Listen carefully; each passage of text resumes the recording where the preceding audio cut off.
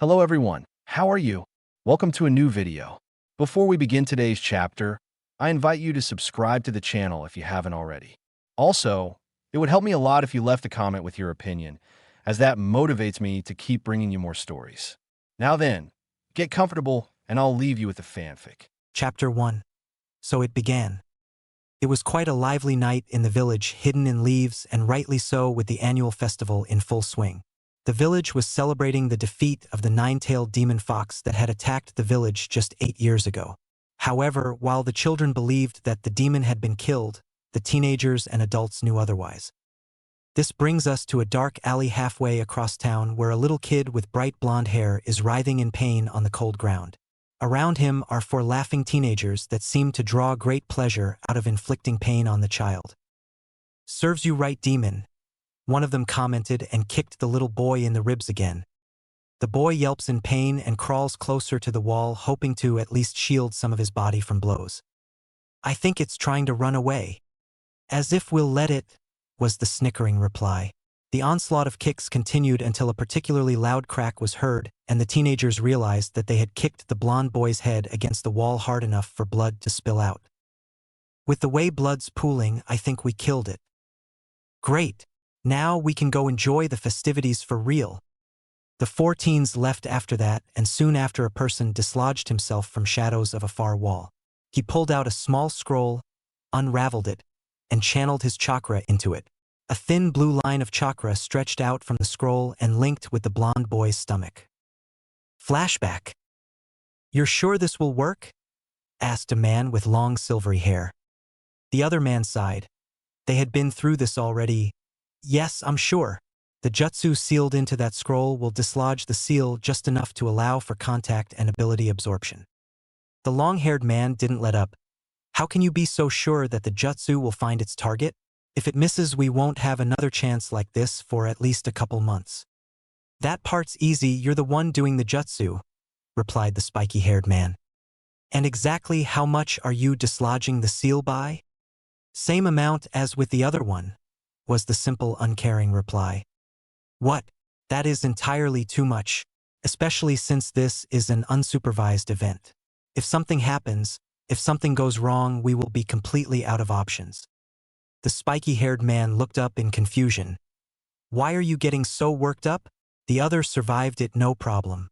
Not only that, but I had to dislodge it further because it wasn't enough. This is the QB we're talking about, a half-assed, half-done, and overly cautious dislodging is out of the question. You really want to go back and do a secondary dislodging? Not to mention the fact that the second time around the QB will be watching. We, or rather I, don't want to be revealed 4 years too early." Flashback end. "I hope he's right, though the silver-haired man. It found its target quite easily, and I can sense the QB's chakra much more clearly." The man waited for a couple minutes after the jutsu had taken effect to make sure the blonde's broken skull had healed before vanishing. 4 years later. Naruto sat on the swing outside the ninja academy, seeming heartbroken to the outside world, but actually he was in the deep recesses of his mind. "Hey Q, why couldn't I just make the clones? Why did you have me do it wrong?" asked Naruto, disappointed that he had to play this part again. "Because of that other teacher. Mizuki, I believe his name is." "Yes, I noticed the glare too," said Naruto calmly. "But it was just like any other." "No, I believe he will be of much use to us," stated the QB. "He does seem like a selfish one," said Naruto. "And that is going to be his downfall," concluded the QB. Naruto felt the familiar tugging feeling that accompanied urgent situations in the real world. He snapped out of his trance and saw Mizuki approach him. After quick exchange, he followed the Chunin to a place where they could talk. Naruto knew Mizuki's purpose wasn't anything kind, but he just played along for curiosity. Soon Mizuki offered him a special second chance for passing the Genin exam, to learn a special jutsu that was in a certain scroll in the Hokage's personal scroll room. Naruto, always being up for learning new jutsus, accepted the offer and went off to the Hokage's house. "Hey Q, what do you think of this whole scroll business?" asked Naruto inside his head. "If this scroll is what I think it is, then we may have just hit jackpot," responded the QB. Naruto managed to get inside, surprised that he encountered minimal resistance. Even then, the guard that was guarding the entrance didn't see Naruto's shadow as he ran up the wall. A part of Naruto felt as though this was a trap. Why else would they have let me in so easily? He pondered as he cautiously made his way through the building, hoping not to meet up with the Hokage. But it seemed that his luck had run out when he heard a stern voice behind him asking what he was doing here. Naruto knew that he no match for the Hokage in combat, so he decided to improvise and cheat a little. "Sexy no jutsu!" He yelled and transformed into a completely naked, well-rounded blonde girl. The Hokage was down on the ground with blood gushing out of his nose faster than Iruka. Naruto raised his eyebrows. Are all adults perverts or something? The blonde left the sandame to bleed profusely from his nose, while he quickly made his way to the scroll room to find the right scroll. After finding it, Naruto went over to the window and opened it. After making sure that the scroll was tightly strapped to his back, he jumped out and ran towards the forest as a solitary figure watched from behind a nearby building. He better have gotten the right scroll, thought Mizuki. I didn't put up all those high level, not to mention chakra exhausting, genjutsus around the Hokage's house for that idiot to grab the wrong scroll. Immediately after arriving in the designated area, Naruto opened up the scroll and began reading. Kagebushin no jutsu, he said. This is it, said a very happy Kyuubi chuckling darkly. What? Asked a bewildered Naruto. This is the forbidden scroll of seals, the Kyuubi chuckled evilly. Meaning all the techniques in here are forbidden, concluded Naruto. Precisely, and it must also be in here, said the Kyuubi. Naruto knew that he probably would never get another chance like this again, so he quickly learned the first technique as a cover. He then quickly flipped through the entire scroll looking for one particular jutsu. He stopped as soon as he saw the familiar design. So this is how it works, mused Naruto. It is placed over my navel, so that our chakras integrate better, and because the seal is so close to the chakra system I can communicate with the Kyuubi through meditation, thought Naruto while scrutinizing the scroll. Or through near-death experiences, he smiled bitterly. Whichever comes first. Kit, leave this for later, you got company, warned the Kyuubi. Naruto instantly heightened his senses to notice a familiar Chunin making his way towards him. He rolled up the scroll and waited patiently for the arrival. And within a minute Iruka leapt down from a nearby tree and questioned Naruto as to what he was doing. Naruto calmly explained to Iruka that Mizuki told him about the scroll and this place. At the same time he felt Mizuki's presence in a nearby tree. So he has finally come, thought Naruto, also wondering what Iruka would do. Iruka then sensed the projectiles coming at him and pushed Naruto out of the way.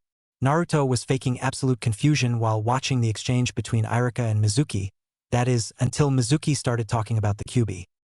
Shit, how am I supposed to react to this? Panicked Naruto. Relax, Kit. Just react the same way you did when you first found out, advised the Kyuubi.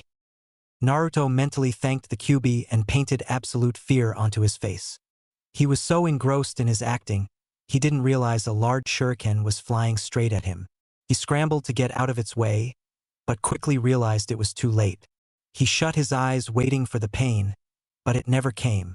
Slowly he opened his eyes to see Iruka over him, protecting him from the large shuriken. Naruto was truly shocked. Why did he protect me? Wondered Naruto. This is illogical. He should hate me, along with the rest of the cows. Naruto had long ago started referring to the villages as cows, meaning that they were all part of a big herd, stubborn and stupid. He clearly heard Iruka's words. He cares? The Kyuubi then decided to intervene in this mushy thought process. No, Kit, he doesn't care. His job is to get that scroll back. And while he might not hate you as much, who do you think he blames for the death of his parents? Naruto's face hardened. He knew this was the truth and decided to get the hell out of there. So he ran, trying to get away from both Iruka and Mizuki, only to find himself behind a tree listening in on their conversation about him. Naruto was shocked once more. What's this? Iruka is acknowledging me? Wondered Naruto. He knows you're here. Do you really think that he would say the same thing if they were alone? The Kyuubi once again countered Naruto's argument. Naruto looked over at the pair of Chunin once more and decided to end this whole charade. Mizuki's charge was his cue. He jumped out and kicked the Chunin, throwing him back and making him lose his large shuriken in the process. Mizuki got up and said some shit about Naruto being a lousy ninja and whatnot, so Naruto decided to try out his new move.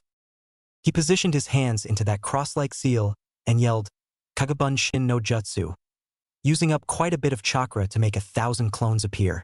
Naruto grinned evilly at Mizuki's terrified expression and allowed his clones to attack, making sure to contain his killer intent, since there was someone watching all of this. He was finally satisfied when Mizuki lay on the ground half dead. Naruto released his clones and went over to Irika and in several minutes was informed, through a special ceremony, that he had passed the genin exam and was now officially a genin. He jumped for joy and requested Irika to treat him to ramen. Well, that went fairly well, but I can't have the boy thinking that those pesky humans care about him. After all, that path will only end in heartbreak for my poor kid, mused the Kyuubi, knowing that Naruto could not hear. While they were eating, Irika filled him in on all the information he had given out to the other new genin. Naruto wanted to vomit when he heard all the shit about protecting your home village. Either that or wring Irika's neck for feeding him this bullshit. As if I would want to protect this fucking village? Thought Naruto, all the while keeping his hands from shaking in frustration. A little while later they parted, Naruto going home and Irika going to take care of some paperwork to truly make Naruto a genin. Arriving home, the blonde took a quick shower and fell on his bed, completely tired. He looked at the tattoo on his right arm and was instantly reminded of that one fateful night. Flashback. Naruto watched through blurred vision as the four teenagers walked away thinking, why me? Why is it always me and only me? As he embraced the enclosing darkness, a final thought plagued his mind. What have I done to deserve such punishment? Why do I not remember doing this? Naruto was surprised to wake up in a dark hallway. He was even more surprised that he was lying in a puddle of water, but his clothes weren't wet. He slowly got up and found that all his injuries were all gone. What is going on here? He wondered. Suddenly, he heard faint laughter coming from somewhere in the darkness in front of him. Curiosity overwhelming him, Naruto made his way toward the laughter, and had soon made it into a large open room with humongous barred gates on the opposite side. Am I in some sort of prison? He wondered out loud. No, you're on the right side of the bars, kid, bellowed a voice from within the bars. Naruto looked in awe and fear as giant red eyes opened up and looked straight at Naruto. Who are you? Asked Naruto nervously. The red eyes narrowed a little and a row of very sharp teeth and fangs became exposed as the giant creature laughed. Little human, I am Kyuubi no Kitsune. Naruto's eyes nearly fell out of their sockets in fear and shock. Why are? The Kyuubi continued laughing. Naruto was starting to get frustrated as the demon fox kept laughing at him. Hey! God damn it! Mind telling me what's so funny, and where the hell we are? Yelled Naruto. The Kyuubi reduced its laughter to a grin with its fangs still bared. What's funny is that we are inside your mind, replied Kyuubi answering both questions. In my mind, but then that means that you are trapped inside of me, reasoned Naruto. Hey, you're not as stupid as you seem. Shut up, yelled Naruto. So this is why the villagers call me a monster. That's right, kid, you're their new monster to blame shit on. But it's not my fault. It's not like I asked you to be trapped inside of me. Humans are fucking idiots like that. However, forget all that for now. Your body is dying in case you don't know. Naruto suddenly remembered what had just happened to him. Dying? But I don't want to die, he said in a shaky voice. The Kyuubi smirked. Of course not, but such things are inevitable for humans. It emphasized the last word. Naruto stared up at the fox curiously for a moment. You can't die, can you? He asked in awe. That's right, kid, now I could heal you too, but not without a deal. What kind of deal? Oh, it's very simple, the demon fox grinned. I'll heal you and guide you in life so that you can become strong, and in return all you have to do is what I tell you to. That's it? I just have to listen to you and follow your directions? Asked Naruto in an already happy tone. Kind of seems like a small price to pay. Yup, that's it now. Do we have a deal? Naruto thought for a moment. After all, this was a demon that he was talking to. You won't ask me to massacre everyone in the village, would you? Would that really be so bad? Countered the fox in an amused voice. Well, it's just that all my friends would be gone then. The blonde trailed off at the end as he realized just how long, or rather short, his list of friends was. What friends, kid? Growled QB. Face it, you have no one. Except me, no one cares about you. This whole village would celebrate if you died. Naruto looked at the floor. Well, there's that old man. The Hokage? QB scoffed. If that geezer actually cared for you, don't you think he would have taken you in? And given you more than crap hole to live in and barely enough money to survive on? Naruto couldn't find a response to that logic. If you're wondering why he comes to talk to you, I can explain that. He's just doing it to check and see if you're a danger to the village. That is why you cannot tell anyone that we have met. Naruto looked up at QB in confusion. If you do, then the geezer will think, just like all the others, that you have turned against the village and then… The fox paused for effect. He'll truly have you killed. Okay, Naruto said after a little silence. I agree to the deal. The QB chuckled darkly. Good. But remember, unlike humans, demons always keep their word. Naruto nodded. I won't back out. The QB then sent a stream of red chakra right at Naruto. That should be enough to heal you. Naruto woke up to find himself back in the alley. Only this time the walls seemed to be lit up in red. It took Naruto a little moment to realize that it was in fact the red chakra swirling around him. He looked down at his battered body and noticed that his biggest wounds were closing in several. He could also hear and feel his broken bones popping back into place and growing together effortlessly. In several minutes he was back being completely healthy. Now kid, get out of this place before the ninja come, ordered the QB. Naruto looked around for the fox, until he realized that the voice was inside his head. Is it bad that the ninja come? After all, I could tell them to arrest those mean people? First of all, you can just think and I'll hear you, sighed the fox. And second, the ninja are much better trained to kill you. Naruto gulped and quickly jumped out of the trash can and made his way home. Once back at home, he instantly discarded his smelly clothes and went to take a shower. In the shower, he suddenly noticed some sort of black marking on his right elbow. It started as a dot, 1 inch in diameter, in the middle of the inside of his elbow and then spiraled twice around his arm to end in the bushy end of a tail, about halfway up his biceps. He tried to wash it off, but it just wouldn't go. Kid, that's a tattoo that I gave you. It cannot be washed off. A tattoo? Why did you give it to me? Inquired Naruto. It symbolizes how much you have mastered, calmly replied the fox. The first black one indicates that you have made a pact with an elite demonic entity and have survived having its chakra poured into you. Naruto looked at the tattoo in wonder. So you mean that there will be more? Yes. Others will be awarded for certain accomplishments. For a total of 9, am I right? Asked Naruto. Yes, though it really depends on the entity that your pact is made with. But more about that later. Naruto was so lost in his thought about everything that had transpired that he completely forgot that he was only allowed a limited quantity of water per day, and that he had used up all of it. He swore quite loudly and with words that not even most teenagers knew. End flashback. There were now 3 tails on Naruto's arm, separate yet entwined in some places. They all started in the same 1 inch in diameter circle and ended the same as a tail would.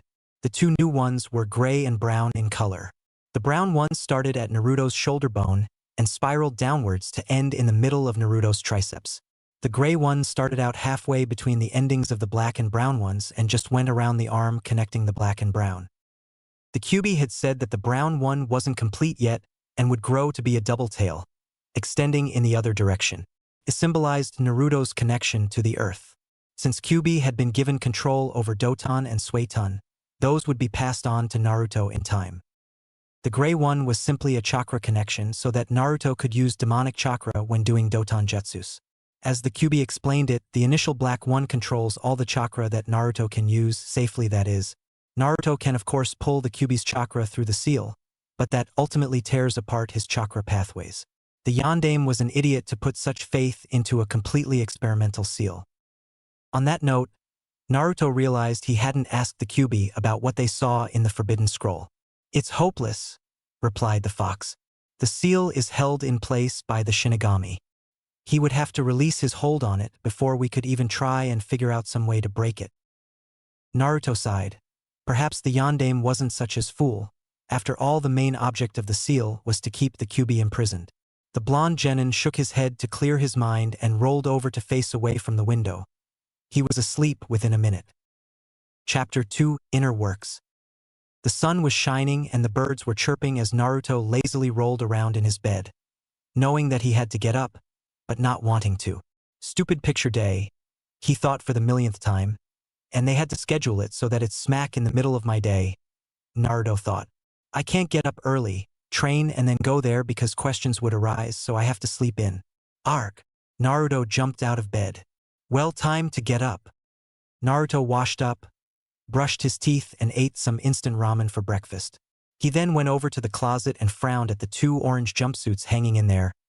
What kind of ninja wears orange? He mumbled while shivering at the sight. Oh yes, I remember. The kind that wants to be seen as an idiot and appear to be desperate for attention. Naruto couldn't bring himself to buy a completely orange jumpsuit. He instead got one that had the shoulders and arms in black, while the rest was orange.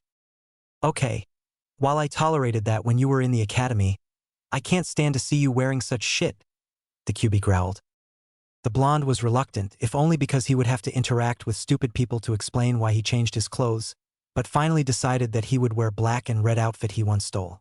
It was simply black cargo pants, black long-sleeved shirt, and a blood-red vest with lots of pockets. Picture day, he mumbled. How stupid. Maybe I just won't show up, see what they do. Of course Naruto knew what they would do, namely threaten him with not being able to become a genin and finally pester him until he does get his picture taken, thus cutting into his time and potentially finding out about the training he does. So, I'll just go in there, get the picture taken, and go train afterwards. He frowned when he realized that he had an appointment with the Hokage right afterwards. What does that geezer need this time? Checking up on my crappy lifestyle, which he knows about anyway? Scoffed Naruto.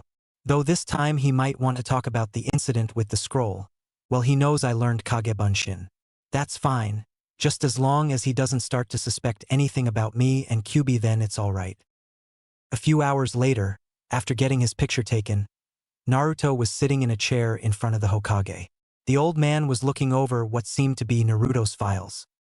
I'm happy that you are starting to take your shinobi career more seriously, said the Hokage, smiling slightly in reference to the new outfit Naruto was wearing. Yeah, fuck you too, Naruto mentally snapped. Well, decided to get this for myself as a graduation present, the blonde actually replied in an amiable tone.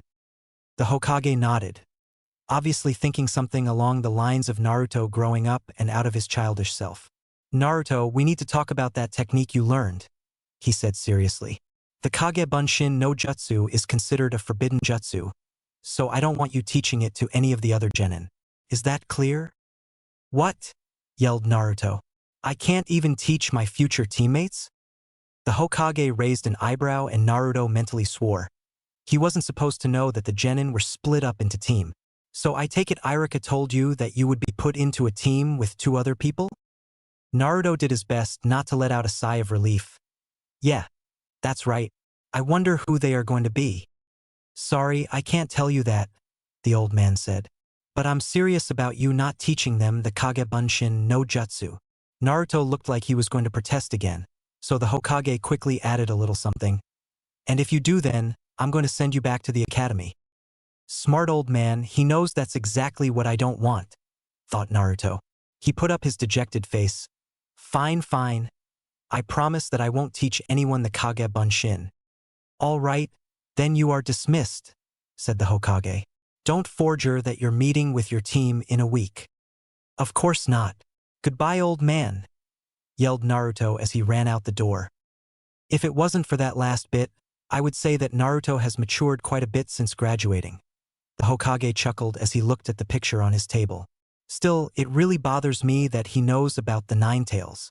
He seems to be taking it well, but something was a little off, I don't know what though. Maybe I should have a talk with him later, he observed as he sensed his grandson outside the door. Well, it will be interesting to watch him once the teams are made up.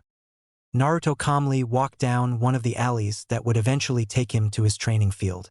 Humph, as if I would even consider teaching someone that jutsu, he sneered. Anyway, time for my training, Naruto thought as he reached the grassy area. He instantly heightened all his senses. Making sure there was no one around, he proceeded to conceal his chakra even further.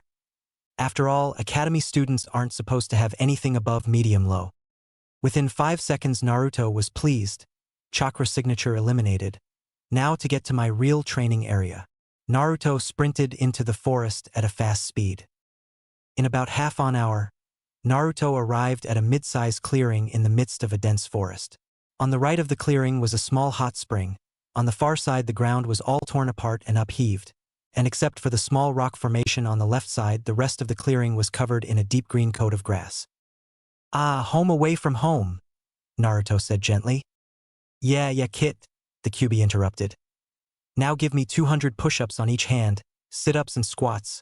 On top of the water, mind you," Naruto groaned a little. "No complaining. You want to be strong enough to fight the strongest in the world? Then do these simple exercises." Naruto nodded rather hesitantly. "And for your hesitation, I'm tagging on 100 for each exercise." The Kyuubi smiled viciously as Naruto ran off to do it, before even more was tagged on. "Oh, and 500 laps around the clearing. I almost forgot that one." "Slave driver," Naruto mumbled and felt the Kyuubi nod. 5 hours and many sore muscles later, Naruto sat down with his back against the rock. He was already feeling Kyuubi's chakra healing his torn-up muscles. Next came the jutsu training. Flashback. "Hey, how come we're going to be doing Doton?" asked a 9-year-old Naruto. "I'm attributed to Doton and Suiton," answered the Kyuubi, with a bit of annoyance. Naruto thought a little. "But then how come everyone thinks you control fire?" "Because humans are idiotic," growled Kyuubi. "They think just because I'm red in color that must means that I can control fire." Naruto nodded in understanding. "So that's how you are able to destroy mountains and create tsunamis."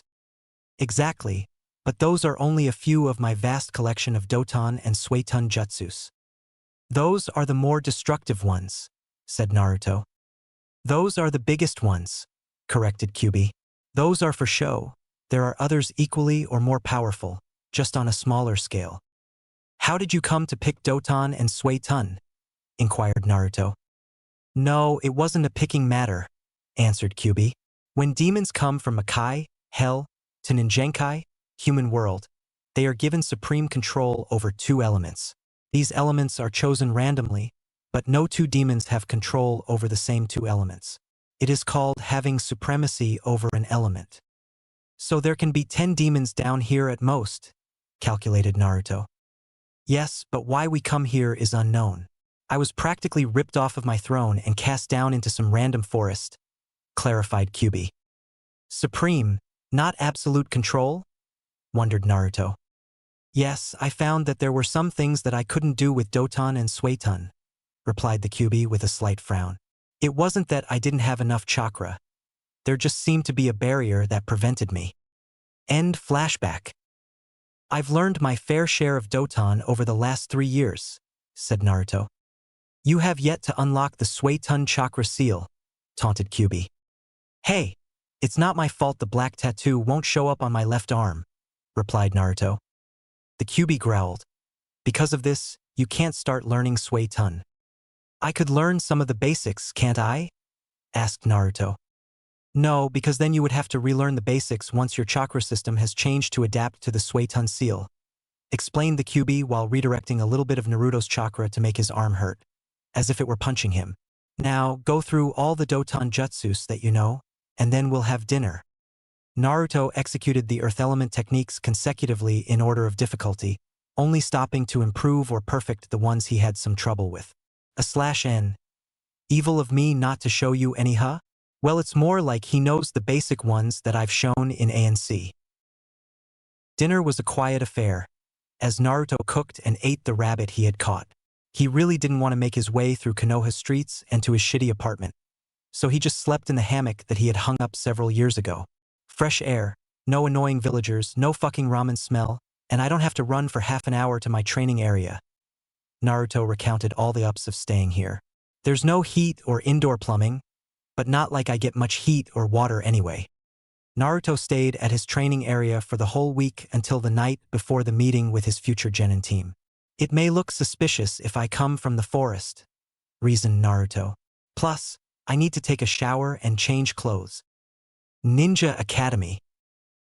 I hate that apartment. I hate the ramen I have eat for breakfast.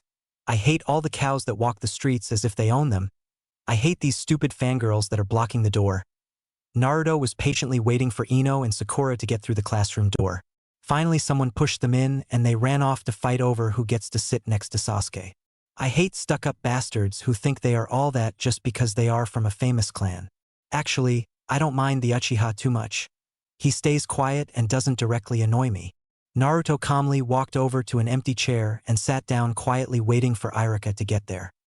Within minutes, Naruto had his head down on the desk as usual since Iruka was once again talking in his lecture voice and giving him information he already knew. 3-man teams, Jounin instructor, and of course a balance of strength. Naruto shrugged. As long as my team isn't full of fangirls, I'll be content. Team 7, Iruka read. Haruno Sakura, Uzumaki Naruto, and Uchiha Sasuke. The bitchy fangirl that will constantly be hanging on to Sasuke and the arrogant stuck-up Uchiha. Naruto sighed. Fucking shit. The blonde ignored the rest of the team assignments. A lunch break, finally. After that boring-ass lecture about being shinobi, Naruto hissed as he ate his sandwich on the roof. And they don't even say anything about killing. Konoha is so sheltered, Kyuubi scoffed in annoyance. Most of the new shinobi don't even kill until they become chunin. Idiotic. The value of life is high here, shrugged Naruto. They are fucking shinobi, Kyuubi continued. That's why they get so distraught when their friends die in battle. They're not used to it, and then it fucks them up for life. Peace-loving idiots in the middle of a war-loving world. It all makes me sick. The Kyuubi continued yelling about all the anger and hatred it harbored for Konoha. I need to get my mind off this, mumbled Naruto. Let's see what there is to do. He then noticed Sasuke standing next to a window eating his lunch. Perfect. Naruto quickly used his stealth skills to get behind Sasuke and drag him into the room. He quickly used his Kage Bunshin to overpower the Uchiha and tie him up. He then left the room in Sasuke's form, now to have some fun with that Sakura. Sitting on a bench depressed, how predictable, thought Naruto as he leaned on a tree across from her. Anytime now you'll notice me. Oh, finally, Naruto was relieved. Now then, warm eyes, pleasant but small smile. Naruto walked up to her and said, You sure have a large, charming forehead. Makes me want to kiss it. Internally, Naruto was laughing his ass off. He chuckled a little. Yeah, right. That sound like something Naruto would say. Sakura lowered her head dejected. Sakura, what do you think of Naruto? He's so annoying. Always getting in my way, and he enjoys watching me struggle. All I want is for you to acknowledge me, said Sakura. You're struggling? Fumed Naruto mentally. What the hell have you ever suffered with, you fucking bitch? I ought to just rip your hair off, stick it up your ass and light it on fire. Naruto took a deep breath. He quickly noticed that Sakura was leaning in for a kiss. I can't stay here. I'll tear her apart if I do. Naruto quickly stood up and ran away, leaving Sakura dumbfounded. The real Sasuke came walking back a minute later, asking where Naruto was. Sakura promptly pissed off Sasuke by saying that not having parents was a good thing. So he told her that she was annoying and that she should just leave him alone. Naruto was leaving the restroom with his hands in his pockets when he ran into Sasuke. So the guy finally managed to untie the ropes, Naruto thought sarcastically. Took you long enough? I had plenty of time to ruin your image. Sasuke's face went from a confused look to annoyance and finally to anger. But before he could say anything, Naruto continued, We need to go. Lunch break is over. After which he promptly walked away and ignored Sasuke completely. They sat there for the next 3 hours waiting for their Jounin instructor to arrive. Where the hell is this guy? Yelled Naruto. I swear I'm gonna rip his head off for making me sit here and listen to Sakura talking. Scratch that. Trying to talk to Sasuke. but he's a brick wall. So all I've been hearing is her screeching voice, and it might just drive me to mass murder within the next few minutes. Now you know how I feel, Kyubi said wryly. Naruto was suddenly hit by an idea. He grabbed a blackboard eraser and, ignoring Sakura's protests, jammed it between the door and the wall. That'll show him for being late. As if a jounin would fall for something so simple, commented Sasuke in annoyance. Just then they heard the door slide open and the eraser fell right on the head of a man with silver hair styled upwards and sideways, a forehead protector leaning to one side to cover his left eye, and a black face mask covering everything from his nose down. He wore the standard jounin vest over a black shirt, black fingerless gloves, black pants, and standard sandals. Well, my first impression is, said the jounin loosely, I don't like you guys. He waited for them to recover from the shock before telling them to follow him to the roof. Well, let's start off with the basic introductions. What do you want to know? Asked Sakura. How about your likes, dislikes, hobbies, dreams for the future, stuff like that? Hey, why don't you introduce yourself first? Demanded Naruto. I should have used a kunai instead of an eraser. Oh, I'm Hitaki Kakashi. I have no desire to tell you my likes or dislikes. Dreams for the future? Well, I have lots of hobbies. So all we learned was his name, Sakura commented. Naruto nodded but was actually analyzing what Kakashi had told them. No desire. So he's lazy. Dreams for the future. I'd say that he's more of a person that just does missions and something happened to his dream in the past. Lots of hobbies. Probably only one or two, and they are both personal, deduced Naruto. I have to commend him for the vague introduction. I'll make sure to do the same, though they won't notice, he smirked mentally. That's right, now it's your turn, stated the jounin. Here goes, thought Naruto. My name is Uzumaki Naruto. I like cup ramen. What I like even more is the restaurant ramen Irika-sensei buys me. What I dislike is waiting 3 minutes for the ramen to cook. My dream is to become Hokage, and then have all the people of this village acknowledge my existence. He's grown in an interesting way, thought Kakashi. Good. They bought it, cheered Naruto. Now what I really like is training with Kyubi, and I must say that killing is quite satisfying too. Dislikes. Konoha and everyone in it. Hobbies. Training. Pulling pranks on stupid villages and shinobi alike and learning high-level jutsu. Dreams for the future. Revenge. All right, next, said Kakashi lazily. My name is Uchiha Sasuke. There are tons of things I dislike, but I don't really like anything. And I don't want to use the word dream, but I have an ambition, the resurrection of my clan and to kill a certain man. So he also wants revenge, thought Naruto. I thought so. Kakashi's eye narrowed. And lastly, the girl. I'm Haruno Sakura. The thing I like is... She glanced sideways at Sasuke. Well, the person I like is... She again glanced at Sasuke. My dream for the future. Once again glanced at Sasuke. The thing I dislike is Naruto. Damn, she's annoying. Dislike me all you want. I've hated you for a long time now. On the outside, however, Naruto decided to put on a neutral face. Girls of this age are more interested in love than ninjutsu, sadly thought Kakashi. That's it for today. Tomorrow we will begin out duties. Oh, what kind of duties? Asked Naruto, already knowing about the real genin test. First, we are going to do something with just the 4 of us. Which would be? Hurriedly asked Naruto. Survival training, was the cold answer. Survival training? But we already did enough at the Ninja Academy, said Sakura. I'm your opponent, but this isn't normal training, laughed Kakashi. Of the 27 graduates, only 9 will be chosen as genin. The rest will be sent back to the academy. This training is a super difficult test with failure rate over 66. What? Screamed Sakura.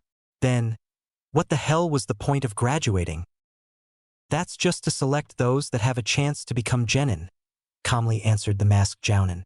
Anyway, tomorrow you will be graded on the training field. Bring all your shinobi tools. Oh, and skip breakfast or you'll throw up. Here, he handed them a piece of paper. The details are all on this handout, Don't be late. He disappeared. Crap, I can't use any of my special attacks, thought Naruto. Wait, a normal genin isn't supposed to know special attacks. Then this test is likely something witty. Naruto sighed and went home for the day. Late at night, when everyone was sleeping, Naruto sat with his back against the sealed gate in his mind. Hey Kyuubi, how do you think I'll do on this test? He asked slowly.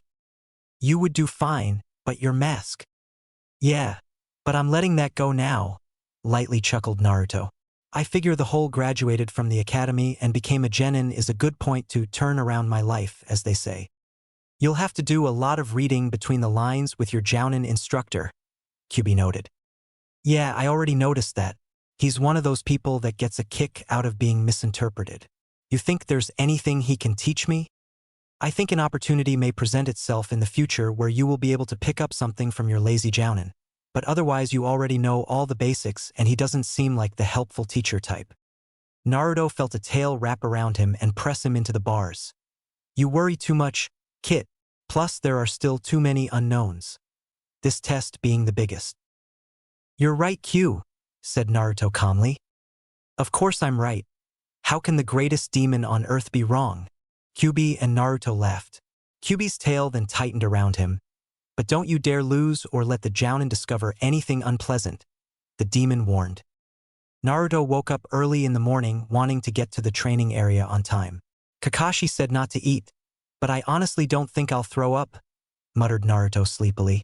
He didn't hurry too much and casually brushed his teeth and ate his usual ramen. He was out the door about 5 minutes before the meeting was supposed to start, but he was sure they would wait for him. When he got to the training field, Sakura yelled at him for being late even though Kakashi wasn't even there yet. Again, they waited for 3 hours for their jounin instructor to show up. The whole time Naruto busied himself with running all around the training field. While to Sasuke and Sakura it looked like he was goofing around, Naruto was actually doing his regular morning exercise, minus the push-ups and sit-ups. Hey guys, good morning, Kakashi said. You're late, screamed Sakura. Sasuke glared at the jounin, and Naruto simply stopped exercising. Kakashi just ignored them and put an alarm clock on top of the log. It's set to noon. By that time you have to get these 2 bells from me. He held up the bells. Those who cannot get a bell, get no lunch. I'll not only tie you to one of those stumps, but eat right in front of you. So this is why he told us not to eat, thought all the students. So glad I disobeyed directions, thought Naruto. You only need to get 1 bell, and since there are only 2, one of you will definitely be tied to a stump. And the person who doesn't take a bell fails. So at least one of you will be sent back to the academy, explained Kakashi. You can use all the weapons at your disposal. You won't success unless you come at me intending to kill. I'd show you intending to kill, thought Naruto savagely. But alas, that would reveal too much. But you'll be in danger, said Sakura worriedly. Oh my god, does she think that shinobi just take walks in the park with their loved ones or something? Naruto had to control his anger. His hands still twitched. Yeah, you couldn't even dodge a chalkboard eraser, laughed Naruto. In the real world, those with no talent often bark the loudest, said Kakashi matter-of-factly. Well, ignore Mr. Dead Last and start when I say. Dead last, thought Naruto. I'll show him. Naruto whipped out his kunai, but before he could even move, Kakashi was already behind him and held his own kunai to the back of his neck. So he's quite capable, thought Naruto. Well, it seems like you're ready to come at me with intent to kill. I'm beginning to like you guys. Okay, let's get going. Ready? Start! Yelled Kakashi, and they all jumped away. The basics of a ninja is to hide yourself well, Kakashi stated as he looked at Naruto, who was right in front of him. You're a little off. Come on and fight me, yelled Naruto and rushed Kakashi. Shinobi lesson number 1. Taijutsu. I'll teach you all about it, the jounin said as he reached into his pocket. Naruto stopped and narrowed his eyes. He's going to use a weapon? Kakashi then pulled out a book named Come Paradise and began reading. What's the book for? Asked Naruto suspiciously. Why? Well, because I want to read what happens next. Don't worry about it. It won't make a difference against you guys, he stated lazily. This must be one of his hobbies, thought Naruto. Reading those adult books. Well, to each his own, I suppose. I'll beat you to a pulp, shouted Naruto and attacked Kakashi with some basic punches and kicks. Kakashi managed to dodge them all and appeared behind Naruto. Shit, he's behind me. No, I'll just use something a lot simpler. Naruto's hands formed into a simple seal. Hidden leaf ancient technique. 1,000 years of pain, yelled Kakashi and poked Naruto in the ass. However, right before the hit connected Naruto, he burst into a cloud of smoke and Kakashi ended up hitting a log. So the boy has some skill, complimented Kakashi. He used Kawarimi right before the hit connected, analyzed Sasuke. Not bad for a dead last. But that attack was just stupid. Suddenly 2 shuriken flew out of the forest headed straight for Kakashi, but the Jounin easily caught them on his index and middle finger. That's when 4 Naruto clones rushed straight at Kakashi. Ah, Kage Bunshin, but with your ability your limit is about a minute, deduced the Jounin. No matter how many you line up, you're still Naruto. You can't beat me with that jutsu. It was at that moment that Kakashi felt Naruto grab him from behind. Shinobi aren't supposed to be caught from behind, right, Kakashi-sensei? Said Naruto as he reached down to grab one of the bells, while his clones attacked Kakashi. However, before he could get the bell it disappeared and Naruto noticed he was holding one of his own clones. Bastard, using the higher level Kawarimi that can switch you with a living person. I wasn't ready to counter that.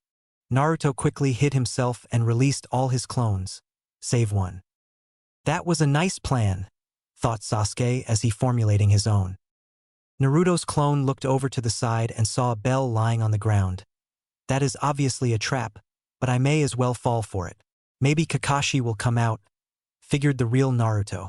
It was definitely a trap and Naruto was hoisted up by his legs. Kakashi walked out a few seconds later to collect the bell. Damn it, I missed my chance to get the bell, cursed Naruto. Think before using a jutsu, or it will be used against you, lectured Kakashi. And don't fall for such obvious traps, idiot.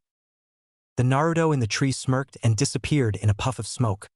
Kakashi seemed to ignore this and instead continued reading his book. He's playing with us, contemplated Naruto in his hiding place. He's not even fighting at 1/3 of his strength. There is no way one of us could hope to beat him. Maybe you're not supposed to, hinted Kyubi. But then how the hell am I supposed to get the bell? Kyubi just laughed. 2 bells, 3 people, 1 fails. Something was wrong with this scenario. Naruto just couldn't put his finger on exactly what it was. Wait half a second. 3-man teams under 1 Jounin instructor. He can't just fail one of us. If one is failed then there is no more 3-man team, so in turn everyone fails. Naruto almost laughed out loud. Son of bitch. Teamwork. Naruto concluded. Gotta hand it to him, that's a good idea. Naruto's face suddenly darkened. But I can't say that I came up with that reasoning. So I have to hope that the love-struck, supposedly smartest girl on the team figures it out. Naruto sighed deeply. We're screwed, he muttered. Naruto watched as Sasuke threw a bunch of shuriken and kunai at Kakashi, only to have Kakashi use a kawarimi to figure out Sasuke's position. A few minutes later, he heard Sakura's scream. Shinobi fighting lesson number 2. Genjutsu, stated Kakashi. Sakura easily fell for it. Naruto sighed and wondered why that girl was even trying to become a kunoichi. He watched as Sasuke pulled off some acrobatics trying to reach the bells, but Kakashi easily escaped. That's when Naruto realized another thing. We might be fighting to kill him and get the bell, but he has no such interest in us. So when it comes down to it, he would rather escape than stay and fight. I need to subtly force teamwork, but how? Deliberated Naruto. At that moment, he caught sight of the lunches that were lying on top of the monument behind the trees. This gives me an idea, Naruto smirked. He would have put his plan into action immediately, but Naruto wanted to see how the battle between Sasuke and Kakashi would turn out. Smart. Escaping underground with the Doton. Shinju Zanshu no Jutsu. Sasuke is outmatched when it comes to ninjutsu. Though, if Kakashi-sensei were to try that trick with me, I would kill him before he even got halfway towards me. Naruto then leapt off to steal the lunches. He sat with his back to the monument and the lunches in front of him for about 5 minutes before he felt Kakashi right behind him. Kakashi promptly grabbed him and tied him up to a log for cheating. Within 20 minutes, Sasuke and Sakura joined Naruto at the log. "You guys look really hungry," taunted Kakashi. "By the way, you guys don't need to go back to the academy. All 3 of you should quit as shinobi." "Quit as shinobi? What the hell do you mean by that?" yelled Naruto. "Shit. This is not going according to plan." "Because you are all punks who don't deserve to be shinobi," informed Kakashi. Sasuke got pissed off and tried to attack the Jounin head-on, only to be disarmed and have the said Kakashi sitting on his back. "Why do you think you guys are divided into teams and are doing this training?" asked Kakashi. "What does that mean?" innocently asked Sakura. "You guys are not understanding the answer to this test," the Jounin continued. "Answer?" asked Naruto, feigning ignorance. "Yes, the answer that helps you pass the test." "So when are you going to tell us?" asked Sakura. Naruto closed his eyes in frustration. "You're the brain of the team and you don't understand and want an easy answer? You should just get mauled right now." Kakashi answered in about the same way. "Geez." Naruto couldn't take it anymore. "Just tell us the answer already. Damn it." "It's teamwork," Kakashi said coldly. "Wait, but there are only 2 bells. What is the point of teamwork if one person is still left out?" questioned Sakura. Kakashi then gave them his lecture on teamwork, even going so far as to point out that his best friend's name is on the memorial for dead heroes. After looking at it for several moments, he declared that he would give them one more chance to get the bells after lunch, but that it would be a lot harder. He also instructed that no lunch be given to Naruto or else they would be failed immediately. "I don't need any food," yelled Naruto, but his stomach rumbled. "Now just one of you please give me your food. Teamwork, that's all he wants." Naruto almost gave up and started thinking about strategies to attack Kakashi, when Sasuke offered him his lunch. The stuck-up bastard sharing his lunch. Naruto was surprised. "Well, I guess it's right, since Sakura is way too law-abiding." "Thanks, guys," said Naruto. As soon as he took a bite of food, Kakashi appeared and, while scarring them all, announced that they had passed because they were able to put their comrades in front of everything else. Kakashi then instructed them to meet him at a certain bridge at 9 in the morning the next day. Tihei all quite walked off, leaving Naruto tied to the log. "Fucking assholes," raged Naruto. "Well, fine." He concentrated on his Doton link and slowly, but surely, sank down into the ground. As soon as he had submerged himself, Naruto felt someone walking above him. He decided to traverse his way to the forest on the other side of the training field to avoid this person. "Well, now I'm a genin," he thought contently. "I hope the missions will be interesting and not a total waste of time like the academy class was." Chapter 3: Second Awakening. Naruto, in his swimsuit, relaxed on top of the pond in his training area. The sun was right above him, so he lay with his eyes closed, just basking in the warmth. At random intervals, it looked like he was watching a movie from a first-person perspective, and he couldn't help but laugh at his team. "We are just 3 individuals that happen to be doing the same thing," he thought somewhat sadly. "At least I got out of the mainstream duties." After the first 2 D-rank missions, Naruto had decided to call it quits and use his time to train instead. He would send a chakra-reinforced clone to meet with his team, wait at that godforsaken bridge for a good 3 hours with those 2, and then do 1 or 2 absolutely pointless missions for the next 6 hours. "I have a lot better thing to do with 9 hours, Naruto frowned. He kept wondering how Sasuke and Sakura would perform if faced off against people that actually want to kill them. That little test that they had with Kakashi didn't amount to real fighting. After all, he was just running away. Naruto was kind of hoping that they would do well, then he wouldn't have to show off anything. He sneered when thinking about how much their teamwork was improving when they were clearing weeds from a garden. "Kakashi hasn't even had us do the tree climbing exercise," thought Naruto. "From what I've overheard, the rest of the teams have already done that." Naruto rolled over onto his stomach and opened his eyes to look at the destroyed forest in front of him. "Hey, Q! What is it, whelp? Can't you see I'm trying to get some shut-eye?" growled Kyubi. Naruto grumbled a little, but didn't say any more. "I wonder if I should actually go with them tomorrow?" pondered Naruto. After all, maybe that old geezer of a Hokage will give us something better? Naruto stood up and shrugged. Never hurts to ask, right? That's when he felt it. A sudden memory of pain in his abdomen. Shit, what the hell happened? Wondered Naruto as he quickly started going over the clones' last memories. The last thing I found out was that they were halfway through painting a house. Naruto reached the last memory sequence and frowned. They had just finished the job and were on their way back, with Naruto's clone lagging behind a little. When suddenly Kakashi poofed away, it had been a Kage Bunshin. The very last memory was a very painful feeling in the clone's abdomen and the horrified looks on Sakura and Sasuke's faces. Naruto cursed. That Jounin figured it out. Must have seen the switch between clones. Damn it, that sucks. Now I have to go tomorrow. He sighed. He really didn't want to face all those imminent questions. Where were you?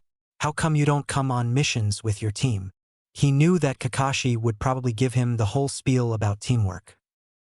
No use thinking about that right now. Naruto walked back to the shore, got changed and continued his training routine until nightfall. The walk back had been about the same as usual. The cold stares, the glares, the whispering, and Naruto acting as if he couldn't hear them.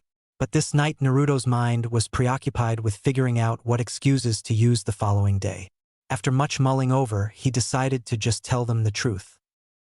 During his sleep, Naruto went to talk to the Kyuubi.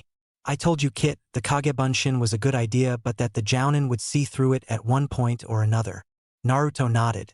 While a certain jutsu may work the first time, it doesn't mean that your opponent will fall for it again. That is why you must vary your attacks.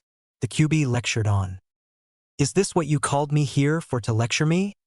Was the boy's frustrated reply. I already know that, but I certainly didn't want to waste my time painting houses when I could be training. Don't yell at me, Kit, the fox growled. I need you to train as much as possible, so that these vermin will get what's coming to them even sooner. You cannot sacrifice your main goal for such petty little everyday things. Control even your anger and resentment, so that one day when the time comes you can let it all out and kill until your heart's content. Naruto woke up to the sound of his alarm clock at 7 in the morning. Technically, Kakashi doesn't even get there until 9 or later, so I don't have to be there right now, but I may as well. He shrugged and got out of bed. For breakfast, he ate a rabbit that he caught the night before and slowly set out for Team 7's meeting place. He arrived to find Sasuke and Sakura already there. Sasuke lightly glanced in his direction, but didn't say anything. Asshole. Sakura didn't even notice that he was there because she was too busy trying to talk to the asshole. Annoying fangirl. Naruto sat cross-legged, leaning his back and head against the railing with his eyes closed. My clone would usually say hello to Sakura, then glare at Sasuke, and then try and talk to Sakura only to be ignored and favored for Sasuke. Since it all ends in silence anyway, I may as well not say anything at all. What the hell is that dope doing? Though Sasuke. Usually he would be yelling and screaming, and most importantly distracting Sakura. Sakura finally turned around to see what had captured Sasuke's attention. Is Naruto meditating? She wondered, but quickly wrote it off as sleep. She walked over and tried to punch him in the head, but he grabbed her wrist before the punch connected. His eyes quickly opened. The normal calm and happy cerulean eyes had darkened and grew serious. Sakura gasped. I'm not sleeping, Sakura, but if you want to talk I'd be more than happy. He smiled and the warmth returning to his eyes. Sakura brushed it off as a trick of the light. As if I would want to talk with you? She said harshly and went back to talking to Sasuke. Naruto relaxed once more and went back to meditating. About an hour later, Naruto finished his daily meditation session and decided to check a theory. He changed his sitting position to a crouch and placed his right palm on the ground. His eyes closed in concentration as he used very thin chakra waves to fan out and search the surroundings. 300 feet and still nothing, thought Naruto. 500 feet is my max without visibly revealing chakra. If Kakashi were to be watching us from some covert location, there is no way that he could hear what we are saying, and he couldn't see us very well either. That bastard is actually sleeping in. Naruto scowled. Naruto leaned back against the railing, leaving a 50-foot search radius. It was nice and quiet now that Sakura had given up talking to Sasuke, or did she just run out of topics? It didn't matter to Naruto either way, he preferred having things quiet. After all, growing up alone you have to get used to it. The QB was always interesting, if not fun, to talk to, but the fox was mostly nocturnal. That left him with practically no one to talk to during the day. Naruto could, and did, always make small talk with the ramen chef and his daughter. There was Irika-sensei, but he was a shinobi and Naruto would never risk revealing to him just how strong he was and who was training him. Self-preservation, Naruto constantly reminded himself. If they knew, they would act, but as long as they didn't know, he would be left alone. Naruto's mind digressed again to the memories of his childhood. Though this time he didn't focus in on the hatred of the villagers. That was reserved for battle situations when he needed the extra push in power. Right now his mind drifted to the simpler things in life, playing in the sandbox, walking by the lake, his pranking career and all the stupid punishments that he had been subjected to. At least they kept him busy and away from that lonely apartment. God, how he hated that place. Naruto wondered if that place had ever been filled with life at all. It felt like a crypt most of the time, and not just because it lacked a heater. When I make jounin, I'm moving far, far away from that place. If I can buy a piece of the forest, that would be even better. Naruto's thoughts were instantly shattered when he felt a strong chakra enter his field.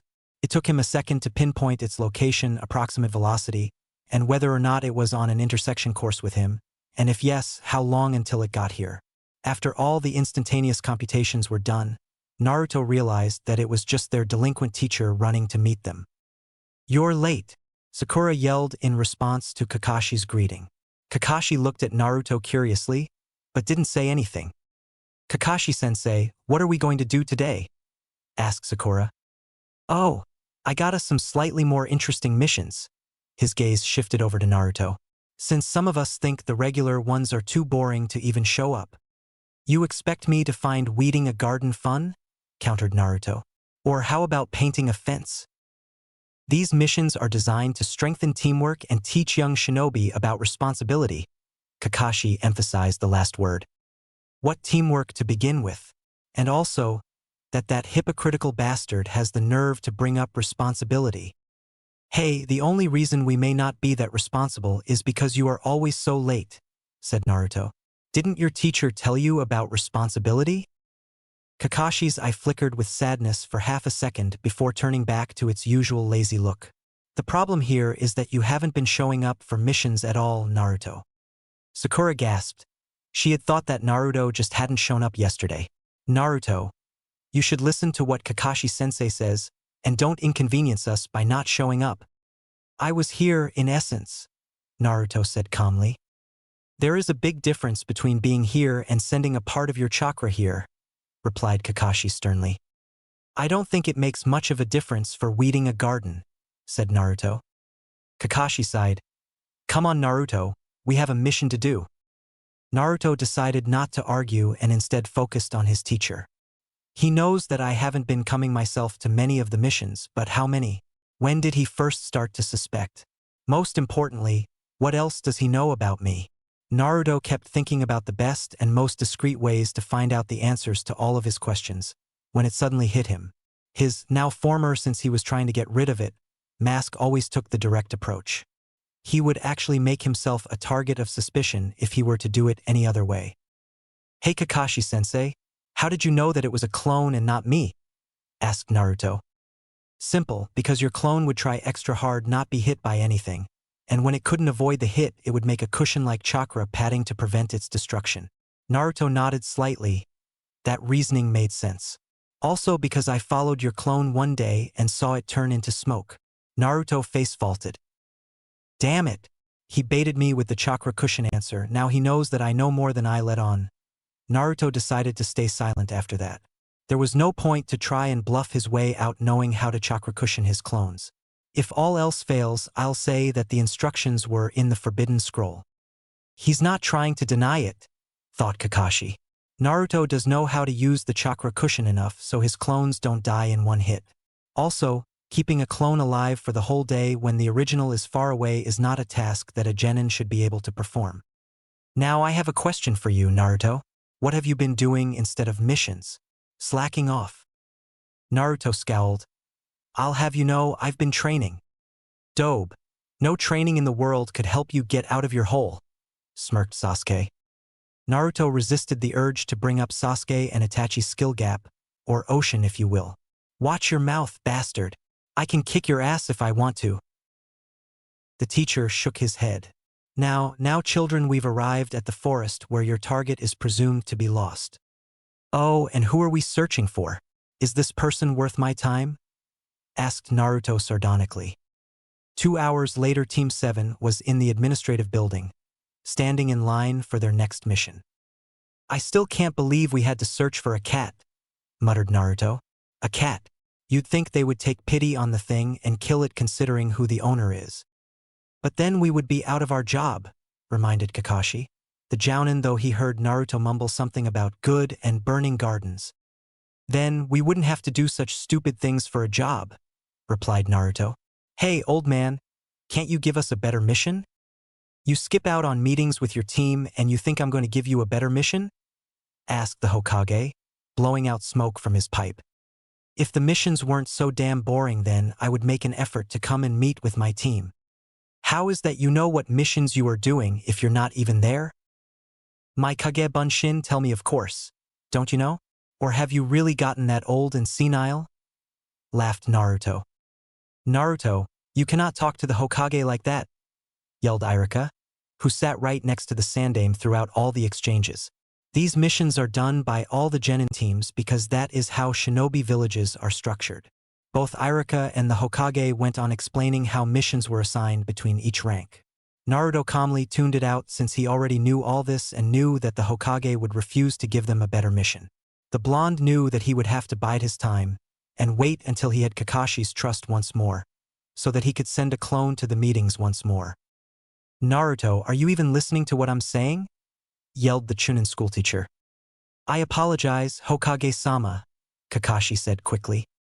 Geez, all you do is give boring lectures like that. But you know, I'm not the same troublemaking brat that you still think I am. Geez, I'm the one that's going to take responsibility for this later, thought Kakashi. The Hokage then thought for a moment and decided that it would be a good experience for the whole team to try something a bit harder. He concluded that the Uchiha probably also felt the same way, but just didn't voice his opinions. And Kakashi would be able to help them out if things went a little sour. Okay, since you want it that much, I'll give you a C-rank mission. Everyone was appalled that the Hokage gave in to the Genin's tantrum. It is a protection mission of a certain individual, the Hokage elaborated. Everyone was still staring at the old man as if he had just grown another head. The door opened and an old man with a beer bottle stepped out. What is this? They are all a bunch of brats, especially the shortest one with the stupid-looking face. Are you really a ninja? Were the first words out of the stranger's mouth. Naruto knew that the old man was referring to him and immediately lashed out screaming obscenities at him. Kakashi quickly intervened and held off the angered Naruto. I am the super expert bridge builder Tazuna, and I expect you to provide me super protection until we get back to my village and my bridge is complete. The old man introduced himself. Naruto sighed. This was going to be a very long and strenuous assignment. Naruto gave Tazuna the benefit of the doubt since he was drunk, but it was still hard to ignore all the insults that the man was spewing out about him. Naruto had finally had it. Hey old man, don't mess with ninjas. Never know when one might slit your throat while you're sleeping. In his drunken haste, Tazuna didn't fully register the words. I doubt a brat like you could ever do something like that, snorted Tazuna. Even if you could do something like that, I would still treat you the same. He's just like the rest of the villagers. If only I was alone with him, he wouldn't be drawing breath. Naruto's face contorted in anger. I'll kill you, he screamed. Kakashi grabbed Naruto by the back of his vest and held him at bay until he calmed down. Once they started walking again, Sakura asked whether or not the Wave Country also had ninjas. Kakashi explained that while the Wave doesn't have shinobi, most other countries do have hidden villages and shinobi do exist. He went on explaining about the 5 great shinobi countries and the roles the Kage play. Naruto tuned it out, instead concentrating on the chakra signatures he had felt when they left the village. They are up ahead of us, on the actual road. Are they seriously going to attack us directly? Wondered Naruto. He decided not to guess but wait and see. His attention switched back to the Kakashi's history lesson. You'd think that Sakura would already know all of this by now. No, of course not. She only knows what is taught to her. Kyubi woke up and slightly startled Naruto. The rest of the human female's time is spent on superficial things that completely do not relate to being a shinobi. Naruto didn't respond. His opinion of the girl had been predetermined since the days of the academy. He didn't like her at all. If she managed to keep her mouth shut, then she was tolerable, but most of the time she was just plain annoying as hell. Makes me cringe every time you say you like her. Hey, I haven't done that lately. That couldn't be helped. She was one of those things that kept the mask in place. She helped with the cycle of me thinking one thing, but saying the opposite. He spotted the puddle out of the corner of his eye, but didn't say anything or give any sort of indication that he had even noticed. Foolish to hide in a puddle when it hasn't rained in several weeks. Kakashi seems to have noticed, but he hasn't said anything. The situation does seem a bit fishy, especially with Tezuna's current behavior, as opposed to how he was when we were safely inside Konoha. The sound of chains broke Naruto's thoughts and made him spin around before anyone had even noticed what was going on. He saw the chains wrap around Kakashi, but the jounin just made it look like he was shocked. Kawarimi, most jounin don't even need to do hand seals for it. Naruto felt the two shinobi close in behind him, but just as he was going to act, he saw Sasuke throw shuriken to stop the chains. Well, I may as well not show off my skills quite yet.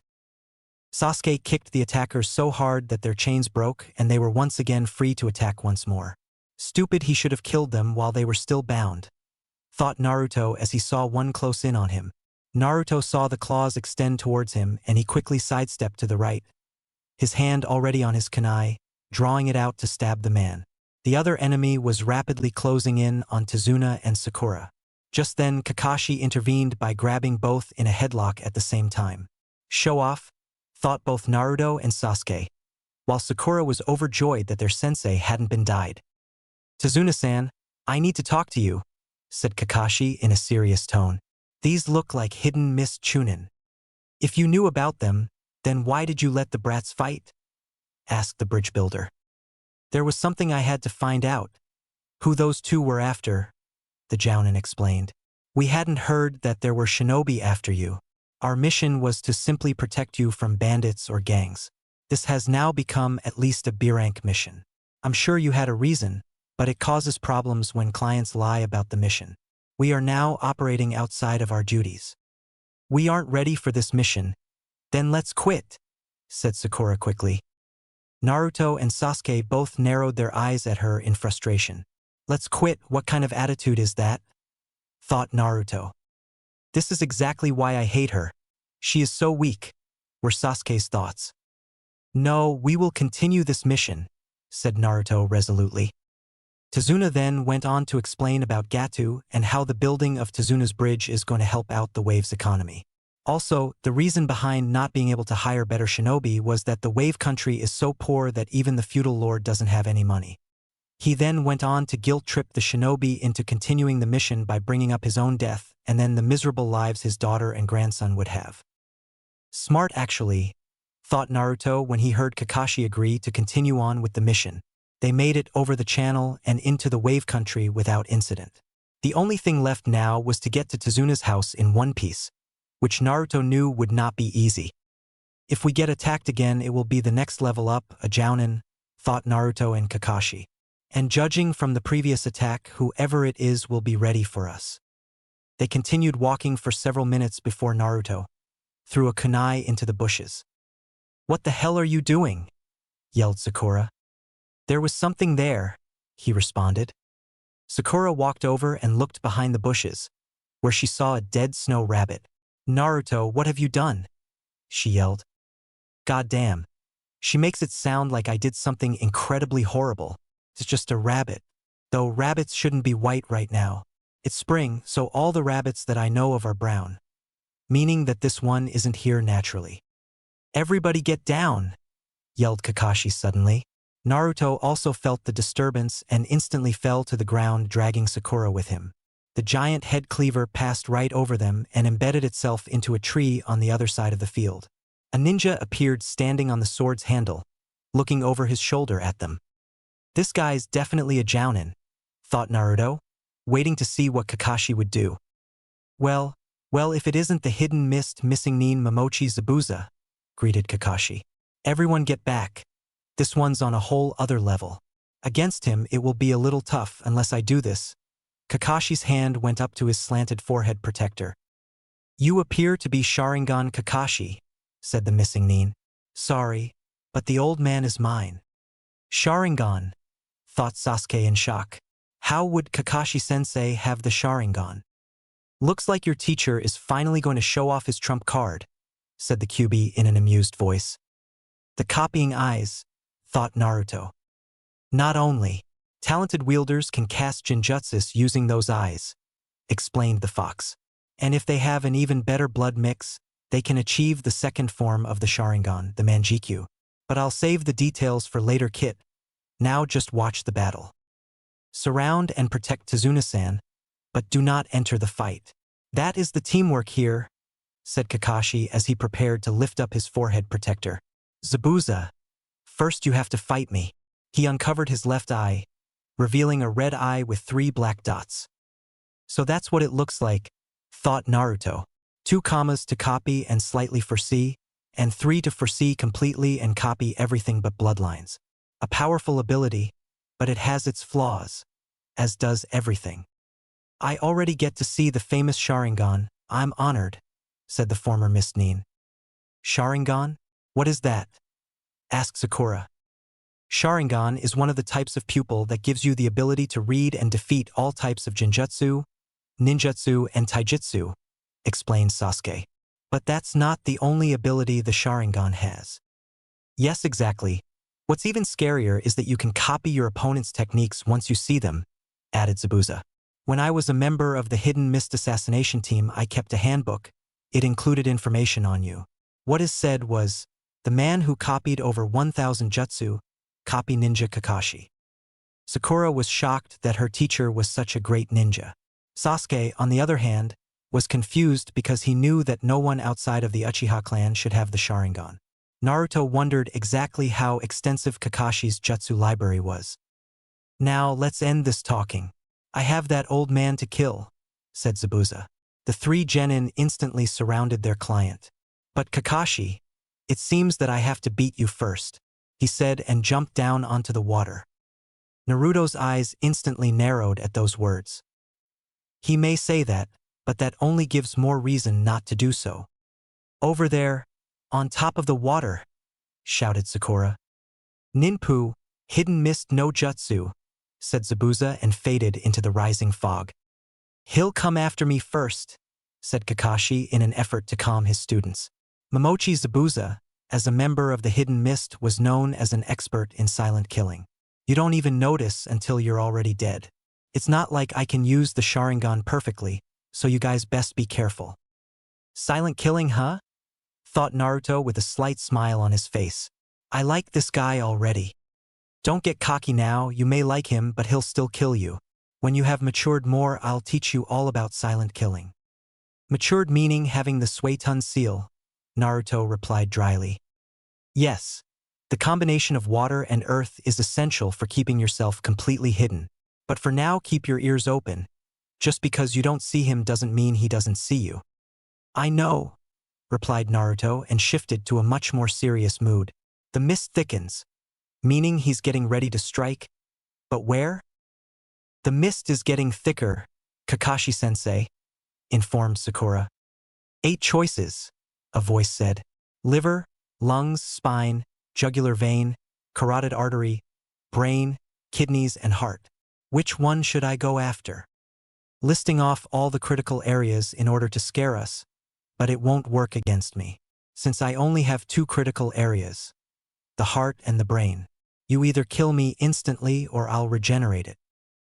Then the killer intent hit. Everyone was frozen. Even Sasuke was having a hard time dealing with it. Naruto shrugged it off by running a bit more chakra through his entire body. But most genin didn't know that. That's when Kakashi summoned up a bit of his chakra, letting it flare around him to dispel the effect for all the genin. Sasuke, don't worry. I'll protect you guys even if it kills me, reassured Kakashi. I don't let my comrades die. A big help you'll be when dead, thought Naruto sarcastically. We'll see about that, a foreign voice called out right next to them. Zabuza had managed to get in between the genin and Tazuna because of Kakashi's chatting. Naruto found himself to be basically back-to-back with the enemy and quickly decided to use his position to his advantage. He pulled out a shuriken and threw it behind him and slightly to the side, as he was being pushed away by Zabuza. When he had landed, he found that Zabuza had merely been a water clone and that there was another Zabuza right behind Kakashi halfway through a swing. However, Kakashi also burst into water and appeared right behind Zabuza with a kunai to his throat. You don't get it, Zabuza said coldly. There's no way you can defeat me with you monkey-like imitations. A good use of the Sharingan and the clones, but I am also not easy. Zabuza appeared right behind Kakashi, just as the water clone in front of Kakashi dispersed. Zabuza tried to cut Kakashi in half, but the copy ninja ducked down, and once the sword had passed over him, he kicked Zabuza away. Zabuza got up and rushed at Kakashi only to find throwing nails scattered across the ground. Out of the corner of his eye, he saw Kakashi jump into the water. Foolish, he said as he appeared right behind him. Water prison no jutsu. Kakashi cursed as he saw the water pulling in around him and found that he could not move. You may have tried to escape to the water, but that was a big mistake. Now I have you in my inescapable special prison. Now Kakashi, we can finish things later, but first I'll take care of them. Mizu Bunshin no Jutsu. A water clone formed in front of the three genin. Zabuza quickly mentioned that the three genin were not real shinobi and then disappeared. He reappeared right in front of Sakura and kicked her hard in the chest, leaving her to slide along the ground and then stomped on her forehead protector. Just a brat, he commented. You guys, take Tazuna-san and run away. As long as he's keeping me trapped in this prison, he can't move. The water clone can't stray very far from the real body. Just run away now, advised Kakashi from within the prison. This is a jounin. At this rate, I'm really going to die. I don't want to die, thought Sakura in desperation. She got up and started running away. She didn't make it far when strong hands caught her and roughly pulled her back. No, let me go, I don't want to die, she screamed. Shut up, yelled Naruto. Just because you can't do it doesn't mean others also can't. What kind of teammate are you if you're just so willing to run away and save your own life while we risk ours? Sakura stood there in shock with her eyes wide open. You don't want to get involved in the front line action, that's fine. Then cover us from the back. However, don't you ever run away like that, or you are absolutely not worthy of even considering yourself to be a ninja. Naruto, what? He's not like this usually, thought Kakashi. Not that I disagree, but the way it was presented was just a bit harsh, thought Sasuke. That felt good, but now I've got to focus on the battle at hand.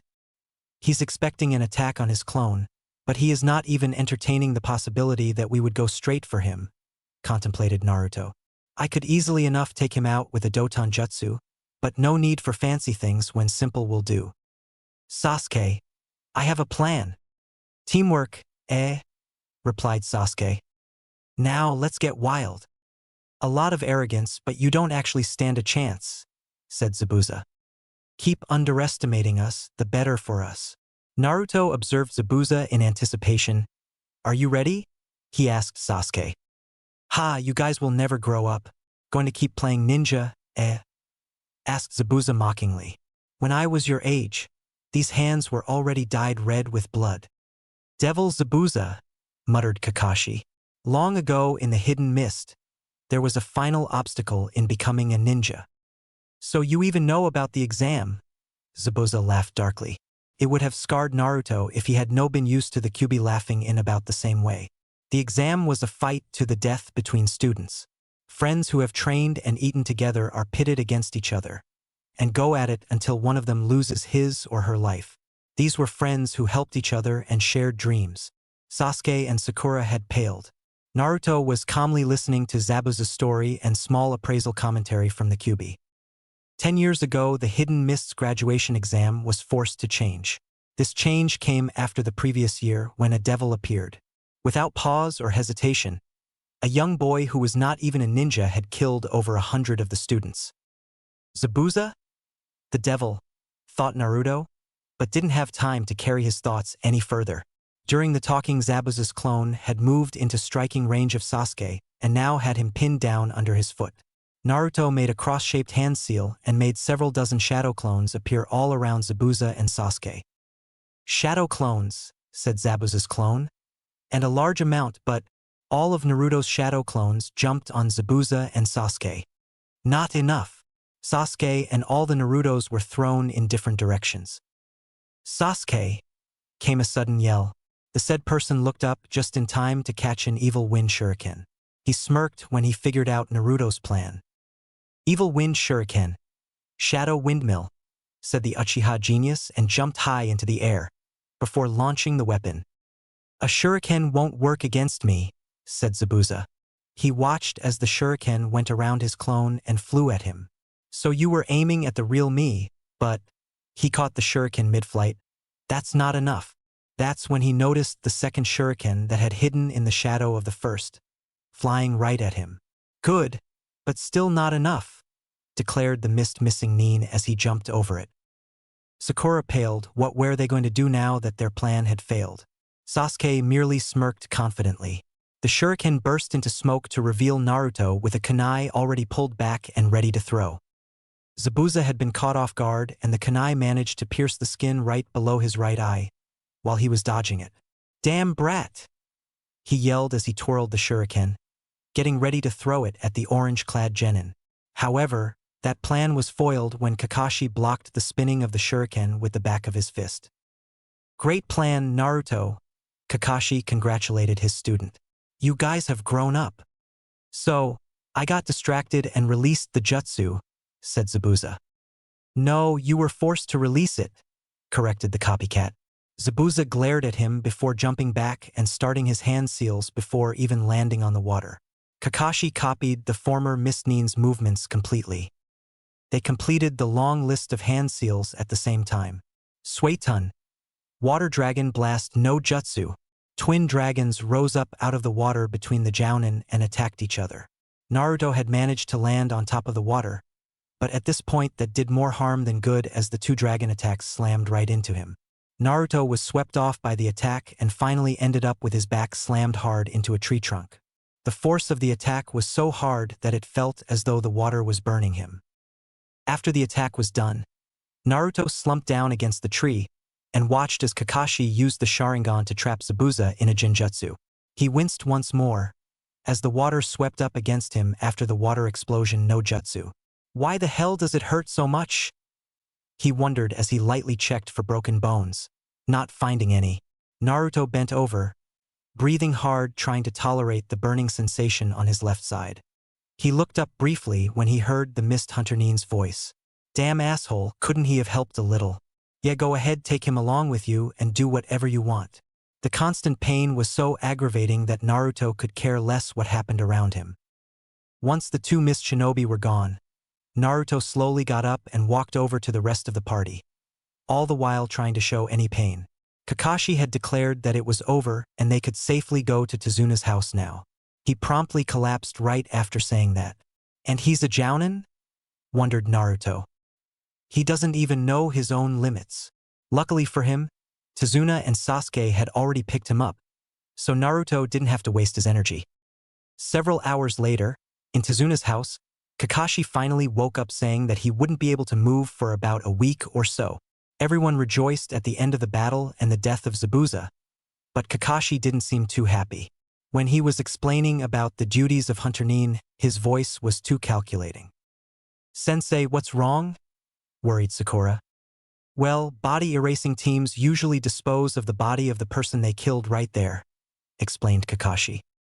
"So what? Don't you see? How did that masked boy dispose of Zabuza's body? How should we know he took the body with him?" "Yes, exactly. He should only need the head for the kill confirmation. So most likely Zabuza is still alive." Everyone in the room paled at the news. "I checked that he was dead, but it most likely a momentary death. The needles that the boy used have a low probability of killing the opponent unless they hit a vital organ." Naruto smiled. He would get a chance to fight a strong opponent in the near future. He's actually happy about it, thought Kakashi. You guys will receive training in preparation for the upcoming battle. Training? But what is a little training going to do? Asked Sakura, making it sound like Kakashi was trying to get them killed. Naruto's muscles tensed at the girl's ignorance, but he managed to keep his comments to himself. Sakura, you guys saved me while I was struggling. So you guys are growing rapidly, especially Naruto. But obviously, this is just training until I get better. You won't be able to defeat Zabuza without me. Such arrogance is what caused you, and us, to be in this current situation, thought Naruto. If you just hadn't played around with him, then Zabuza would be dead and you wouldn't be lying there with chakra exhaustion. Mom, these people are going to die, said a young voice from behind Naruto. Everyone turned to look at the newcomer. It was a little boy 10 years of age and had the gloomiest disposition Sakura had ever seen. What do you mean? She asked nervously. Naruto mentality shook his head. There's no way you can win against Gato, the boy explained. If you don't want to die, you should leave. I'm sorry, apologized Tazuna. My grandson, Inari, is going through a hard time right now. The boy is right in a way. You shouldn't actually be focusing on the missing Nin. They are mercenaries, meaning if there is no money waiting for them, they have no reason to stay. So if you were to eliminate to the root of the problem, then the whole tree would die too. Kill Gato and everything falls. I agree, but this is not an assassination mission. I doubt Kakashi would do that even if he was in full health. Naruto contemplated. If everyone here hates Gato, then they should have scrapped all their money together and gotten an assassin to kill the man. It would have saved a lot of headaches. But then you would be out of a job, not to mention an actual mission, teased the fox. I know that, he mentally shouted. But that's not what I wanted to talk to you about. This caught Naruto's attention. Whenever you're free, you should take a look at your left arm. You might find something interesting. Naruto's eyes widened. You couldn't mean. It's finally activated, he rejoiced. The next day, Team 7 went out into the forest for the scheduled training. Is he finally going to be teaching us the tree climbing exercise? Wondered Naruto, also speculating whether or not he should fake failure. Before we start the training, I want to talk about the shinobi ability. Chakra. So we are doing that. Well, I'll just hold off until the end of the day to get it right. Remember that we only have a week to train your new Suiton abilities. Don't waste precious time. You guys may be able to do jutsus, but you are not using chakra efficiently. Naruto tuned out this conversation. He had gotten this lecture when he was 9 years old. So what are we going to do? Asked Sakura. Tree climbing, answered Kakashi. Tree climbing? What kind of training is that? Doubted Sakura. Listen until the end, please. This isn't normal tree climbing, you'll be climbing without using your hands. Kakashi channeled his chakra and just walked right up the side of the tree. Naruto smirked. It had gotten instinctive for him by now. He was looking forward to the challenge of being able to backward control his chakra, so he wouldn't stick to the tree. See, gather your chakra to the bottom of your feet and climb up a tree. This is a cinch once you've mastered chakra control. Wait, but how does this exercise make us stronger? Asked Sakura. By being able to control chakra, you'll be able to master any jutsu. Theoretically, explained Kakashi. The second thing is that you'll develop the stamina needed to control chakra properly. The second thing is something Sakura really needs, thought the Jounin. Compared to Sasuke and Naruto, she has almost none. Kakashi quickly took out 3 kunai and threw them down to his students. Use those to mark how high you've made it up the tree. You won't be good enough to climb up the tree at first. The 3 genin ran towards their selected trees. Sasuke got up about 10 feet before his use of too much chakra broke the bark and sent him tumbling down. Naruto withdrew most of his chakra, so he made it up only 5 feet before falling. Sakura was the only one to make it up to the branch. This is pretty easy, she said smiling. Of course, she has such small chakra reserves that I would be surprised if she couldn't control it, thought Naruto, even though he felt the slight tug of jealousy. I could have done on the first try too, but chose not to.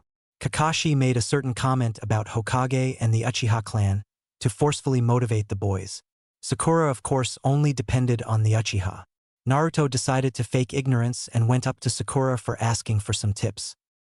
Half an hour had passed and Naruto hadn't made any progress at all. Damn it, I'm holding my chakra back because I know that I'll stick if I use any more. And it hasn't come time to walk away yet. Naruto kept cursing under his breath. Things hadn't gone as Naruto planned. Kakashi stayed with them until nightfall and didn't allow them to train afterwards. So Naruto was forced to come back the next day for the same training. Damn it! This is really eating up my training time. He looked over at Sasuke. Would he find it weird? Of course he would. But the question is, would he tell Kakashi if I suddenly made it to the top? Naruto deliberated on this for a while until Sasuke's voice brought him back to reality. What do you want? What did Sakura tell you? Asked the Uchiha genius. Huh? Oh, just keep your emotions in check and focus on the chakra instead of the people around you, said Naruto calmly. He had come to a resolve. Like this. He gracefully walked up the tree. No wasted effort, no exuberant shouting. Just a calm walk up the tree as if he had been doing in his whole life.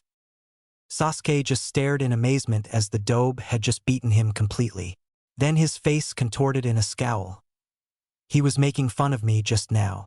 I'll show him, thought Sasuke angrily and completely forgot all the advice Naruto had just given him. Naruto watched this from the top of the tree, shaking his head before jumping away towards the coast. Ah, I finally managed to get away. Good. Now take off your shirt and have a look at your tattoo, ordered the fox. Naruto complied and found that indeed 2 tattoos had appeared on his left arm. The black part of the tattoo was identical to the one on his right arm, but what the part that was gray on his right arm was ice blue on his left. As you can see, this time you got both the control seal and the connector to the supremacy. The change in color is element-specific, but you'll fully understand only when the runes develop. How far am I from the runes?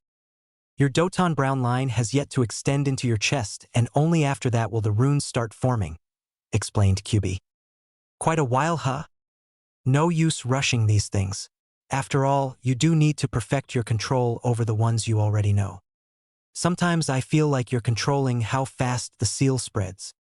Well, in a way, maybe with what I teach you and how fast, but the seal has a mind of its own. However, enough chit-chat, go stand in water and become one with it. Naruto knew exactly what the Kyubi meant. It had been the same for his Doton training. First, he had to feel the water beneath him and around him, get a feel for how it flowed, for everything that it flowed around, and then be able to discern the things that were floating and or swimming in it, to be at one with water in his environment. It was like an extension on meditation because he wasn't just focusing on himself, but also on another object. In this case, a very large object. Suetun and Doton, the Kyubi had explained, are the most plentiful of all the elements except for maybe Futen. These 2 elements are always around you, and to have complete control over them gives you a very big advantage in battle. The Kyubi had mentioned a Tanuki in passing that had control over Futen and Doton. This Tanuki seemed to mostly focus on defense and didn't use his Doton abilities to their full capabilities. Naruto got the distinct feeling that the Kyubi and the Tanuki did not get along well. Naruto had achieved supremacy over Doton when he turned 11. Even now, when he was standing waist-deep in the water, he could feel the sand beneath his feet, and that gave him a link to all the earth in a certain radius. This radius would grow, said the Kyubi, along with Naruto's abilities and the formations of the runes, which were said to give innate control over the element of choice. What that exactly meant Naruto did not know, and the Kyubi chose not to elaborate, saying that guesses could not be made since he was only half demon. Naruto had his eyes closed in concentration as he felt himself bonding with the water all around him. He had restrained himself several times and had not applied control to the water, but rather listened to it and to the patterns being formed by the current. After a while, Naruto started feeling as if there was water surrounding his upper body as well as his lower body. Those are water particles found in the air. Since we are right next to the ocean, there is a lot more water in the air, which in turn means that it is easier for you to feel and find. Though I must say that I'm impressed with the progress you are making. Naruto smiled at the compliment. They were rare and few, and were to be highly cherished. All right, I think that'll be enough. Now I want you to make a Mizu Bunshin. Naruto waited a little bit longer for the Kyubi to tell him the seals, but then realized that since he knew the Kage Bunshin he wouldn't need them. Naruto concentrated on the water and on his form and sent chakra into the water. Slowly, a perfect Mizu Bunshin rose out of the water and walked on top of it toward Naruto. Good. Now work to increase the speed and vary the image you give the clone.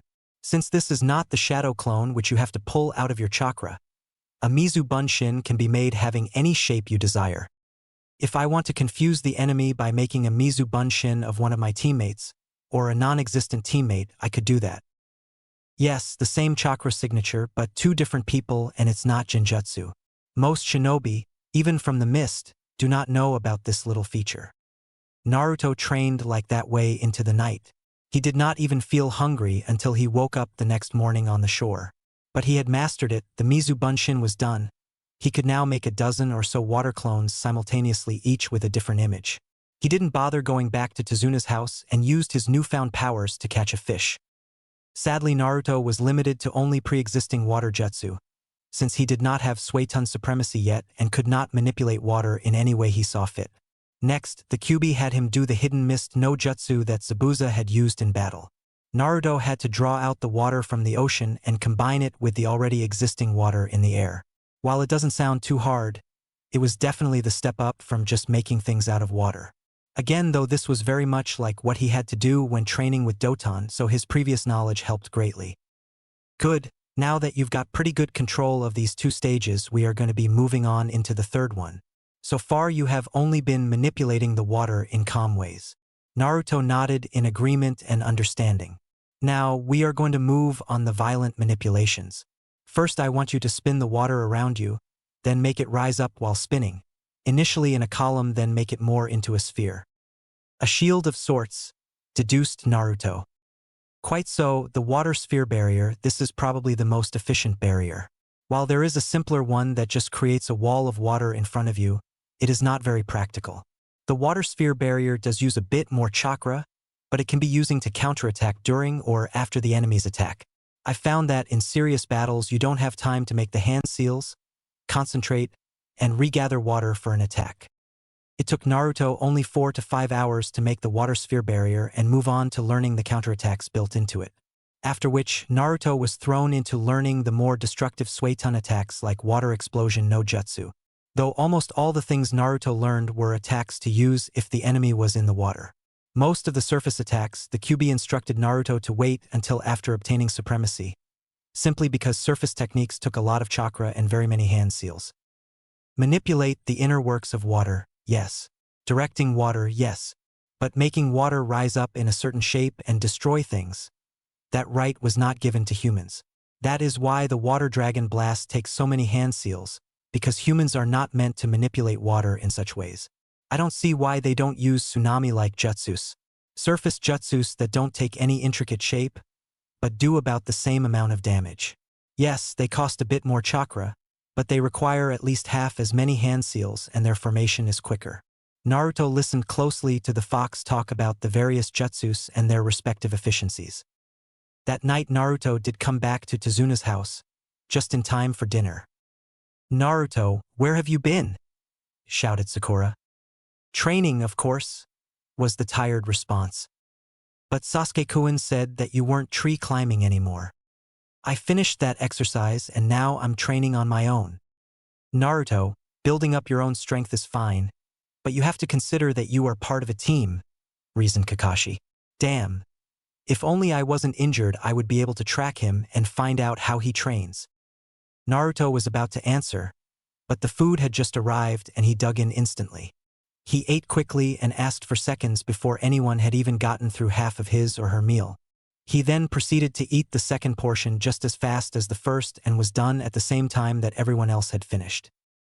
"Excuse me, I need to go train," he said as he rose up from the table and headed to the door. "Naruto, at least take someone with you to train together," suggested Kakashi. "Sorry, sensei, but this is personal training," he paused. "And I don't think anyone could keep up with what I'm doing." He opened the door and walked out onto the dock. Sasuke ran up to him and grabbed him by the collar. "Damn it, Dobe. Stop being so stupid." "Let me go, you bastard," yelled Naruto. Sasuke complied and threw Naruto off the dock. By this time, everyone had already walked out of the house and were shocked to see that Naruto was crouched down on top of the water. Naruto! Sakura trailed off. Naruto looked up to see a bunch of shocked faces. What are they so surprised about? Oh shit! I instinctively landed on top of the water. How to explain this? Panicked Naruto. Naruto, I did not know that you had mastered water walking already, said Kakashi happily. Naruto narrowed his eyes at him. Maybe you were right. Maybe we can't keep up with you. Sasuke scowled. He knew that comment was made for him. In all this time, he had only gotten halfway up the tree and Naruto was already water walking. Though something worries me, Naruto is not smart enough to figure out the direct connection between tree climbing and water walking. This does not add up. Some fact is still obscured. Contemplated Kakashi. Naruto smiled. Yup. I've already mastered water walking and I've got some other things I want to master. That is why I am going to train, he said joyfully. Hey, I'm actually not lying. Why do you guys bother to try so hard?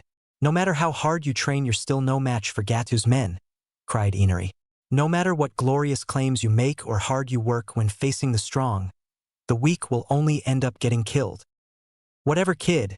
Just give up, I'm not going to listen to you, said Naruto. I'd hate to be like you. What do you know about me? He screamed.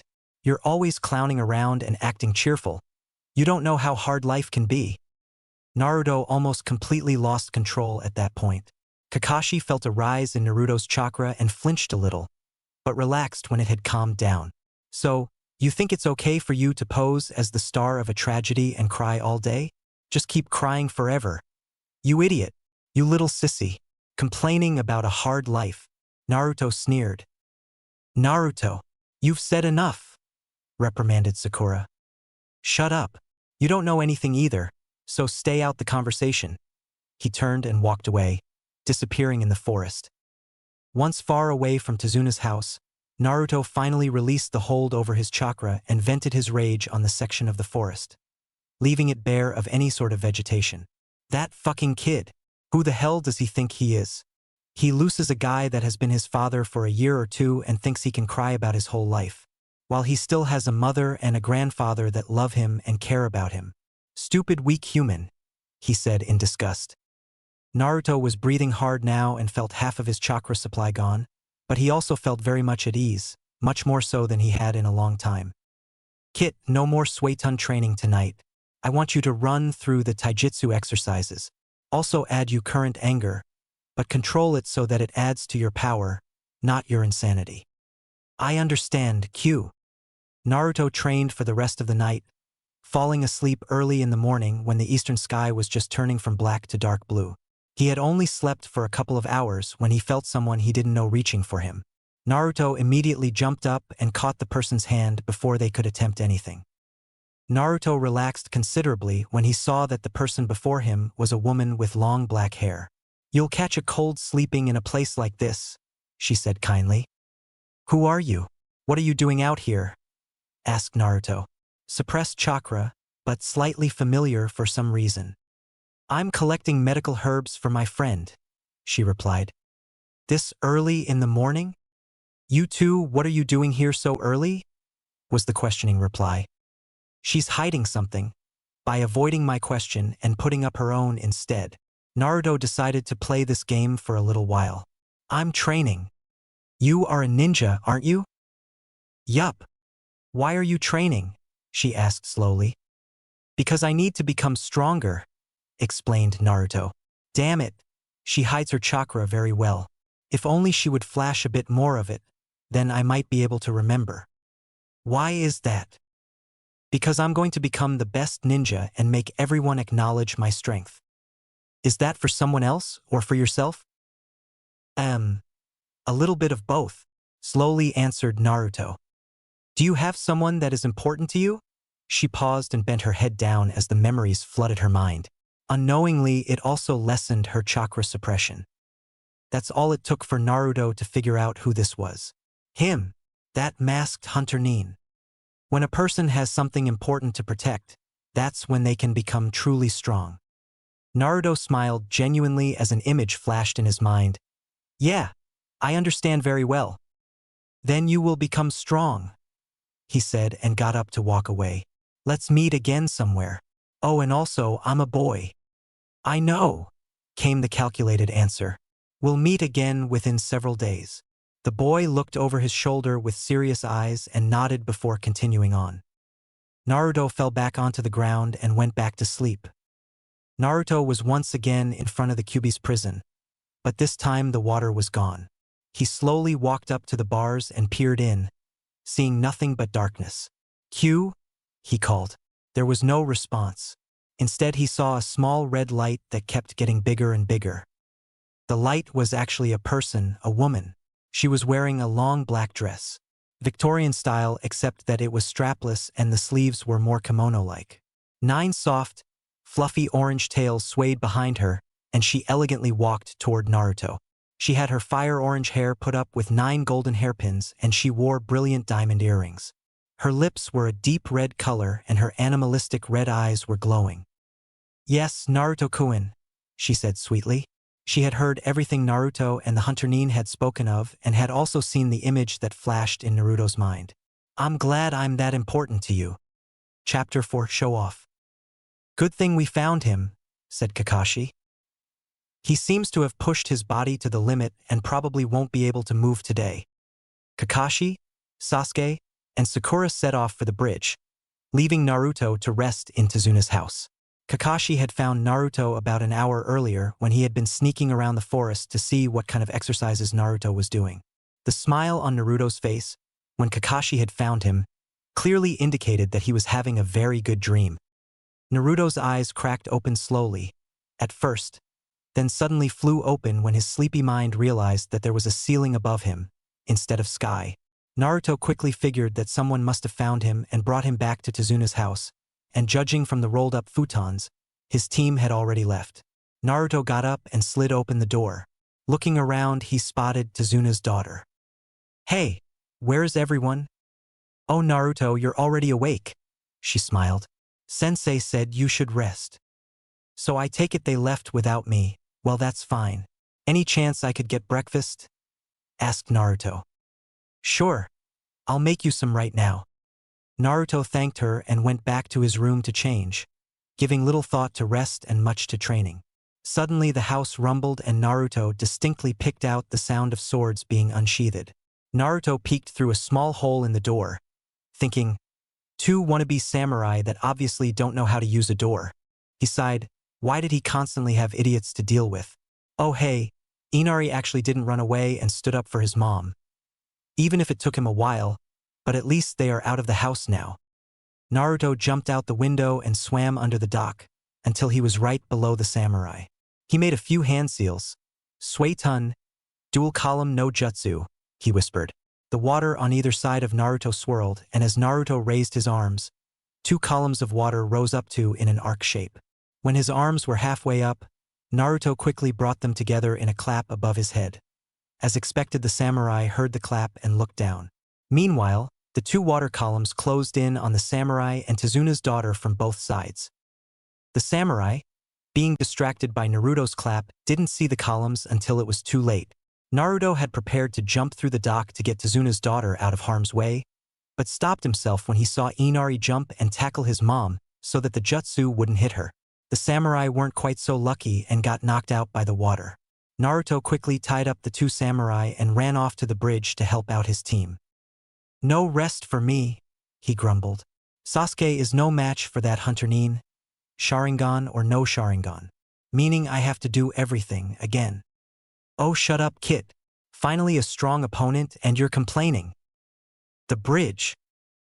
Tezuna, Kakashi, Sasuke, and Sakura arrived at the bridge to find almost all the workers knocked out. "What happened?" asked Tezuna. "A M-monster," whispered the only conscious worker, before passing out. The mist instantly started gathering around them. "Here they come," shouted Kakashi. Sasuke and Sakura immediately drew their kunai and stood back to back with each other. "Long time no see, Kakashi," said a familiar voice in the mist. "I see you're still with those brats. One of them is shaking." "Poor guy," laughed Zabuza. 10 Zabuza suddenly appeared from the mist and surrounded the little group. I'm shaking from excitement, corrected Sasuke and quickly destroyed all of Zabuza's water clones. So, he saw through the water clones, the brat has grown. It looks like a rival has appeared. Haku? It does indeed, answered the same hunter Nin that had rescued Zabuza the week before. He was now standing slightly behind his master. That masked boy is obviously Zabuza's comrade, said Kakashi. I'll fight him, declared Sasuke, tricking us with that stupid act. I hate bastards like that the most. An impressive young man, commented Haku, even though Mizu Bunshins only have 1/10 the strength of the original. But we have the first advantage, replied Zabuza. Go! Haku attacked Sasuke with a spinning move that the Uchiha managed to block. Haku's needles and Sasuke's kunai clashed several times, Sasuke keeping up with Haku's speed each time. I don't want to have to kill you, but you won't stand down, will you? Asked Haku politely. Don't be foolish, was the reply. But you won't be able to keep up anymore, since I have already gained 2 advantages. 2? The first is the water on the ground, and the second is that one of your hands has been occupied, answered Haku and started doing one-handed seals, astonishing both Sasuke and Kakashi. Special jutsu, flying water needles, thought Haku was he stomped his foot. Water went flying everywhere and soon materialized into hundreds of needles all aimed at Sasuke. Sasuke concentrated on the training that they had been doing and transferred enough chakra to his legs to be able to jump out the striking zone. While in the air, Sasuke launched several shuriken down at Haku, which the Mist Nin dodged. Haku was surprised when Sasuke appeared behind him and slashed with his kunai. Haku ducked under it but was kicked right in the face. I can't have you underestimating my team by calling them brats, said Kakashi. Sasuke is Konoha's #1 rookie. Sakura is the brightest in the village, and the other is the show-off, hyperactive, #1 loudest ninja in the village. Haku, do you realize that at this rate we will be driven back? Asked Zabuza. Yeah, and we can't have that, he said as he put his hand into a strange seal. Special jutsu, demonic ice mirrors. Haku's ice mirrors quickly surrounded Sasuke. Once the jutsu was done, Haku stepped into one of the mirrors and instantly his image appeared in all of them. Damn it! Kakashi leaped off to help Sasuke, but Zabuza got in his way and he realized that he would have to fight with Zabuza or else Zabuza would just kill Sakura and Tazuna. Well, shall I begin and show you my real speed? Asked the Ice Nin, right before he threw several hundred needles at Sasuke from all different directions. Tazuna-san, I'm sorry, but I need to leave you for a second, said Sakura as she ran slightly to the side and threw Sasuke her kunai. However, it never made it there, as Haku reached out of his mirror and blocked it. A shuriken appeared out of nowhere and knocked Haku out of the mirror. Who the hell? Naruto had been sitting on railing of the bridge, hidden in the mist, watching the proceedings. He decided he wouldn't interfere until Sasuke got himself into too deep a hole. Demonic ice mirrors, a bloodline technique, no doubt about it, thought Naruto gravely. He faintly heard Kyuubi murmur something about supremacy in a sad tone, but had ignored it. Naruto knew that the best way to defeat it would be to attack from the outside while Sasuke attacked from the inside, but that would be considered smart. Not only that, but he knew that Kakashi would soon be too distracted fighting Zabuza to pay attention to him, and then he might be able to try out one of Kyuubi's jutsus. Kyuubi had taught it to him a long time ago, saying that since it took quite a bit of time to start up, it would mostly be used as a show of power. While it could be considered both an offensive and a defensive technique, it was more offensive than it was defensive. Also, it wouldn't work quite as effectively from the outside of Haku's mirrors. So he would have to play the idiot, get inside the mirrors, hopefully Sasuke would pass out and then he would be free to do it.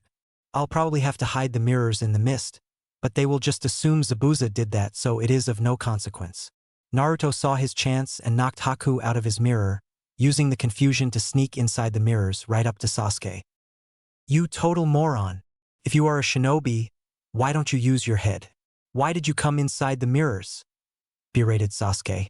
Realizing that Naruto wouldn't be much help, Sasuke decided to try and melt the mirrors with a fire technique. You can't melt this ice with that level of fire, said Haku. Fine then, yelled Naruto. Kage Bunshin no Jutsu. But before any of Naruto could reach a mirror, they were all destroyed. He's not using Bunshin, because then either water or smoke would show when the copies in the mirrors disappeared, deduced Naruto. Meaning there is still only one of him. Naruto considered what Haku had said about speed and came to the conclusion that the masked boy must be moving between mirrors at an unfathomable speed. He went out of the mirrors to destroy the Kage Bunshin. Why? Because they do pose a threat of some sort. Naruto paused to contemplate. So while not being able to melt, the mirrors can be broken. In that case, my jutsu works perfectly. This jutsu uses the mirror's reflection to transport me. Haku confirmed Naruto's suspicions. From my point of view, you seem to be moving in slow motion. Haku then started talking about how it is difficult for him to become a true shinobi, but that for the sake of his dreams he would be able to destroy his heart and kill other people. Sasuke-kun, Naruto, don't lose to that guy, yelled Sakura. No, Sakura, don't egg them on, said Kakashi. They don't yet have the strength to destroy their hearts and kill another person. Of course, a real shinobi cannot come from a peaceful village like yours, taunted Zabuza, because you cannot gain the most important thing, the experience of killing. Kakashi scowled. Sorry, but... He reached up for his forehead protector. I'm going to end this instantly. Sharingan again? Is that the best you can do? Zabuza jumped forward and attempted to slash at Kakashi's left eye with a kunai. His efforts were stopped, but he did manage to cut Kakashi's hand, which the copycat used to block. Kakashi lifted by his forehead protector and revealed the Sharingan, but Zabuza just laughed. I have already seen through the trivial system of that eye. Ninpu, hidden mist no jutsu. Meanwhile, Naruto and Sasuke were busy deflecting as many of the needles as they could. Out of the corner of his eye, Naruto saw that Zabuza had finally gotten serious with Kakashi. Good, now the mist hides us. If only Sasuke were to be knocked out now, thought Naruto while blocking some more needles. The mist is too thick, so Zabuza shouldn't be able to see either, thought Kakashi. He suddenly felt several projectiles headed his way. He managed to block them all, and caught a glimpse of Zabuza, who had his eyes purposely closed. As I said before, I have already figured out that eye of yours.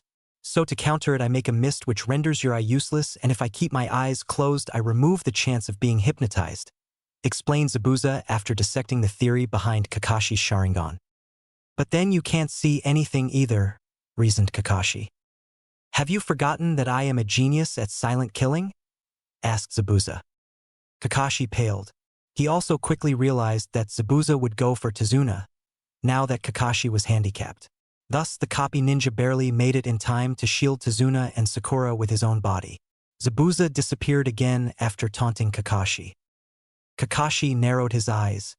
As a former member of the ANBU, I'm not just all about copying. I'll show you my own jutsu. Naruto was starting to look like a porcupine. Damn it. I've taken too many needles. The good thing is that Sasuke is taking more than me. That last needle blitzkrieg seems to have taken a lot out of him, thought Naruto as he looked up at Sasuke. Geez, all you do is get in the way, Sasuke slowly said. That's when Naruto noticed that there were needles sticking out of his neck. You idiot! I could have easily taken the hit, shouted Naruto as he watched Sasuke fall on the ground and into fake death. He landed a blow on me and without flinching died to protect you. He is a shinobi that deserves respect, said Haku. Is this your first death of a friend? Haku gently slid back into a mirror. Naruto started chuckling lightly, that soon turned into a full-blown laugh. You really expect me to believe that he is dead? No, I understand perfectly that it is only temporary. Haku's eyes widened. The boy shouldn't be able to know this. However, you don't have to worry about him. Your life is the one at stake now. A surge of chakra erupted from Naruto. All needles that were stuck in him were pushed out and all the cuts healed. Naruto's claws grew out, the whisker marks deepened, and his smile exposed the fangs. Friend? Questioned Naruto is a rough voice with his head bowed. He is at most a teammate. Naruto raised his head to reveal the animalistic slitted red eyes. Haku drew back in shock and slight fear. Naruto snarled and made as if to jump at his opponent, resulting in Haku throwing the needles he had been holding. Naruto simply made a hand movement, as if to shoo away a fly, and the needles were deflected by chakra. Haku shivered lightly from the killer intent radiating from Blonde Boy, before transferring his image to all the mirrors and throwing several dozen needles at the same time. Naruto didn't even bother to block and let the needles hit him. He ran through 24 hand seals in what seemed like an instant. Demonic, nine-tailed whirlwind. The needles flew out of him as he released a massive amount of pure red chakra. The chakra looked like there were 9 tails stemming from Naruto's tailbone. These tails fiercely whirled around Naruto. The raw chakra was chipping away at the mirrors and the ground. Suddenly the tails lengthened and whirled outwards, lashing out at the mirrors. Any mirror that was struck by the tail instantly shattered, and considering that the tails were moving in a spiral trajectory, within 5 seconds all of Haku's mirrors were destroyed. Haku dropped down out of a fragment of the topmost mirror, attacking Naruto with as much speed as he could muster. Naruto jumped away very quickly and came back just as fast to grab Haku by the wrist. Naruto's grip kept tightening, even after his claws had drawn blood from the masked ninja. He felt bones break and heard Haku scream. Naruto then pulled back his right fist, transferring chakra to it, and punched Haku right in the face, never letting go of the Hunter Nin's wrist. Haku flew and tumbled then on the ground, leaving a splash of blood at every tumble, until he came to stop over 50 feet away. He shakily got up, even as his mask slid from his face and his vision blurred. "Zabuza-sen, I cannot defeat this boy," he thought as he saw Naruto charge him. As Naruto got closer, he saw that the masked ninja had indeed been the one he had met in the forest. Naruto jumped at Haku and slashed at his face with a clawed hand. Haku's left cheek was bleeding from 2 long cuts. His left eye was closed with blood gushing out of it, and the left side of his forehead had another long cut across it. Haku wasn't even given enough time to scream before a rough punch was delivered to his abdomen, making him cough out blood. His nose was immediately broken by Naruto's knee. "I told you we would meet again, Haku." Naruto licked the blood off his claws. "And unlike you, it is very easy for me to be a real shinobi." He grasped onto Haku's throat with his clawed hand. "Why did you not do so from the beginning?" said Haku in between coughs. "Secrecy," simply stated Naruto. "I don't want them to know just how strong their demon is. You understand what I mean. I can tell by your eyes you do." Haku looked down sadly as he remembered killing his father. "If only we weren't hated and rejected, we would have actually done good for the people we must otherwise kill." Naruto laughed once more. "Those idiots behind me can easily be manipulated to think that I'm stupid and weak. How will I explain killing you, you ask? That's also simple." Naruto grinned. "All I have to do is say that I saw Sasuke dying and then went berserk and don't remember much about anything else. Kakashi will attribute it to the Kyuubi. Sakura will be too hung up on Sasuke to even notice, and the arrogant bastard himself will just be brooding that I defeated an opponent that he could not." "And your precious person?" asked Haku, already guessing the answer. Naruto patted his stomach. "The same as you, a demon." Haku nodded in understanding. His eyes suddenly flickered up and looked behind Naruto and off into the mist. "I know, you want to go help Zabuza, right?" Haku nodded. Naruto thought a moment. "He's still going to die, you know?" Haku nodded once more, but his eyes held a strong determination. Naruto's grip loosened. "Be thankful that I understand you and your feelings so well." Haku bowed his head to Naruto. "I am very grateful." Haku disappeared in the blink of an eye to save Zabuza. "Only one reason why I let him go," muttered Naruto under this breath. "I wouldn't want to die with regret in my heart either." Naruto launched himself after Haku, knowing quite well that the boy was already dead. But there was still one more opponent on whose life he may feast on. Naruto arrived to find Haku impaled through the heart by Kakashi's hand, blood spraying out everywhere. Sakura looked like was about to throw up. Kakashi was horrified that his technique had actually hit the masked boy. Zabuza was stunned by what his student had done for him. There was a scroll lying several feet behind Kakashi that had several needles embedded into it, and the ground around Zabuza had been torn apart. "A Doton Jutsu?" wondered Naruto. "No, a summoning tracking jutsu," explained the fox. "With dogs," she seethed.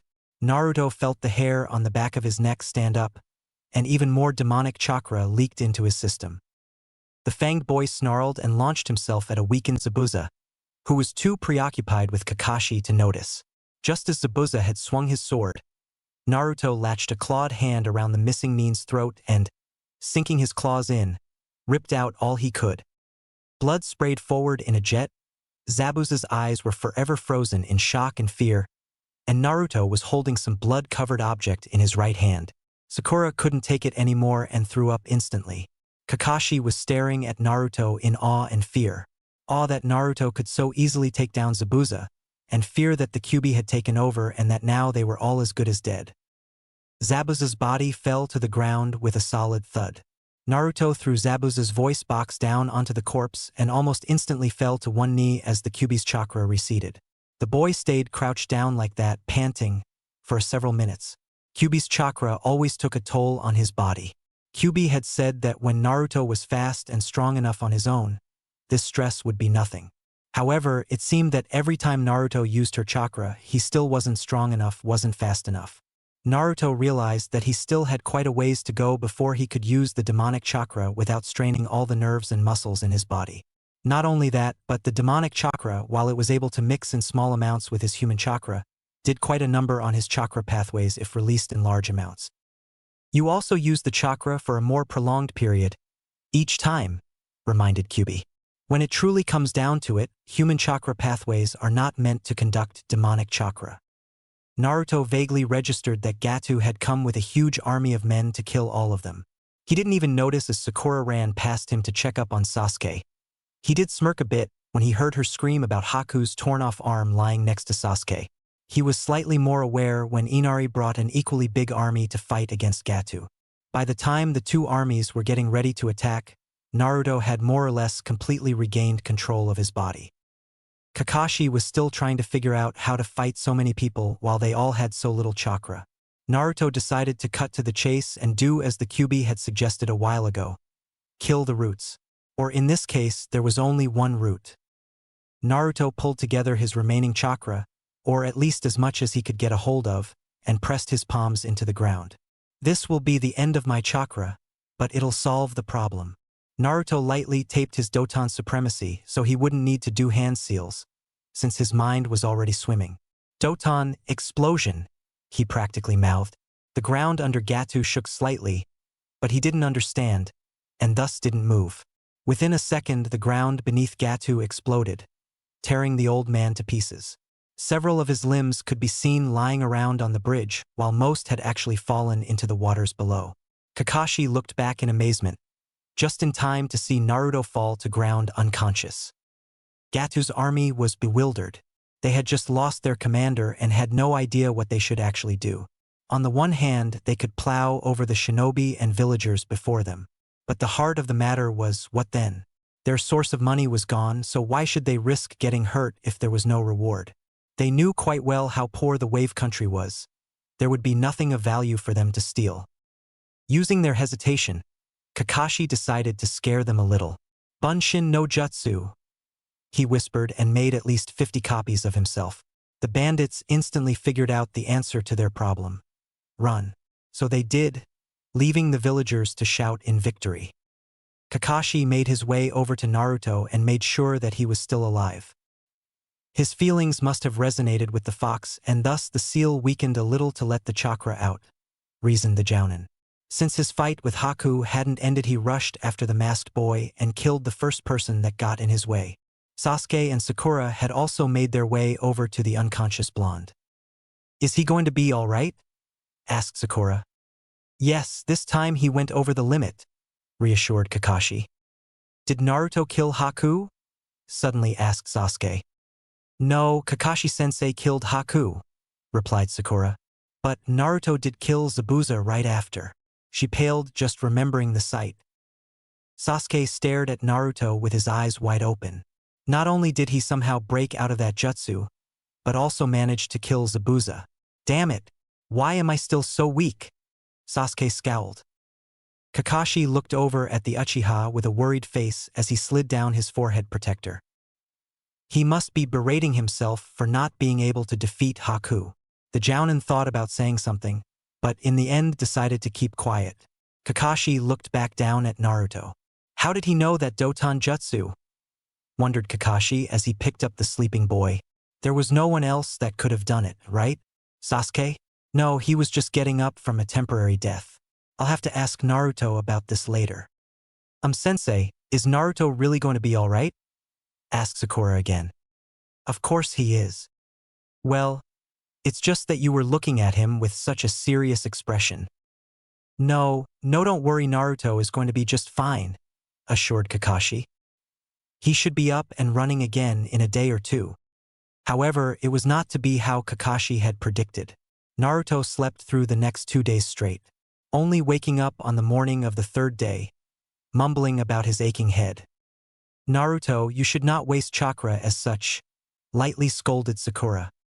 At least I actually do some work, you fucking whore, was the first thought in Naruto's mind. At least we won, he said with a smile. How would you know we won? Dobe, you were already unconscious? Because we're all alive, replied Naruto calmly. No use getting angry at the bastard. It would only make my headache worse.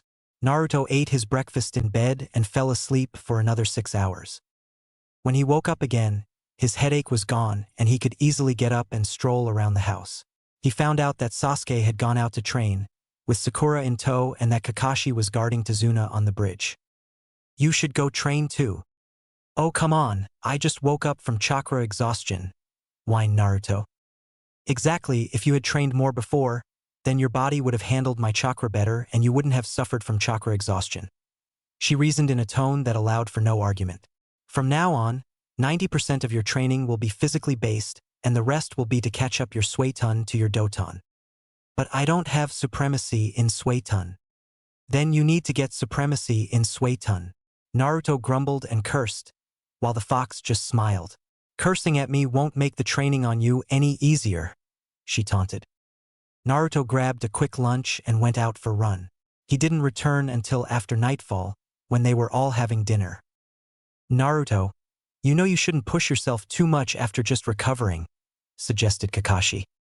I'm not, I just went for a light run, explained the blonde. Inari tells me that you left over 4 hours ago.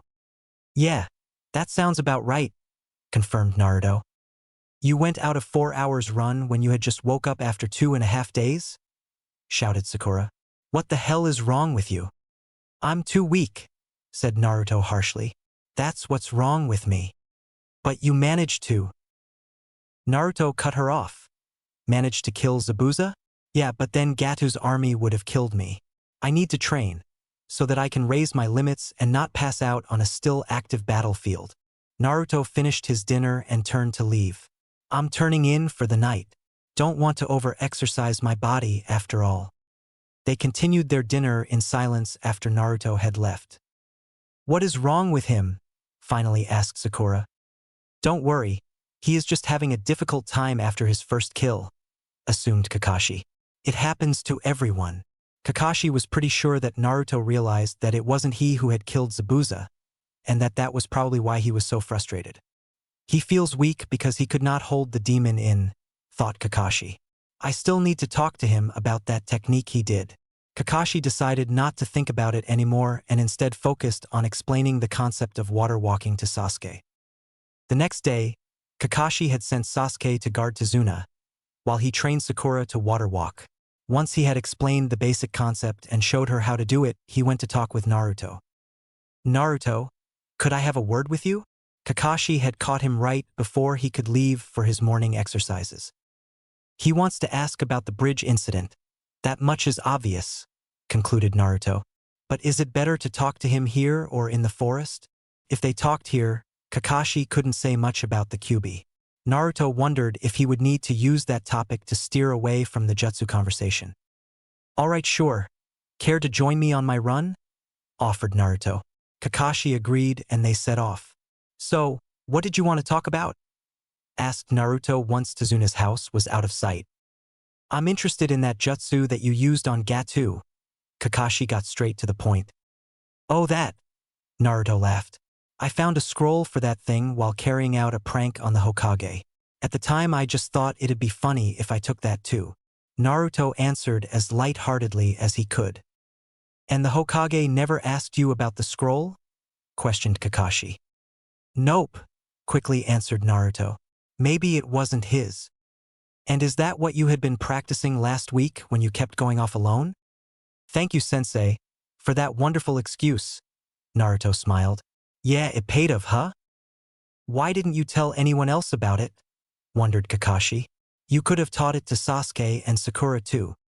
And have that bastard Sasuke steal it from me? Yelled Naruto. No thanks. You're a team, you're supposed to share, reasoned Kakashi. Oh, then teach me that fire jutsu that Sasuke does, he countered. Ah, sure. After this mission is over, negotiated Kakashi. There was a more important topic he had to discuss. Naruto, I also wanted to talk about the Kyuubi. This made Naruto stop in mid-step. What is it? The boy asked cautiously. I just want you to know that it's not your fault that Zabuza died, said Kakashi. How do you figure that? I killed him, shouted Naruto. I felt the churka that surrounded you when you did so, and it was the foxes, reasoned Kakashi. You don't have to feel guilty for Zabuza's death. Naruto looked down at the ground. Unlike you, I could see it happening through my own eyes, he said sadly. He suddenly looked up at Kakashi with very sad and at the same time angry eyes.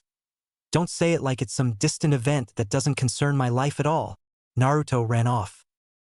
Naruto, I didn't mean it like that, said Kakashi slowly, but didn't chase after the boy. Naruto continued to be a recluse for the next 5 days, using that fallout with Kakashi as an excuse to stay away from his team. He did, however, show up for Haku and Zabuza burial, if only to mutter a couple words and leave again.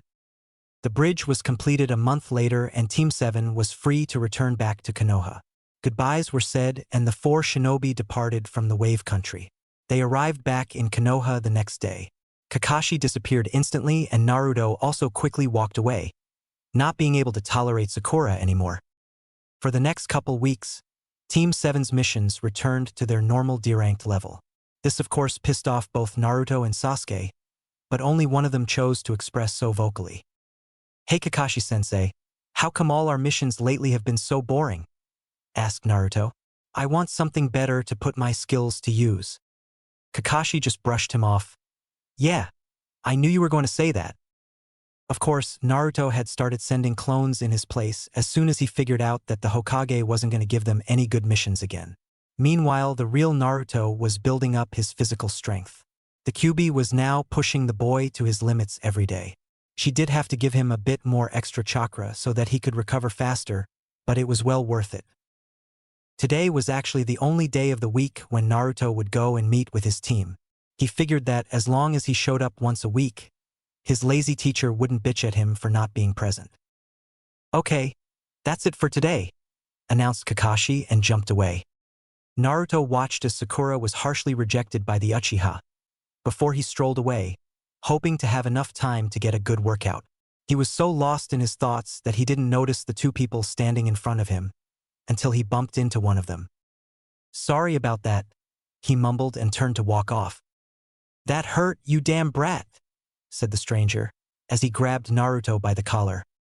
Naruto looked up and saw a completely black-clothed man with purple face paint, some sort of wrapped-up package on his back, and a hidden sand forehead protector. Hey, you're a guest here, Naruto said coldly. Act like it. Why, you little insolent brat. Hey, don't do this, his companion spoke up. We'll get yelled at later. She's obviously the smarter of the 2, thought Naruto. Damn fatus. Let me go, Naruto said in a very calm but menacing tone. He sounds like Gaara, frowned Kankuro. Nah, must be my paranoia acting up. Let's play a little before the boss comes, said Kankuro as he threw Naruto into the nearby fence. However, while in the air, Naruto twisted around and landed with his feet sticking onto the fence. Naruto looked up the guy in front of him and smirked. He jumped off the fence with such speed that neither sand shinobi could follow him. Naruto reappeared right in front of Kankuro and punched him square in the face, sending the sand nin tumbling along the street. Kankuro quickly stood up and unbound the package on his back. "You're going to use Karasu?" questioned his companion. Kankuro, "Stop it," commanded a voice from the nearest tree. "You're an embarrassment to our village." "Jijigara," stuttered Kankuro, faking a smile. Naruto calmly looked up into the tree to find a boy standing upside down with a very large gourd strapped to his back. What is it with San-nin and strapping things to their back? The girls' fan I can understand. Losing yourself in a fight. How pathetic. Why do you think we came to the Leaf Village? Interrogated Gaara. Listen, Gaara, he started it. He was cut off. Shut up. I'll kill you. Kankuro shook and started babbling out apologies. Very well directed killer intent, praised Naruto. And he's completely serious. Very good for his age. Sorry to you, said Gaara. His eyes locked with Naruto for a moment, before he teleported using sand. Being able to move that fast and leaving Kankuro powerless. He's good, thought the sand shinobi. His eyes are like mine. Naruto grew serious. And he somehow feels weird. What's your name? Asked Naruto.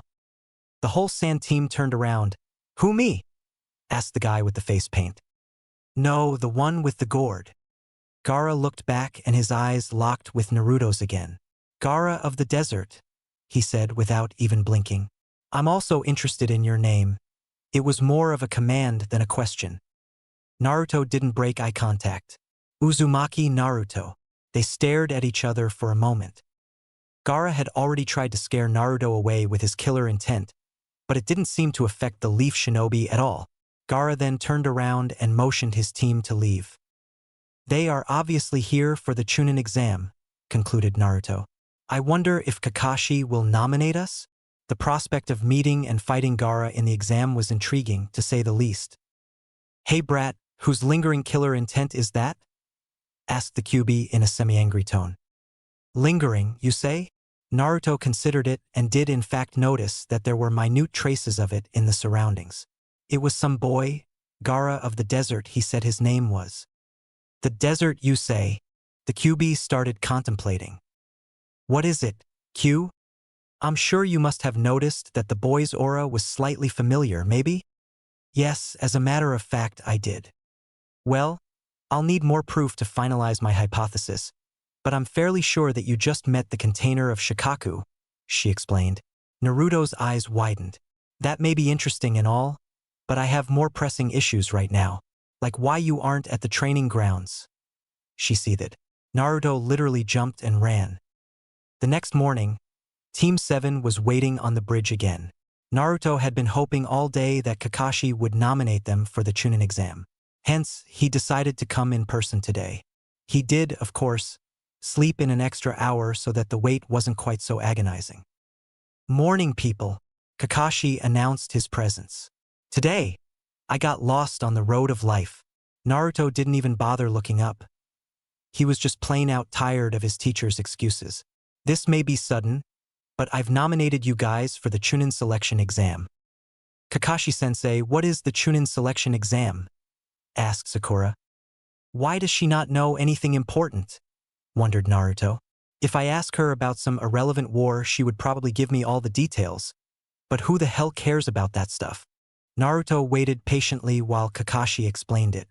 Naruto almost ripped the application when grabbing it from Jounin once he had finished explaining. Thank you, Kakashi-sensei, he yelled. Though this is just a nomination, explained Kakashi. Whether to take the exam is up to each of you.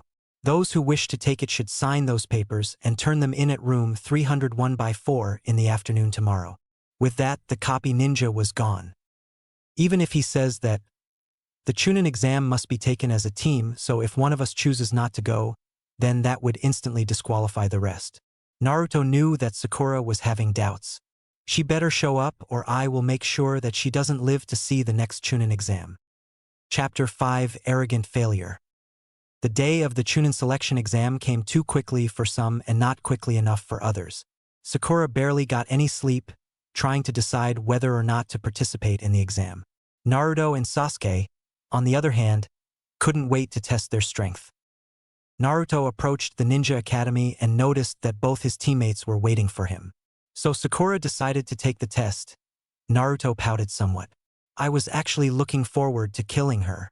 Naruto said good morning to both, taking note of Sakura's lack of energy. She's scared. Team 7 proceeded inside to find a large group of genin blocking the second-floor staircase. Making their way through the crowd, Team 7 saw a boy in a green jumpsuit be pushed down to the floor by a couple of chunin that were masking themselves in genjutsu. Please let us through, said the boy's teammate. She was promptly smacked down as well. Pathetic, frowned Naruto. Can't these idiots count? We are on the second floor. He sighed and motioned for his team to continue up the stairs. You will let me pass through and also remove this genjutsu, said Sasuke. I'm going to the third floor. There were murmurings in the crowd. It seemed that no one had noticed the genjutsu except Team 7. So you noticed, said one of the guys blocking the door. Sakura, you must have noticed too, right? Asked Sasuke arrogantly. Your analytical ability and genjutsu know-how is the most improved on our team. Sasuke-kun complimented me, smiled Sakura. Thank you. Of course, I noticed a while ago, she answered proudly, since this is the second floor. Not bad, but all you did was see through it, said the chunin in disguise and attacked Sasuke. However, the boy in the green jumpsuit stopped their kicks with his bare hands. He's fast, thought Naruto. He was able to see both kicks and slide in between them. What happened to the plan? Asked a white-eyed boy.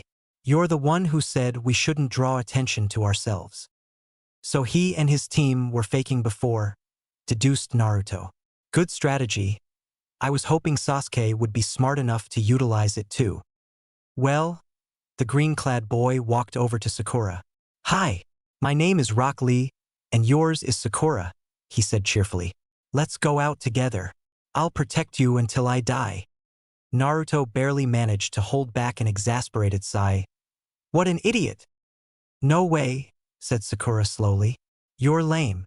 Lee hung his head dejectedly. Hey you, what's your name? Asked the white-eyed boy. When you want to learn someone's name, you should give yours first, said Sasuke. The white-eyed boy frowned. You're a rookie, right? How old are you? I don't have to answer your questions. Sasuke turned around and started walking away. Man, there's a bunch of monsters here, he thought. Naruto, Sasuke-kun, let's go. Sakura quickly pulled her teammates away. Come on Lee, what are you doing? Asked the girl on his team. You guys go ahead, I need to test something out. Lee followed Team 7. Hey you, with the dark eyes, will you fight me right here? A fight? Right now? Asked Sasuke, confused. Yes. Lee jumped down from the balcony. My name is Rock Lee. When you want to know a person's name, you introduce yourself first, right? Uchiha Sasuke, was the calm response. So, what of it? I want to test my techniques against the offspring of the Genius clan. Plus, Lee looked over at Sakura and started blowing kisses her way. Naruto just leaned on a post and watched the idiocy unfold, wondering if all Leaf Shinobi were that stupid. Unlike Sasuke, Naruto knew that Lee had not used chakra when catching Sasuke's kick. Because of that, Naruto knew that Sasuke would not be able to beat Lee. Well, the Uchiha deserves a good beating anyway. Challenging me knowing the Uchiha name. Frankly, you are a fool, said Sasuke arrogantly. You're about to learn what this name means, thick brows. Sasuke charged straight at the green-clad genin. The Uchiha punched, but Lee evaded and went to kick Sasuke in the head. Sasuke ducked, but instantly saw another kick coming his way. He knew he couldn't dodge, so he opted to block. However, Lee quickly slipped through the Uchiha's defenses and kicked him in the face, sending him flying backwards. Sasuke instantly assumed that that move was either ninjutsu or genjutsu. Fine, this gives me a chance to practice it, said the Uchiha and activated his Sharingan. Sakura was amazed. She obviously didn't know what the Uchiha clan was famous for. Naruto kept watching the battle, already knowing the outcome, but still enjoying being able to perfectly distinguish Lee's moves. He's fast, but he's not that fast. Naruto watched as Sakura was getting giddy, thinking that Sasuke had absolutely no chance of losing now. Rock Lee was simply standing in his normal stance, his left arm behind his back and his right arm out in front of him, bent at a 90-degree angle as if beckoning his opponent to attack. As soon as Sasuke was within striking distance, Lee disappeared, causing the Uchiha to hesitate.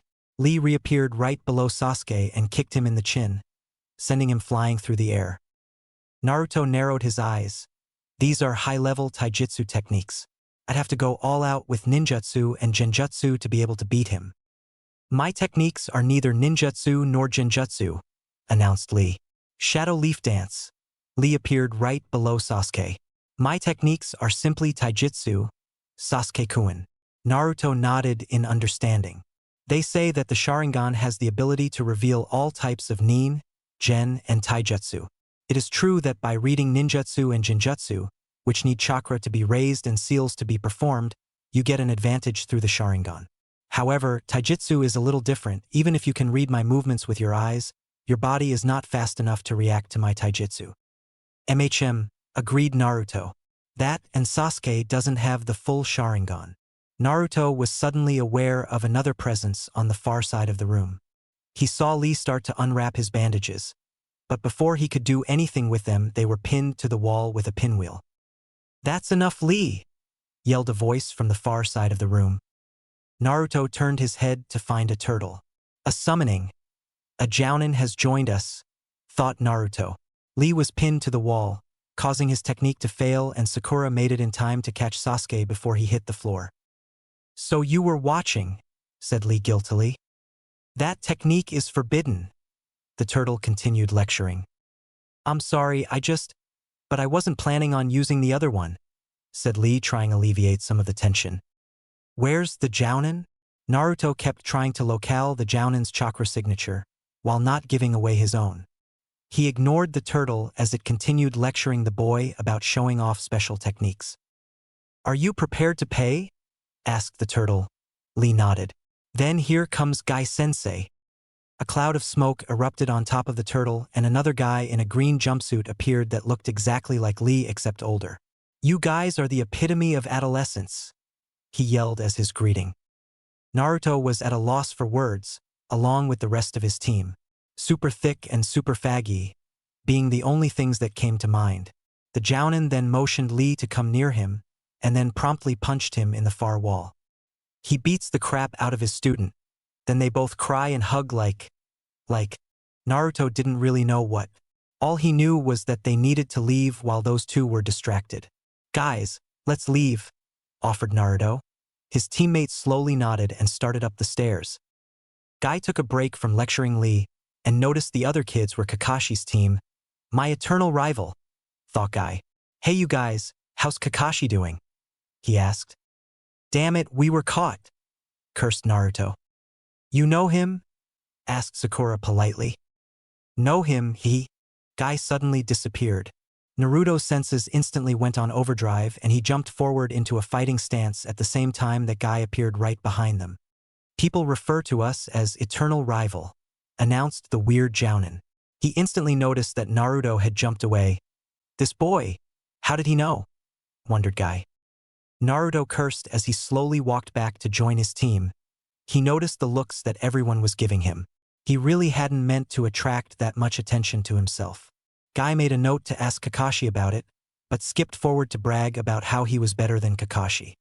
"He's faster, I'll give him that," thought Naruto. "But I wonder how a well-developed and trained Sharingan would do against him?" "You guys and Lee should head over to the classroom," ordered Guy and threw a kunai to knock out the pinwheel holding Lee's bandage.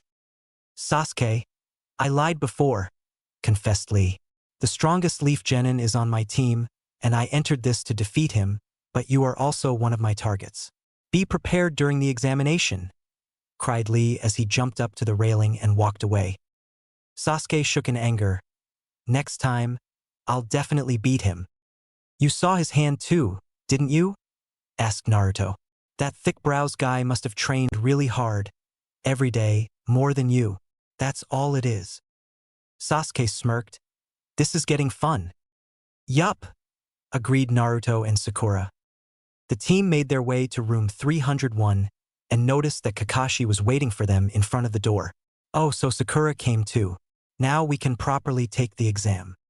What do you mean? Asked Sakura. The truth is that this test can only be taken by teams of 3, explained Kakashi. Something you neglected to mention, said Naruto offhandedly. I'm surprised you knew, said Kakashi. Naruto smirked. It's amazing how much you can learn while sneaking around the ANBU headquarters to put laxatives in everyone's drinks. You did that? Kakashi practically yelled. Do you know how many people want to kill you?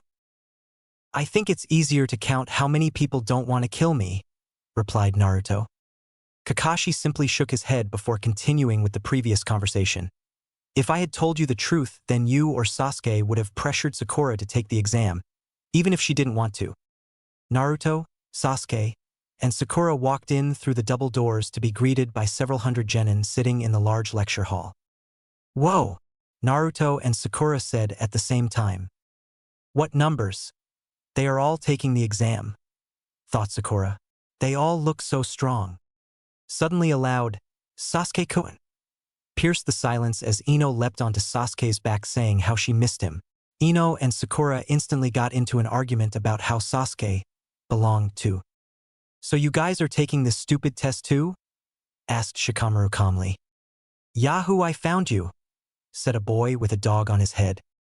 Shikamaru, Chuji, and Kiba, thought Naruto. The people that used to sneak out of Iruka's classes with me. Geez, you guys too, lazily said Shikamaru. Seems like all of this year's 9 rookies are taking the exam.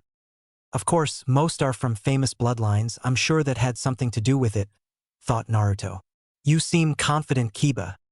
We did a lot of training and won't lose to the likes of you, he said quickly. The blonde snorted in reply.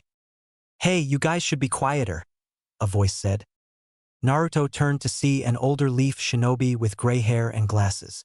The boy walked over to them. You guys are rookies just out of the academy, right? He asked. Screaming like schoolgirls, geez. Naruto agreed with him but still didn't trust him. There was just something off about him. This isn't a picnic, you know? Who do you think you are? Asked Sasuke smugly. I'm Kabuto, replied the older boy. But instead of that look behind you, Sakura turned around and adopted a shocked look. Those guys are from the Hidden Rain, they have short tempers. Everyone is nervous about the exam. Calm down before you cause a scene. Naruto knew that Kabuto's words held truth in them, but the older shinobi was still frustrating him on some deep level. What the hell is going on? It's as if all my primal instincts are screaming, kill him. That's because they are, explained the Kyuubi. My instincts are screaming at you to kill him, because he smells like a snake, and I hate snakes. The demon snarled and growled. You know that I can't just maul him in front of everyone. For that? Yeah. But watch him carefully, suggested the Kyuubi. Maybe even find a way to use your enemy. Naruto nodded. He definitely wouldn't lower his guard around this Kabuto. He sensed the older boy using a chakra suppression technique. The weird part about this was that his chakra levels kept fluctuating. He's probably trying to allow some chakra through so that the examiners don't think it's strange, presumed Naruto. But the percentage that he's choosing to show is not stable enough, and so he can't maintain it properly. Naruto remembered his own lessons about chakra suppression. The Kyuubi has strictly instructed him that in the beginning he should either suppress everything or nothing, because suppressing percentages was several degrees harder. The problem lies in the fact that in order to suppress chakra properly, you have to maintain the suppression percentage the same. If you don't, a well-trained shinobi will notice the fluctuations. Then, you have to consider the use of chakra and the recalculation of percentages based on chakra consumed. But that was much more advanced stuff that wasn't really used in serious battles. When you suppress chakra, you alter its flow. You change how much flows and, most important, how spread out it is over the pathways. Normally chakra flows through a pathway like water through a tube, taking up the full volume of the tube. However, when chakra is suppressed, you often thin out the chakra line and make it stick to the innermost wall, so that to other people the chakra becomes distant and thus giving the illusion that the chakra reserve is smaller. Now the quantity flowing through the tube and the volume through which you are allowing the chakra to flow are proportional. This proportion is different for each person, but must be maintained if the chakra is to be suppressed successfully. If this proportion isn't preserved, the chakra starts to fluctuate. First, the amount going through increases or decreases, then the volume increases or decreases. This is a natural occurrence, and there is no simple way to deal with it. Hence, most shinobi just tend to avoid it altogether. Kabuto had obviously calculated how much chakra a genin of his age should have and adjusted his real chakra, without thinking of the consequences, and now he was paying for it. Naruto refocused on the much older genin, who was showing them nin info cards. They are basically cards that have info burned onto them with chakra, he explained. I have 4 years' worth of info here, on over 200 cards. He then showed them a chart with the number of people taking the exam and the breakdown of what country they are from. Do you have cards with information about individuals? Asked Sasuke. Of course, the info isn't perfect, but I do have it, replied Kabuto. Who would you like to see? Rock Lee from the Leaf, said Sasuke. Gaara from the Hidden Sand, requested Naruto. Everyone stared at Naruto, surprised that he knew a foreign shinobi. First, Rock Lee, he's a year older than you guys. Mission history, 20 D rank, and 12 C rank completed. His teacher is Guy, he excels in taijutsu, and the rest is nothing impressive. Read off Kabuto. His team did not attend the exam last year, so, like for you guys, this is his first time. Next is Gaara of the Desert. Mission history, 8 C rank and 1 B rank completed. He's a newcomer from a foreign country, so I don't have much info.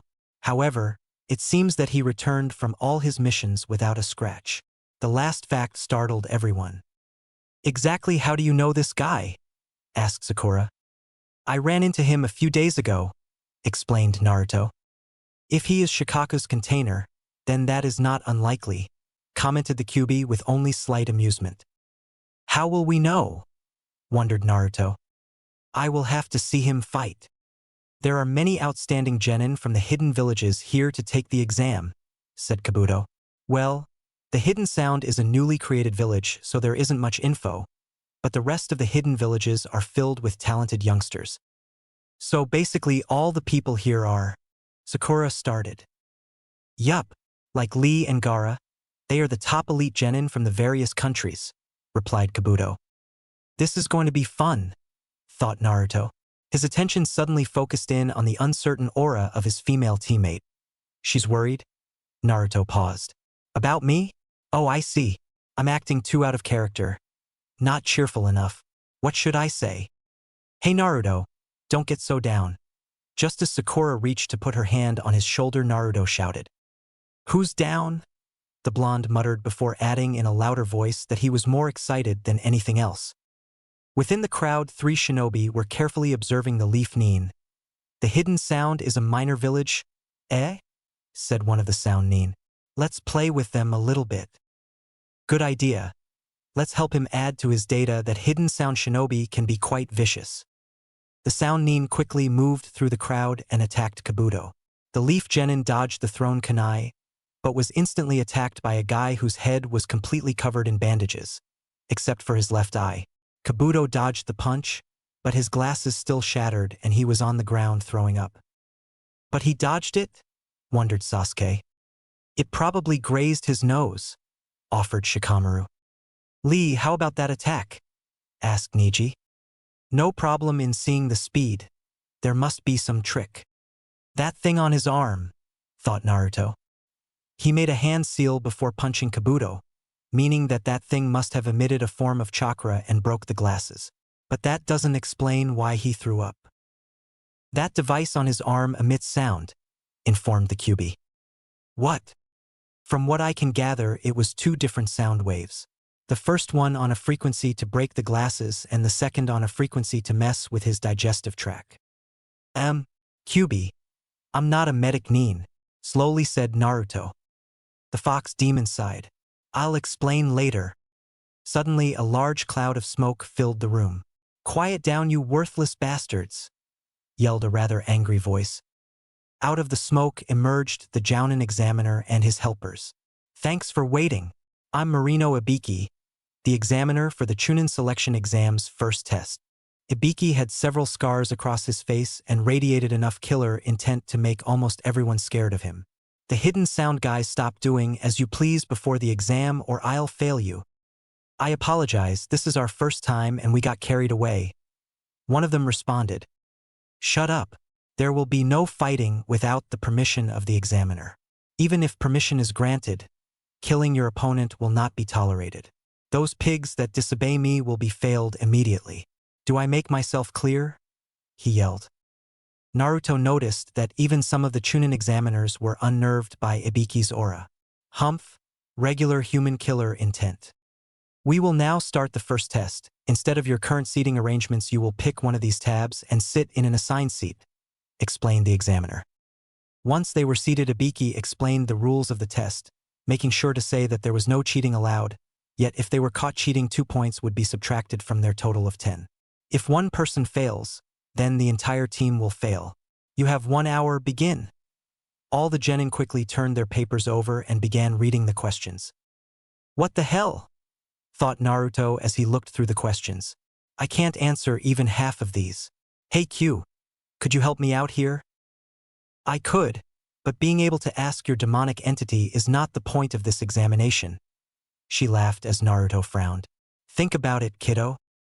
Naruto grumbled, but decided to evaluate his current situation. He already had 10 points, but would lose 1 for every question he got wrong. That wasn't helping. He would also lose 2 points for cheating. Now that was weird, usually he would be automatically failed for cheating. Naruto activated his advanced hearing, hoping to hear at least someone writing down answers. He heard 3 people that were continuously writing and several that were on and off. He deactivated the ability quickly, since he could only hold it for about half a minute. Weird. You'd think that those 3 people would stop to think about the question longer. Naruto's eyes widened. Unless they already knew the answers. Naruto put his hands into the chakra channeling seal and closed his eyes in concentration. He also briefly activated his advanced hearing again. The ones with the strongest chakra signatures are also the ones who know all the answers. So they want us to cheat, realized Naruto. Good job, boy, and you didn't even need my help, congratulated the QB. For that, I'll teach you a demonic jutsu. Naruto smiled happily. Demonic Mind Steal no Jutsu. An invisible tendril of chakra makes its way to the enemy and penetrates him/her at the base of the skull. That person's thoughts are then transferred temporarily into your mind. Afterwards you do with them as you please. Put them back or simply make them dissipate. Naruto listened in awe. Demonic power was really not something humans could stand against. However, there is a drawback, emphasized the QB. Your mind will need to straighten itself out after you cancel the jutsu, so always plan to rest for at least 20 minutes after using this jutsu. Naruto considered it to be a fair exchange. 20 minutes for finding out all of the enemy's plans was a pretty sweet deal. Of course, this jutsu could only be used if there was someone to protect him during those 20 minutes, but still a good jutsu. Well, may as well do it so that I have enough time to nap before the end of the test.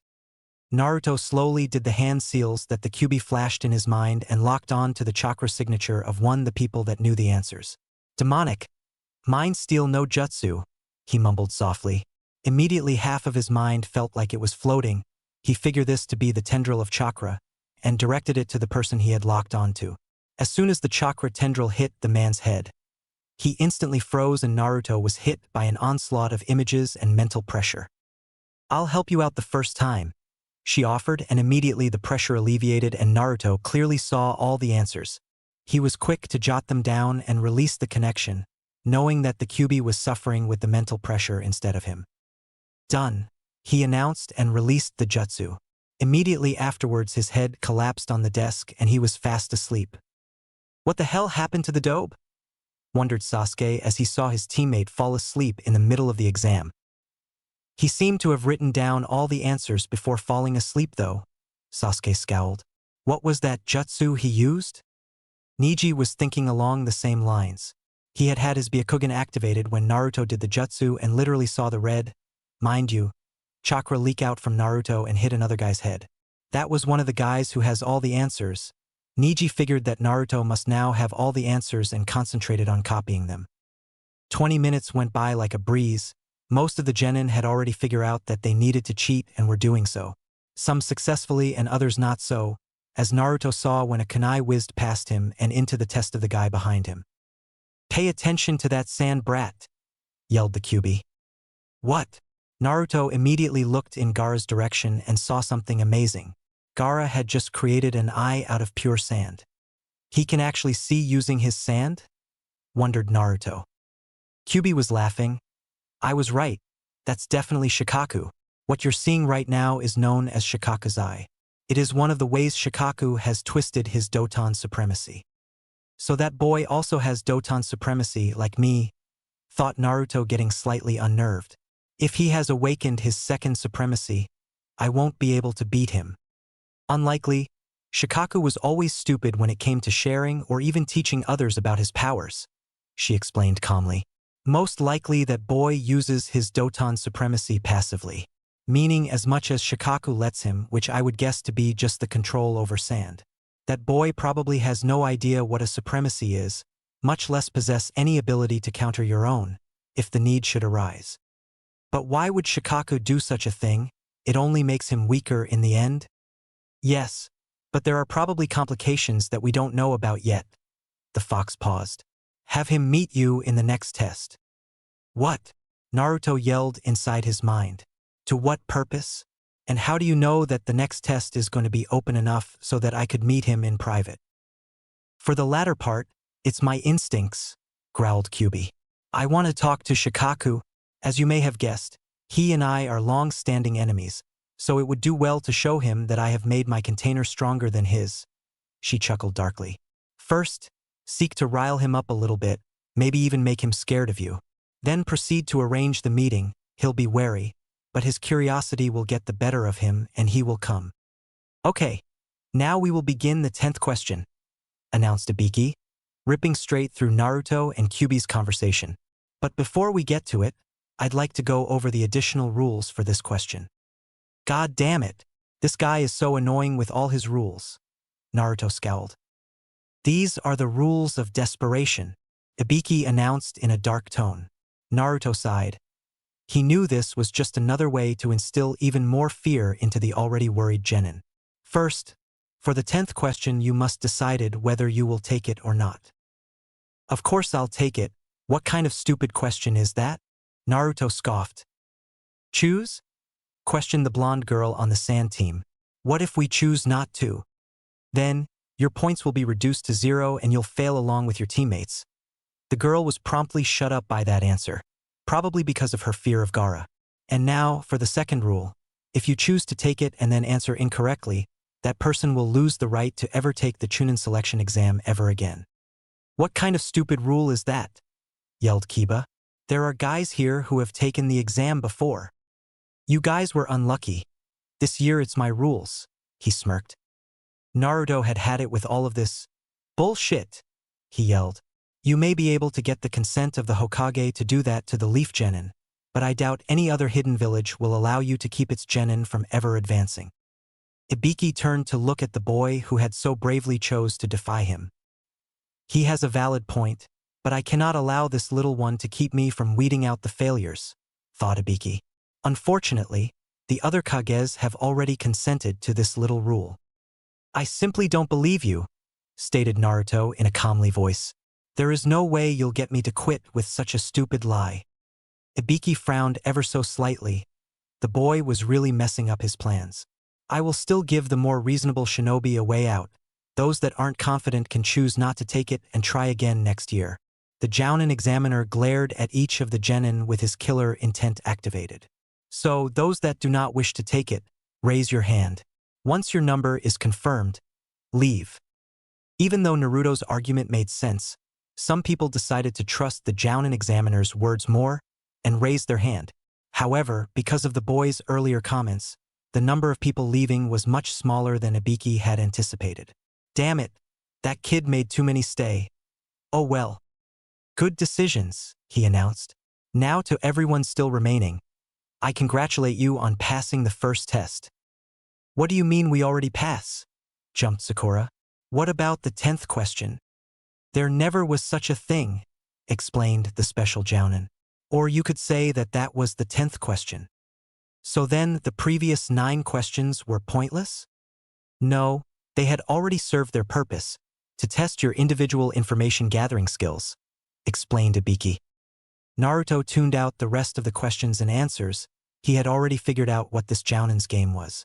Very smart actually, eliminate the idiots and then eliminate the cowards. Naruto praised their Jounen examiner. Whoa! Naruto exclaimed when Ibiki showed them the top of his head. Burns, screw holes, scars, the after effects of torture. The Kyuubi snickered. Obviously, he has only been tortured by humans. If it were demons, those marks would be the least horrible and they would be spread out to cover more than just the top of his head. Naruto shuddered at some of the images that flashed through the Kyuubi's mind. Don't worry, Naruto-kun. In time I will teach you all about torture and interrogation. Just then the window right next to Ibiki broke and a large black sphere sailed into the room. The sphere opened up, with 2 kunai being lodged into the ceiling, thus spreading out a black banner with white writing. A woman with short purple hair, a white coat, a mesh shirt and pants, and ANBU garb. You guys, this is no time for celebrating, she yelled. I am the examiner for the 2nd test, Mitarashi Anko. Now let's go. Follow me. Bad timing, Ibiki commented. Anko glanced around the room. 78? Ibiki, you left 26 teams? The test must have been way too easy this time. This time, there are a lot of outstanding ones, he said dryly. That's fine. I'll at least cut them in half in the 2nd test, he said with a sly smirk. I'm getting excited. I'll explain everything once we've changed locations. Follow me. Cut us in half? Sakura was shocked. All the genin got up and slowly started exiting the classroom. Naruto inconspicuously made his way towards Gaara, until he was basically rubbing shoulders with the Sannin.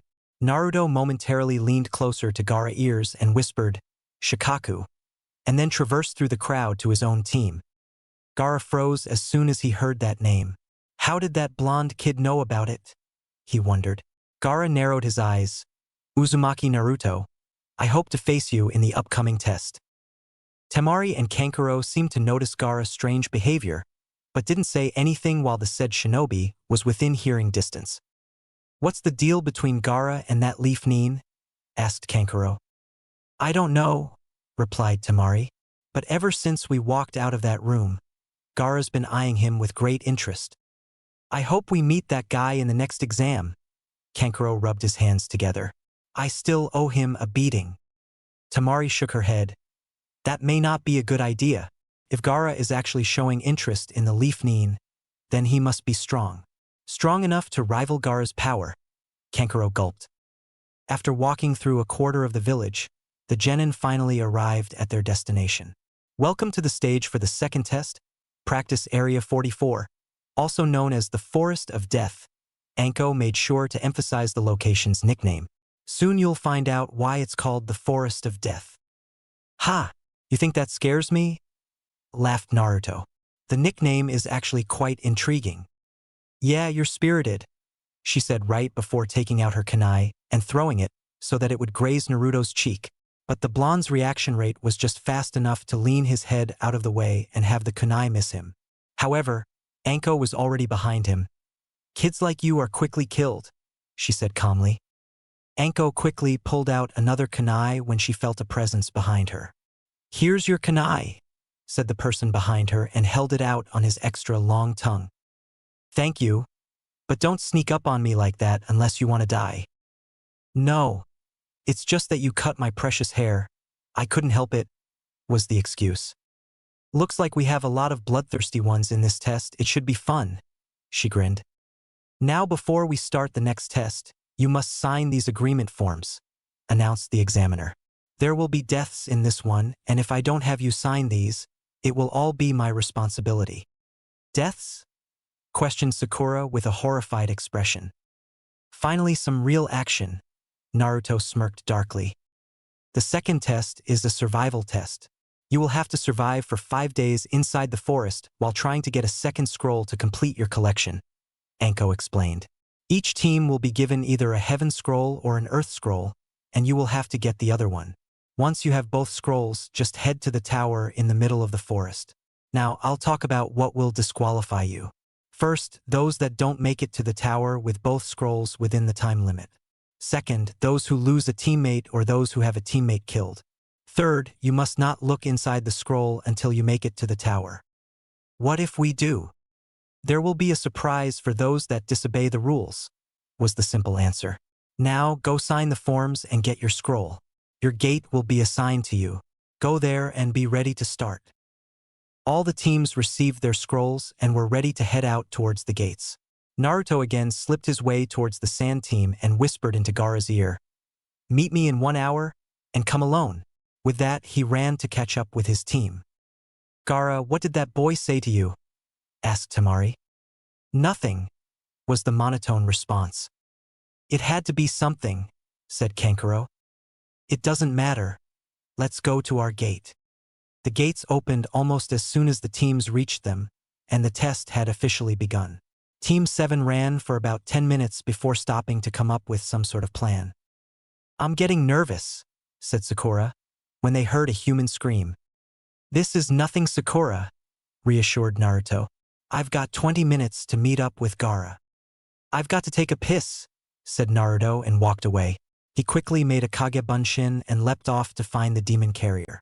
"Let's see, his gate number was pretty close to mine, that means he should be somewhere in this direction," mused Naruto. "I figure when I get close enough, I'll feel him." Gaara's team had abruptly stopped when Gaara told them to halt. "What's going on, Gaara?" asked Kankuro in confusion.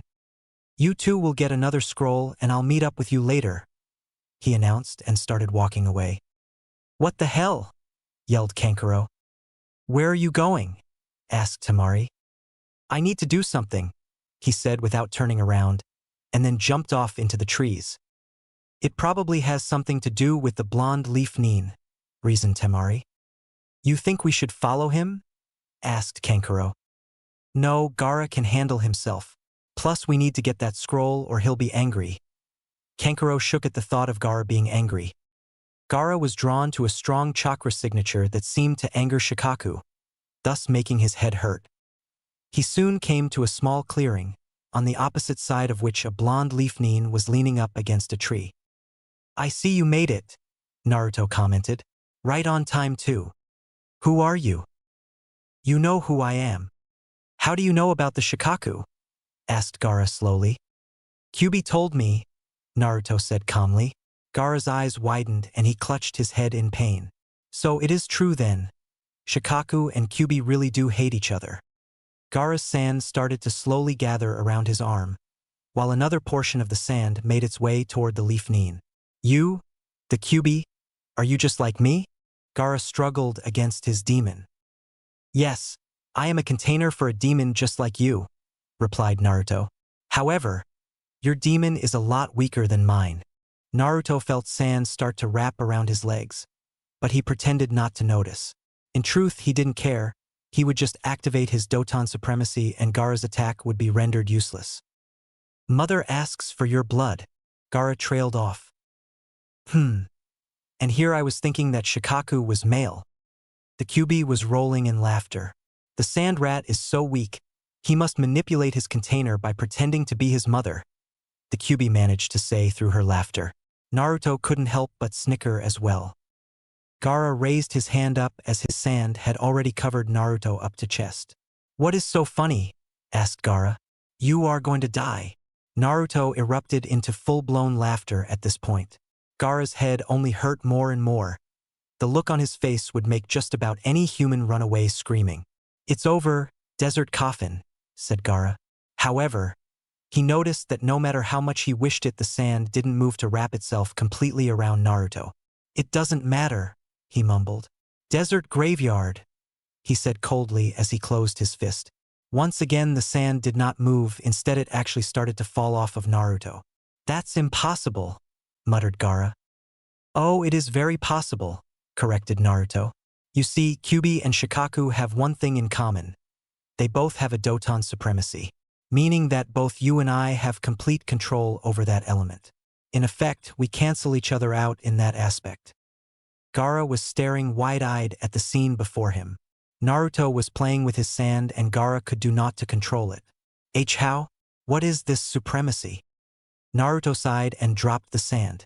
Obviously Shikaku has not taught you anything, and if you don't know what a supremacy is then you clearly don't possess it, responded Naruto. Gaara stared at the leaf shinobi. His demon had taught him? He wondered. You see, to have supremacy over an element means that you control every single aspect of it. You can manipulate it as you see fit and no one, apart from another entity that has the same supremacy, can override your manipulations. From what the QB tells me, you're only using Shikaku's passive automated defenses, but other than that the demon has given you nothing. While that does make you a strong shinobi, you are not in control. So in the long run, you will meet someone that is faster and are stronger than you and you will lose. Now, of course, Naruto hadn't told Gaara the whole truth about the supremacies. After all, who would reveal the weaknesses of their technique to complete strangers and likely enemies? The blonde had carefully forgot to mention that even supremacies had their limitations. Even if he hadn't run into them, Naruto trusted Kyuubi's word on this, and the fact that chakra still had to be applied to jutsu you wish to use. Having a certain supremacy didn't mean you could just do whatever to that element without any effort whatsoever. But such technicalities aren't worth mentioning when trying to scare your enemy. Now, I'm gonna go back to my team, and I suggest you do the same, announced Naruto. Oh, and one last thing. Don't cross my path in this test again, warned Naruto, or I'll kill you and your team. Naruto was leaping through the trees, trying to find his team once more, with a very annoyed expression on his face. Why the hell did my clone get eaten by a snake? Wondered Naruto. Out of everything that could happen, it had to be eaten by a snake. Naruto told the clone to Kage Bunshin himself until he tore the snake apart. Suddenly a chill went down his spine. In that instant, he clearly heard someone telling him to get another scroll. Kyuubi? He wondered. But that didn't sound like her.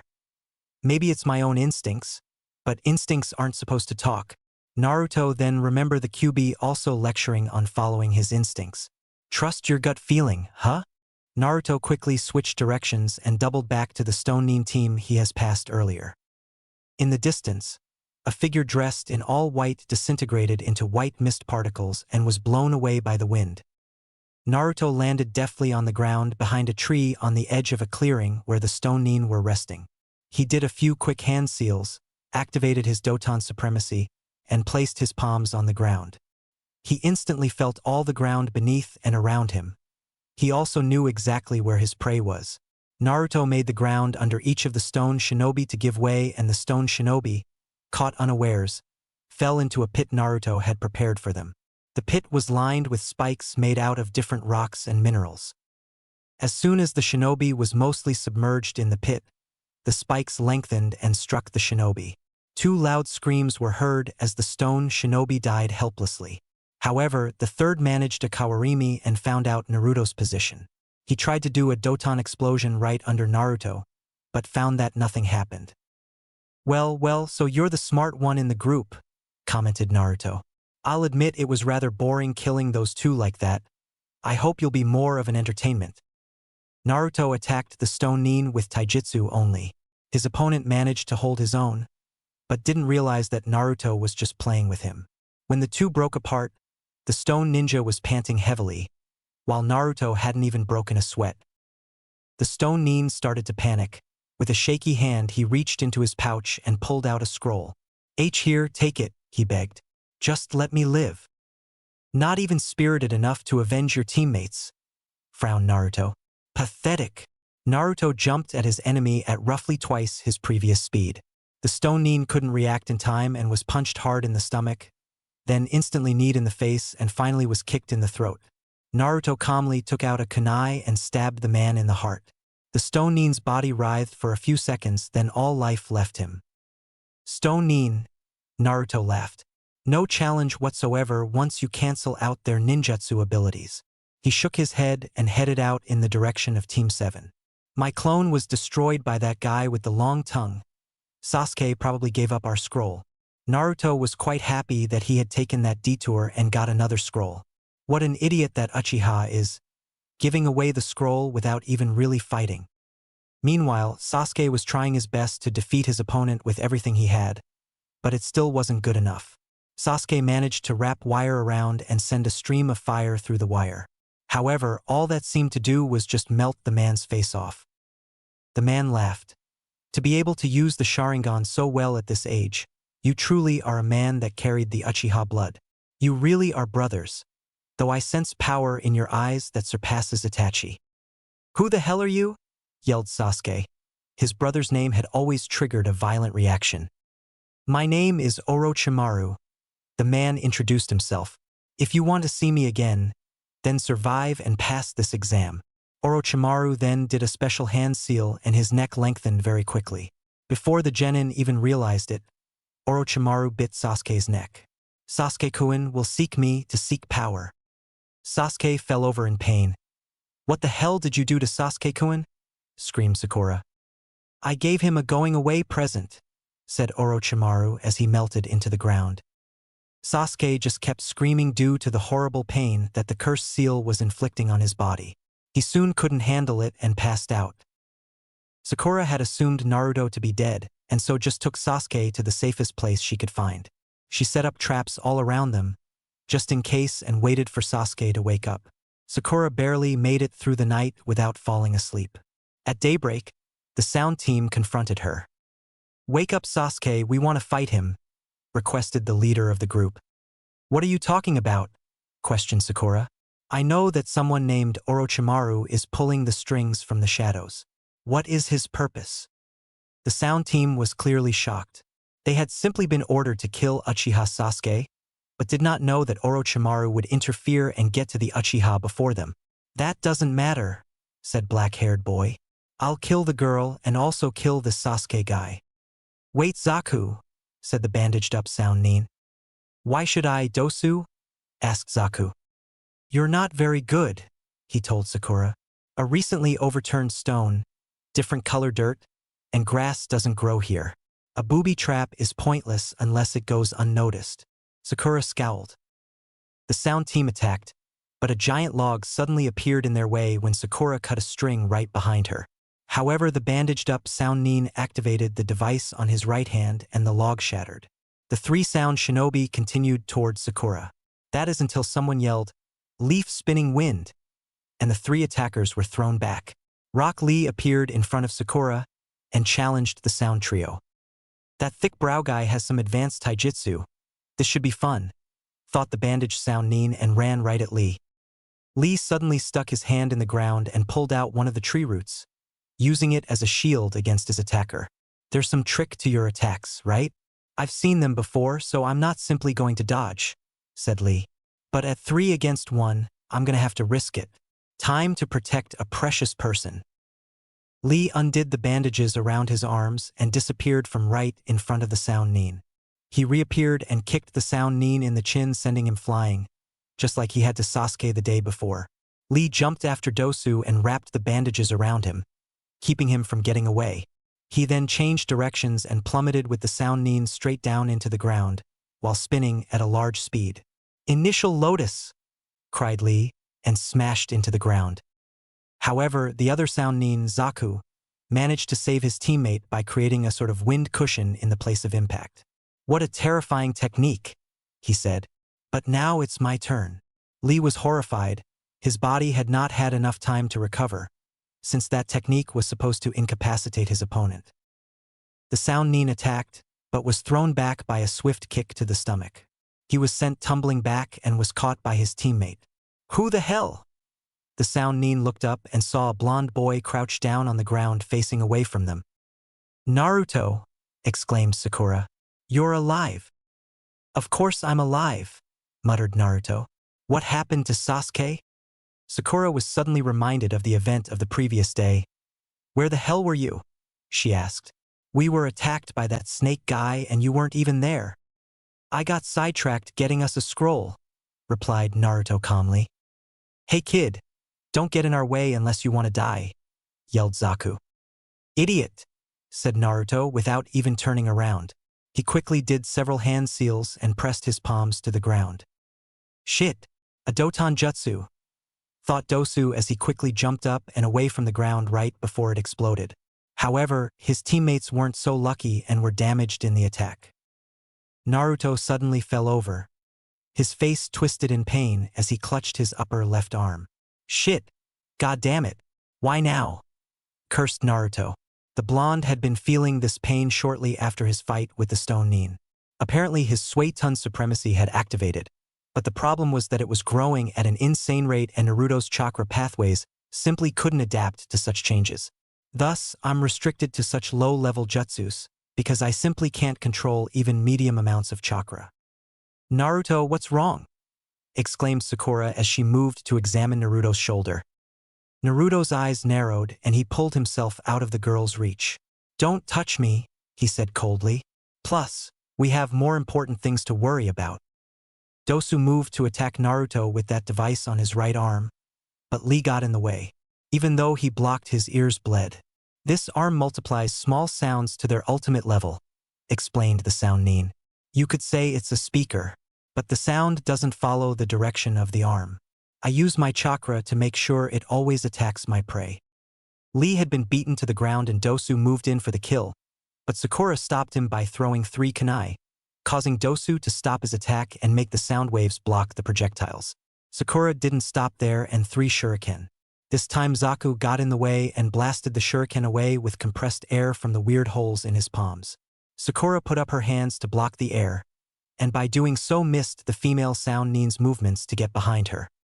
The female grabbed Sakura by her long hair and held her at bay, while telling Zaku to kill Sasuke in front of Sakura's eyes. Naruto was sure that it was all up to him now, since Sakura wasn't getting out of her predicament and Lee was on the ground in a helpless heap. Just as the blonde was going to stand up, out of the corner of his eye, he saw Sakura cut her own hair, thus setting herself free. Kin, kill her, ordered Zaku. Just as the female sound nin drew 4 needle, Sakura made the hand seals for Kawarimi, and Kin hit nothing but a log. Sakura then appeared to the right of Zaku and threw several kunai at him, but he just blocked them with an air blast, to which Sakura once again preformed Kawarimi. Zaku was getting annoyed. Is this all the girl knows? The sound nin knew that Sakura would appear from above and so threw several shuriken up at her.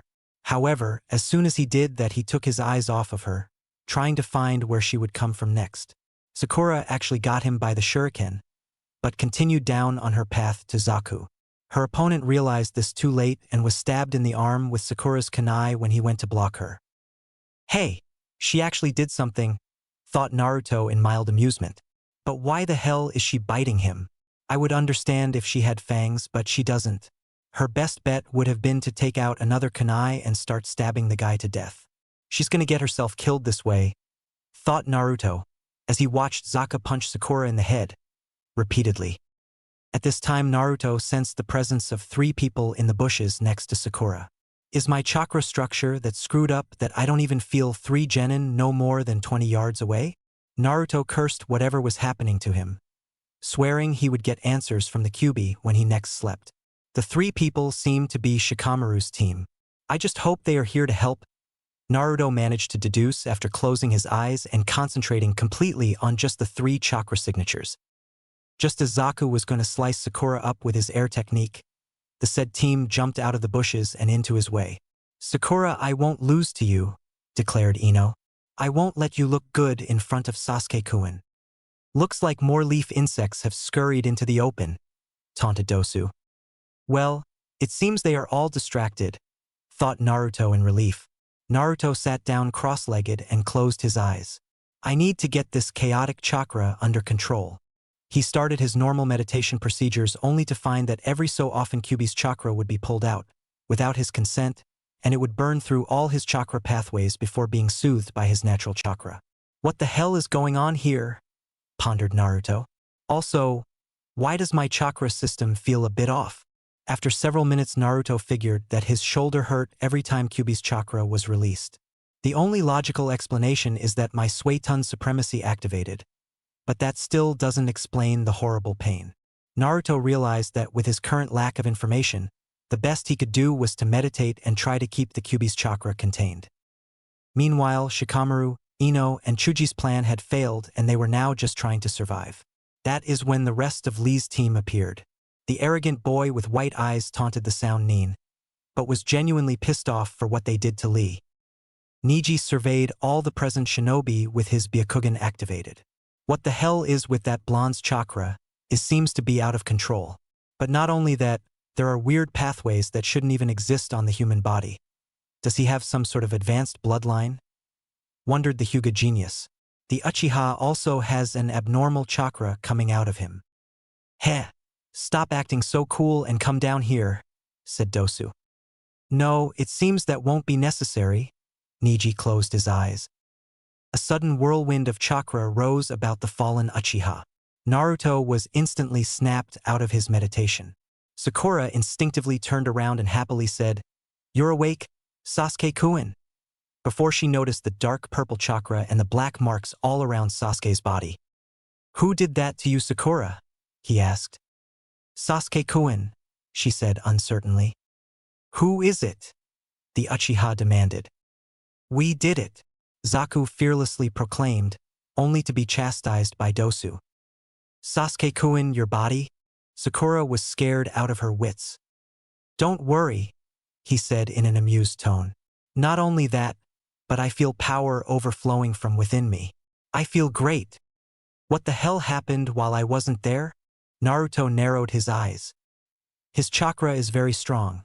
To an amateur it might even look demonic, though I'll admit it borders on it. So what the hell is it?"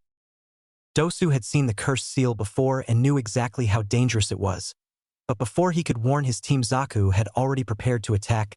"Zaku, no," he cried. "Don't worry about this half-dead freak. I'll take out all three of them at the same time," said Zaku proudly. "Ultimate Zankuha." He shot out a wind attack that decimated everything in its path. "See, I blew him away." "Blew who away?" asked a voice right behind him, and before Zaku could even turn he was knocked sideways by Sasuke's hand. "That was fast," marveled Zaku, and he managed to carry those two at the same time. "Katan, mythical fire flower no jutsu," said Sasuke and shot half a dozen small fireballs at Zaku. The Soundnin thought he could blast them away, but was shocked to find that shuriken were hidden inside the flames. Suddenly Sasuke appeared right below him and slid until he was behind him. The Uchiha then grabbed both of Zaku's arms, while putting his foot on Zaku's back and pulled until they both arms snapped. Sasuke then turned his sights on Dosu. "You're the only one left," he declared. "I hope you let me have more fun." Naruto couldn't help but smirk at all of this. Finally, these sheltered genin will see some death. However, this expectation was sorely ruined when Sakura jumped up and held Sasuke back from killing his opponent. "Damn it, doesn't she understand that opponents need to be killed so that they don't come back and kill you, because the second time around they know all your moves?" Naruto shook his head disappointedly. You'd think that after the time with Zabuza she would learn this. Then again, she didn't actually do any of the work, so she doesn't know what it's like to have your enemy be able to predict you. "You are strong, Sasuke-kun," said Dosu. "We cannot defeat you at this time." He held out a scroll as a sort of truce sign. "Here is a gift for you. Please let us leave."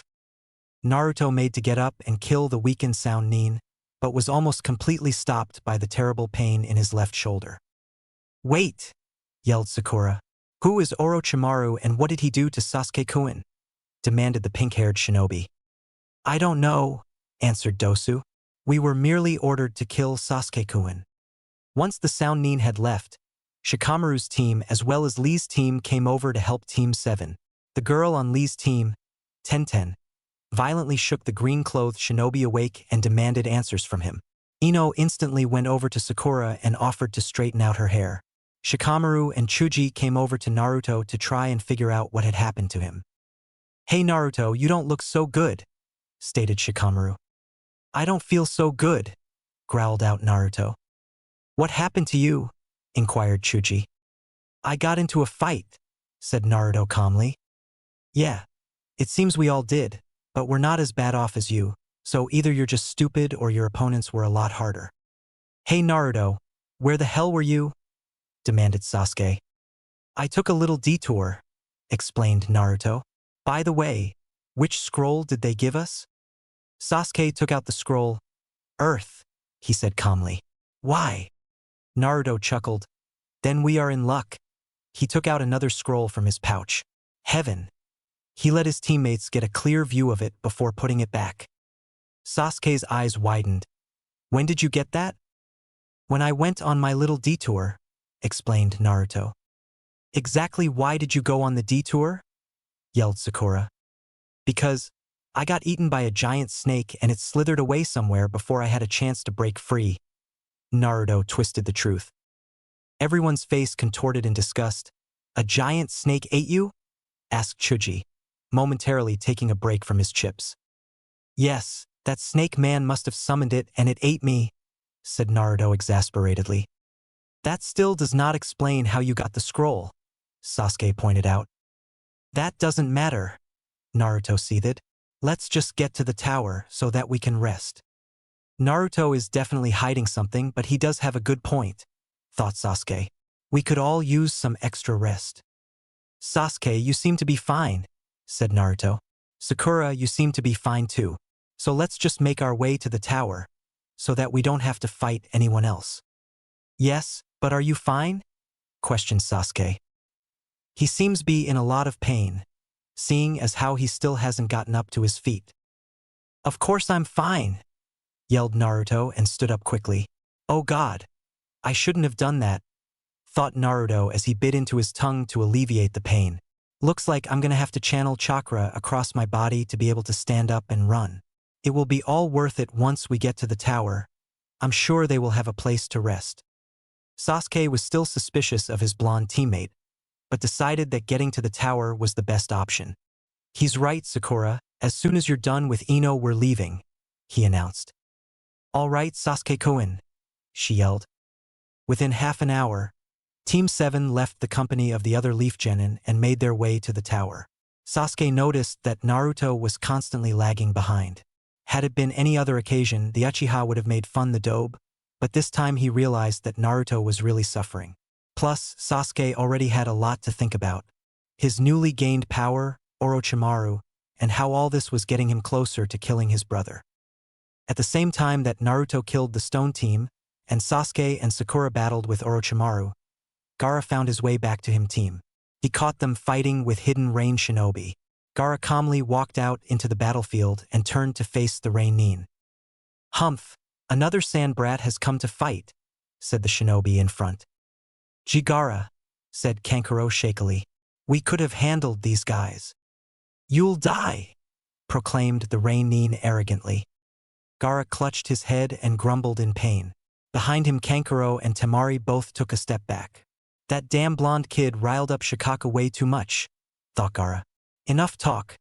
Let's do it, old man from the hidden rain. Gaara, it's best to get some information first, suggested Kankuro.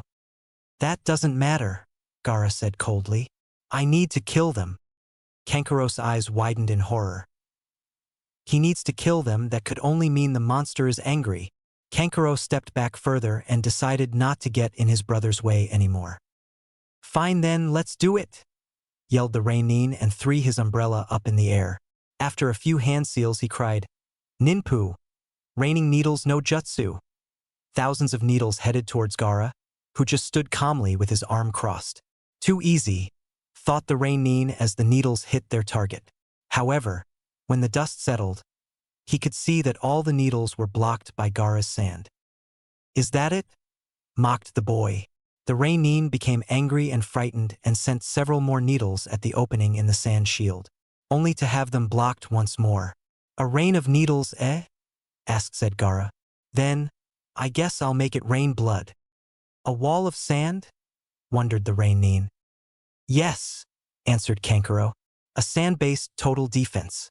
The sand is packed into the gourd with chakra, and it protects his body and the surrounding area. A jutsu specific to Gaara, and the best part is that it happens automatically regardless of Gaara's will. You cannot defeat our Gaara. Shut up! The Rain Nin ran towards Gaara, but the demon container had already formed the necessary hand seal. Gaara then stretched out his arm and said, Desert Coffin. Gaara's sand wrapped around the Rain Nin completely and started raising him into the air. Gaara picked up the Rain Nin's fallen umbrella and opened it before activating his final jutsu. Desert Graveyard, he said coldly and violently closed his fist. The sand around the Rain Nin tightened and blood flew everywhere.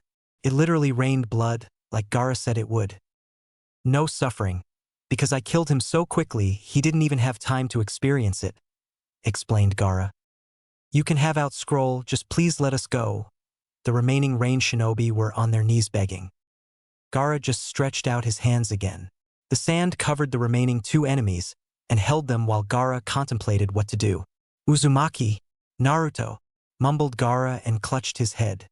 You too will suffer, he said to his prey. Gaara closed his fist, but only squashed the Rain-nin's legs, then his arms, and finally his torso and head. He repeated the procedure with the last Rain shinobi. Once it was all over, Kankuro walked over to what was left of the corpses and picked out a heaven scroll. What luck! Now we can head straight for the tower, he said happily. Shut up, said Gaara. I haven't had enough yet. Let's stop, Gaara. Kankuro tried reasoning with his brother. Are you afraid, coward? Taunted Gaara. This is too dangerous for us, plus we only need one scroll. Don't tell me what to do, you piece of shit. Kankuro's eyes narrowed. Sometimes maybe you should listen to your older brother. I've never thought of you as my siblings, so don't get in my way, or I'll kill you, threatened Gaara. Gaara, let's stop this, all right? Asked Temari. Don't say such cold thing. Please listen to your sister, okay? Gaara stretched out his hand as if to perform the desert coffin, scaring his siblings shitless, but he simply brought the cork for his gourd up into his hand. Fine, said the demon carrier and plugged up his gourd. Temari and Kankuro sighed in relief. Meanwhile, in the tower, Anko had already been surprised that the sand team was able to finish the whole test in 1 hour and 37 minutes. Not only that, but the redhead with the gourd managed to get through it without out even a scratch. It was simply impressive, albeit a bit intimidating. She was informed a couple hours later that a Leaf team had made it to the tower. Anko met with the Hokage later that night and informed his that Orochimaru had entered into the exam and had set his sights on the last of the Uchiha. The Hokage decided to continue on with the exam, fearing that Orochimaru would make true on his threat to destroy Konoha if the exam was stopped. Halfway through the second day of the exam, Anko was informed that another Leaf team made it to the tower, the team that had the last remaining Uchiha on it. She had watched from the shadows as the team opened their scrolls, and confirmed that the cursed seal was indeed on the Uchiha. So Orochimaru plans to use the Uchiha in some way, contemplated the Hokage. Yes, said Anko. Hokage-sama, with all due respect, I think we should stop the exam. No, Orochimaru is dangerous enough as it is, explained the Hokage. We do not want to anger him more by canceling the exam.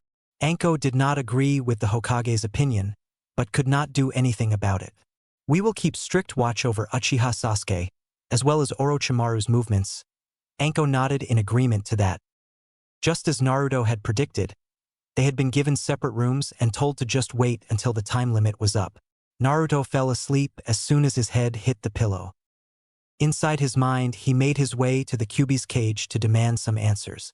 An amazing sight unfolded before him as he made his way through the deep recesses of his mind. The walls seemed to take on a more and more bluish shade as he came closer and closer to the Kyuubi's cage. He was completely shocked when he came into the chamber with the giant gate. The wall's color changed from regular blue to ice blue, and every single bar of Kyuubi's cage had an ice helix going up it. Naruto reached out to touch the gates only to have ice develop on his hands before he even came within a foot. Kyuubi, what the hell is going on here? Your Suetun seal is evolving as we speak, she said. I figured that, but what is all this? Questioned Naruto. And why does my shoulder hurt so much? Your Suetun supremacy activated. Naruto grinned in satisfaction. The problem is that it is trying to catch up to your Doton supremacy in a matter of days. What? Why? I would have to guess that it was because of your encounter with another demon container that has Doton supremacy, reasoned the fox. I told you before that the seal has a mind of its own. Naruto nodded. Well, it obviously feels threatened and thus is trying to defend itself by powering you up.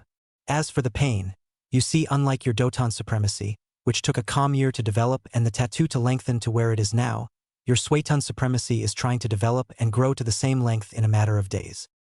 Naruto was shocked. So his tattoo had been growing ever since he met up with Gaara. That would most certainly explain why his chakra system felt weird. It was changing. Yes, Kit, your chakra system is changing, confirmed the QB. And it is changing more drastically than you think. Naruto wanted to question the fox, but she interrupted. The seal is lengthening, thus your chakra pathways have to change to adapt to it. The fastest way to do this is to burn away your old pathways and create new ones. So that's why your chakra keeps flaring up at timed intervals. Yes, that is why I am going to keep your body asleep for the next 3 days, said the fox. It will help accelerate the process and not take as much of a toll on your body. Thanks, Q-chan, was the gentle response. Don't you Q-chan me. I'm doing this so that I don't have a splitting headache from having the Suetun seal pull on my chakra every minute, the fox growled dangerously. QB? Naruto asked tentatively. What is it, brat? I just wanted to ask. What's up with the ice? Naruto said shyly. I'll explain that and the basics of the Suetun supremacy while you're stuck here for the next 3 days. However, that is not the first item on the list, so you will just have to wait to find out. Naruto slept peacefully for the next 3 days. Sakura was too busy worrying about Sasuke to even notice that Naruto wasn't there. Sasuke just didn't care, and even though Irika did come to visit his favorite student, he just let the boy sleep and regain his energy. In 3 days' time, all the genin teams that managed to pass the exam lined up in a large room within the tower. This room is like an arena, thought Naruto. Is the third test going to be conducted right now? First off, for the second test, said Anko. Congratulations on passing. Out of 78 participants, 21 remain, she thought.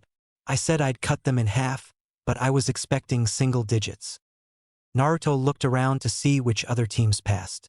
He scowled when he saw the team from the sound. I knew we should have killed them. He also noticed the team from the sand. Well, I had no doubts about Gaara's team passing. Naruto looked around some more, but could only find Kabuto's team and the rest were rookies. Hokage-sama will now explain the third test. Listen carefully. Yes, but before I explain the third test, there is something I would like you to know, stated the old man.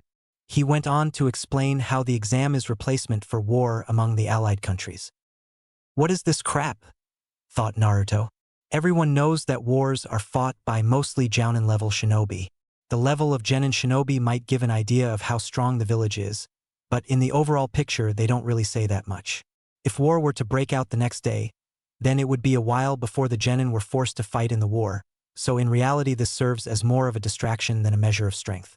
Of course, there is the political and economical angle. Stupid bureaucrats and money-hungry businessmen can easily be swayed to believe that the Chunin selection exam really is a show of power. Thus, there are more investments made in the village, and because of that power increases and the chance of attacks decreases, theoretically. And a shinobi's true strength is born through life-risking battles, the Hokage concluded. Well, I agree with the last statement, nodded Naruto. But I don't believe most of people here have or are ready to kill their opponents. I'd like to explain the third test, but the Hokage was interrupted by new voice. Actually, a shinobi appeared before the Hokage. I apologize, Hokage-sama. From here on, as the referee, will you please allow me, Geku Heiate? By all means, said the old man. Hello, everyone. I'm Heiate, said the sickly shinobi, before coughing. Before the third test, there is something I would like you to do. Shouldn't he be at home fighting his sickness? Wondered half of the genin. There is going to be a preliminary for the third test to decide who gets to participate in the main event, announced the sickly jounin. Preliminary? Yelled Shikamaru. What do you mean? Because the first and second test were too easy this year, we have too many people remaining, explained Heiate. So we have to reduce the number of participants for the third test. Anyone who is not feeling well and feel like quitting, please raise your hand, since we will be starting the preliminaries now. What? Right now? Yelled Kiba. Now is not a good time, though Naruto. Although the pain had subsided over the 3 days of sleep, Naruto still didn't have very good control over his newly altered chakra system. If I'm matched up against Gaara right now, I'll die. I'm going to quit, announced Kabuto. Naruto narrowed his eyes. Spy. He has more than enough chakra to participate. Naruto noticed that Sakura tried to get Sasuke to quit also. It has something to do with that mark the snake man gave him. This isn't just a test to me, said Sasuke. I just want to answer a certain question. Am I strong? I just want to fight the strong guys here. I won't forgive ever you if you take that away from me. The last statement seemed to shut Sakura up pretty well. Humph, still the boy-chasing fangirl she always was, thought Naruto. Naruto, said the Uchiha. I want to fight you too. Naruto nodded in acknowledgement. Hokage-sama, we should remove him from the exam, suggested Anko. No, let's let him continue and watch over the situation, said the Hokage. If the curse begins opening, then jump in and stop him. The Jounin around the Hokage nodded in acknowledgement. Since we have 20 participants, we will conduct 10 matches and the winners will advance to the third test, explained Hayate. There are basically no rules. The fight continues until one of you dies or is knocked or admits defeat. If I decided that winner has already been established, then since we don't want to pointlessly increase the number of corpses, I will jump in and stop the battle. The electronic scoreboard will show the matchups for each battle. This may be sudden, but let's announce the first two names. Everyone looked up at the scoreboard to see who would be up first. Uchiha Sasuke versus Akado Yoroi, it said. All right, the first two participants come forward. The rest please make your way up to the balconies and wait until your name is called, ordered Hayate. Chapter 6, Ascension. Uchiha Sasuke versus Akado Yoroi. Sakura sadly looked upon her crush. All I can do is watch. Naruto saw Sasuke wince and tilt his body to the left a little. That mark on Sasuke's neck sure seems to have him in pain, thought Naruto. I wonder what it is and whether it's anything like my tattoos? The stronger of the genin were all excited that they would be able to watch the Uchiha genius abilities. The examiner waited until everyone had cleared the stage. Now we will start the first match, he announced. Kakashi walked by Sasuke and quietly told him not to use the Sharingan, which did not go unnoticed by Naruto.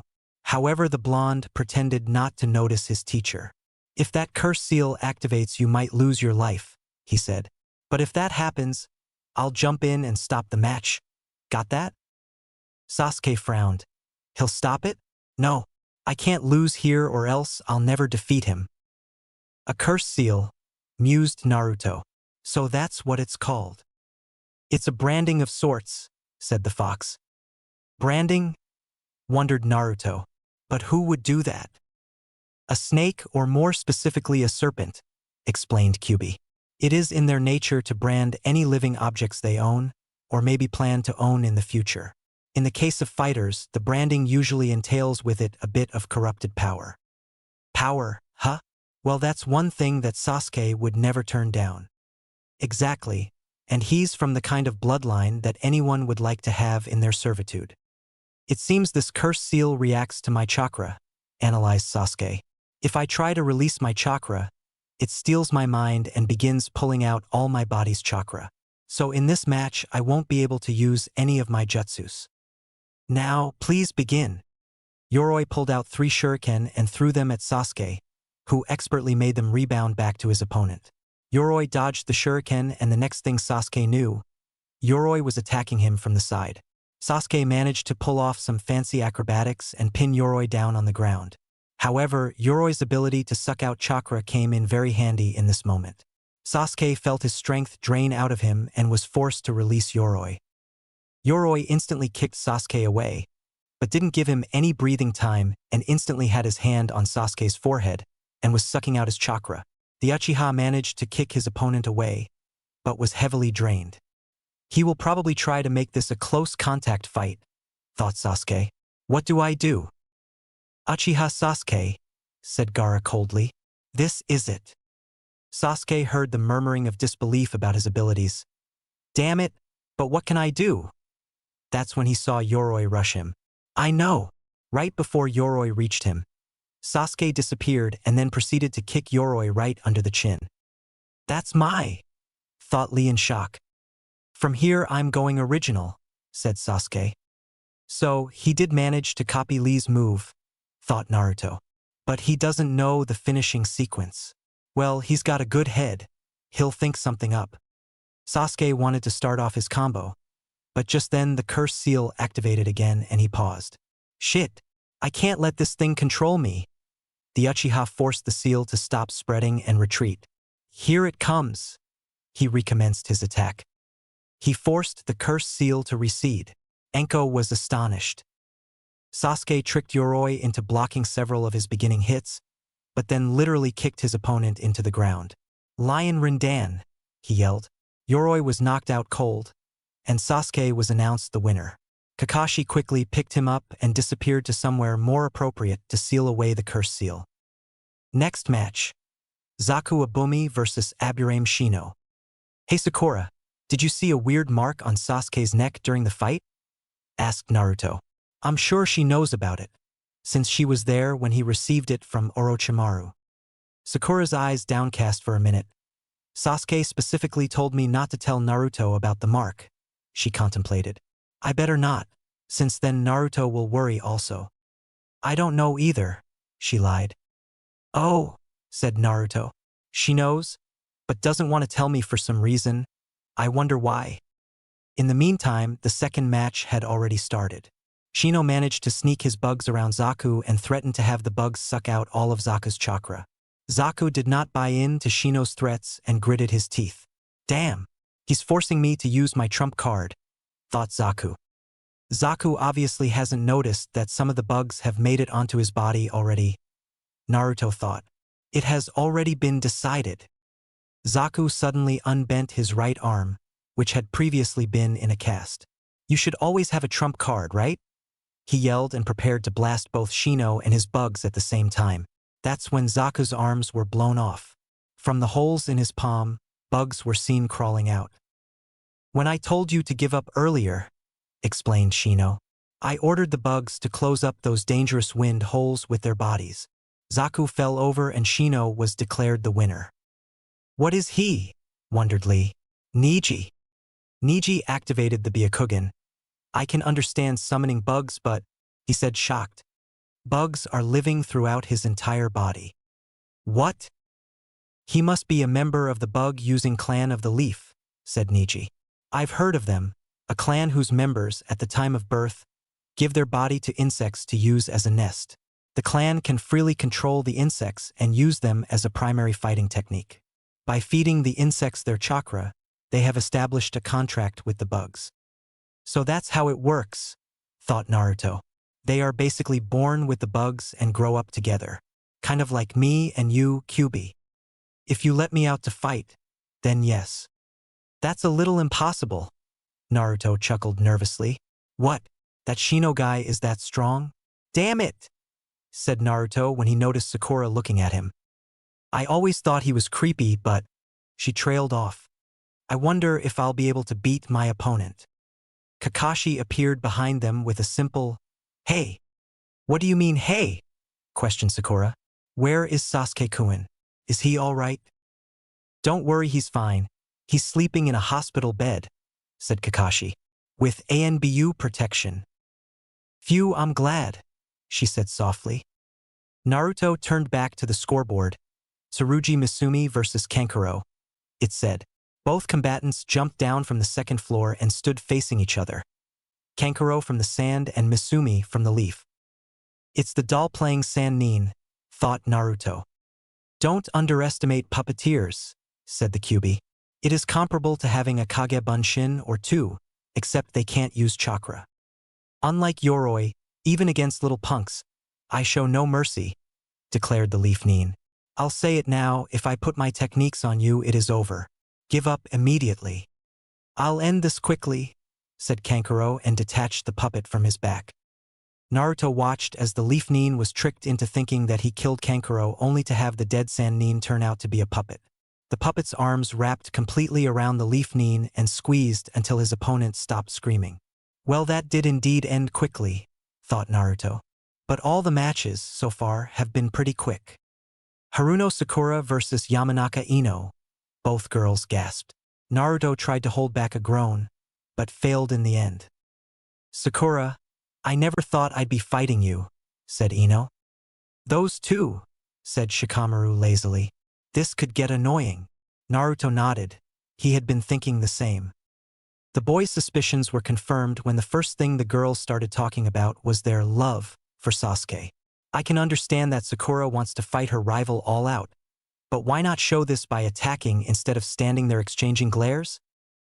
Her basic chakra control is perfect for a rookie, explained Kakashi, though Naruto thought he was just trying to make it look like he was actually a good teacher. She has greatly improved. Improved? Thought Naruto. Improved in what? Oh yeah, she can gather chakra to her feet to increase her speed and stick to a tree. Her speed with chakra is about half my speed without chakra. The fight continued, with each side only using basic taijutsu and ending up even each time. This is boring, thought Naruto. They've been going at it for over 10 minutes. I should take a nap. Naruto half closed his eyes and started slipping into the meditation realm, when suddenly he noticed that Ino had cut out her ponytail and trapped Sakura. That idiot used chakra to break out of the hold. Ino's not feeding any more chakra, so just counter it by pouring slightly more in to break the hold. Naruto knew that he could not give that advice out loud. He also realized that Sakura simply didn't have the chakra reserve to do so. Oh well, match over. Naruto closed his eyes and started some light meditation. He only came to when Sakura's body was leaned up against the wall behind him. Huh? Both Ino and Sakura, so it was a tie. Naruto wondered. Tenten versus Temari was a quick battle, since the leaf weapon user could do nothing against the sand wind user. The wind attacks would simply blow away all the weapons. Long range versus mid-range, thought Naruto. The mid-range could have won if she had only been better trained in taijutsu. A weapon user that can't use taijutsu seems very wrong. Temari threw Tenten aside, who was caught by Lee. The green-clad genin then proceeded to try and attack her, but she blocked with her fan. Lee, stop, ordered Guy. Temari, get up here, ordered Gaara coldly. You've been declared winner. Stop wasting time with that pathetic guardian guy. Lee glared at Gaara, but the demon carrier didn't give a damn. Picking a fight with the sand guys, said Kiba nervously. I wouldn't want any part of them. He remembered what his team had seen Gaara do in the second exam, and shuddered. Don't lose to those guys, Naruto, yelled Sakura. You want me to fight Shikaku when I can't activate the supremacy? No thank you, exclaimed Naruto in his mind. This was one of the side effects the Kyuubi had told him about. While the Suiton tattoo was growing, Naruto would not be able to activate the Doton supremacy. This was also true vice versa. Anyone but Gaara, decided Naruto. Well, I wouldn't want to fight Lee either. All right, come on, hurry. My turn, yelled Lee. He really did want to get it over with. Nara Shikamaru versus Kin Tsuchi. Shikamaru made quick work of the Sound Nin by using her own string's shadow to attach his shadow to hers. He then made her smash her head into the wall behind her. Uzumaki Naruto versus Inuzuka Kiba. I'm fighting against Kiba, thought Naruto. Lucky, yelled Kiba. We can definitely defeat him, Akamaru. Begin match, said the examiner and backed away. I feel bad for you, so I'll end it with one punch, bragged Kiba. Naruto stayed silent and waited for Kiba to attack. Gijyu Ninpu, Shikyaku no Jutsu, said Kiba. Beast mimicry. 4 legs. Kiba attacked Naruto from an animalistic stance at a fast speed. Naruto had not expected such speed, and even though he blocked, Naruto was still thrown back. I guess I'll have to show off some, thought Naruto grimly. He won't be opening his eyes for a while, referee, said Kiba confidently.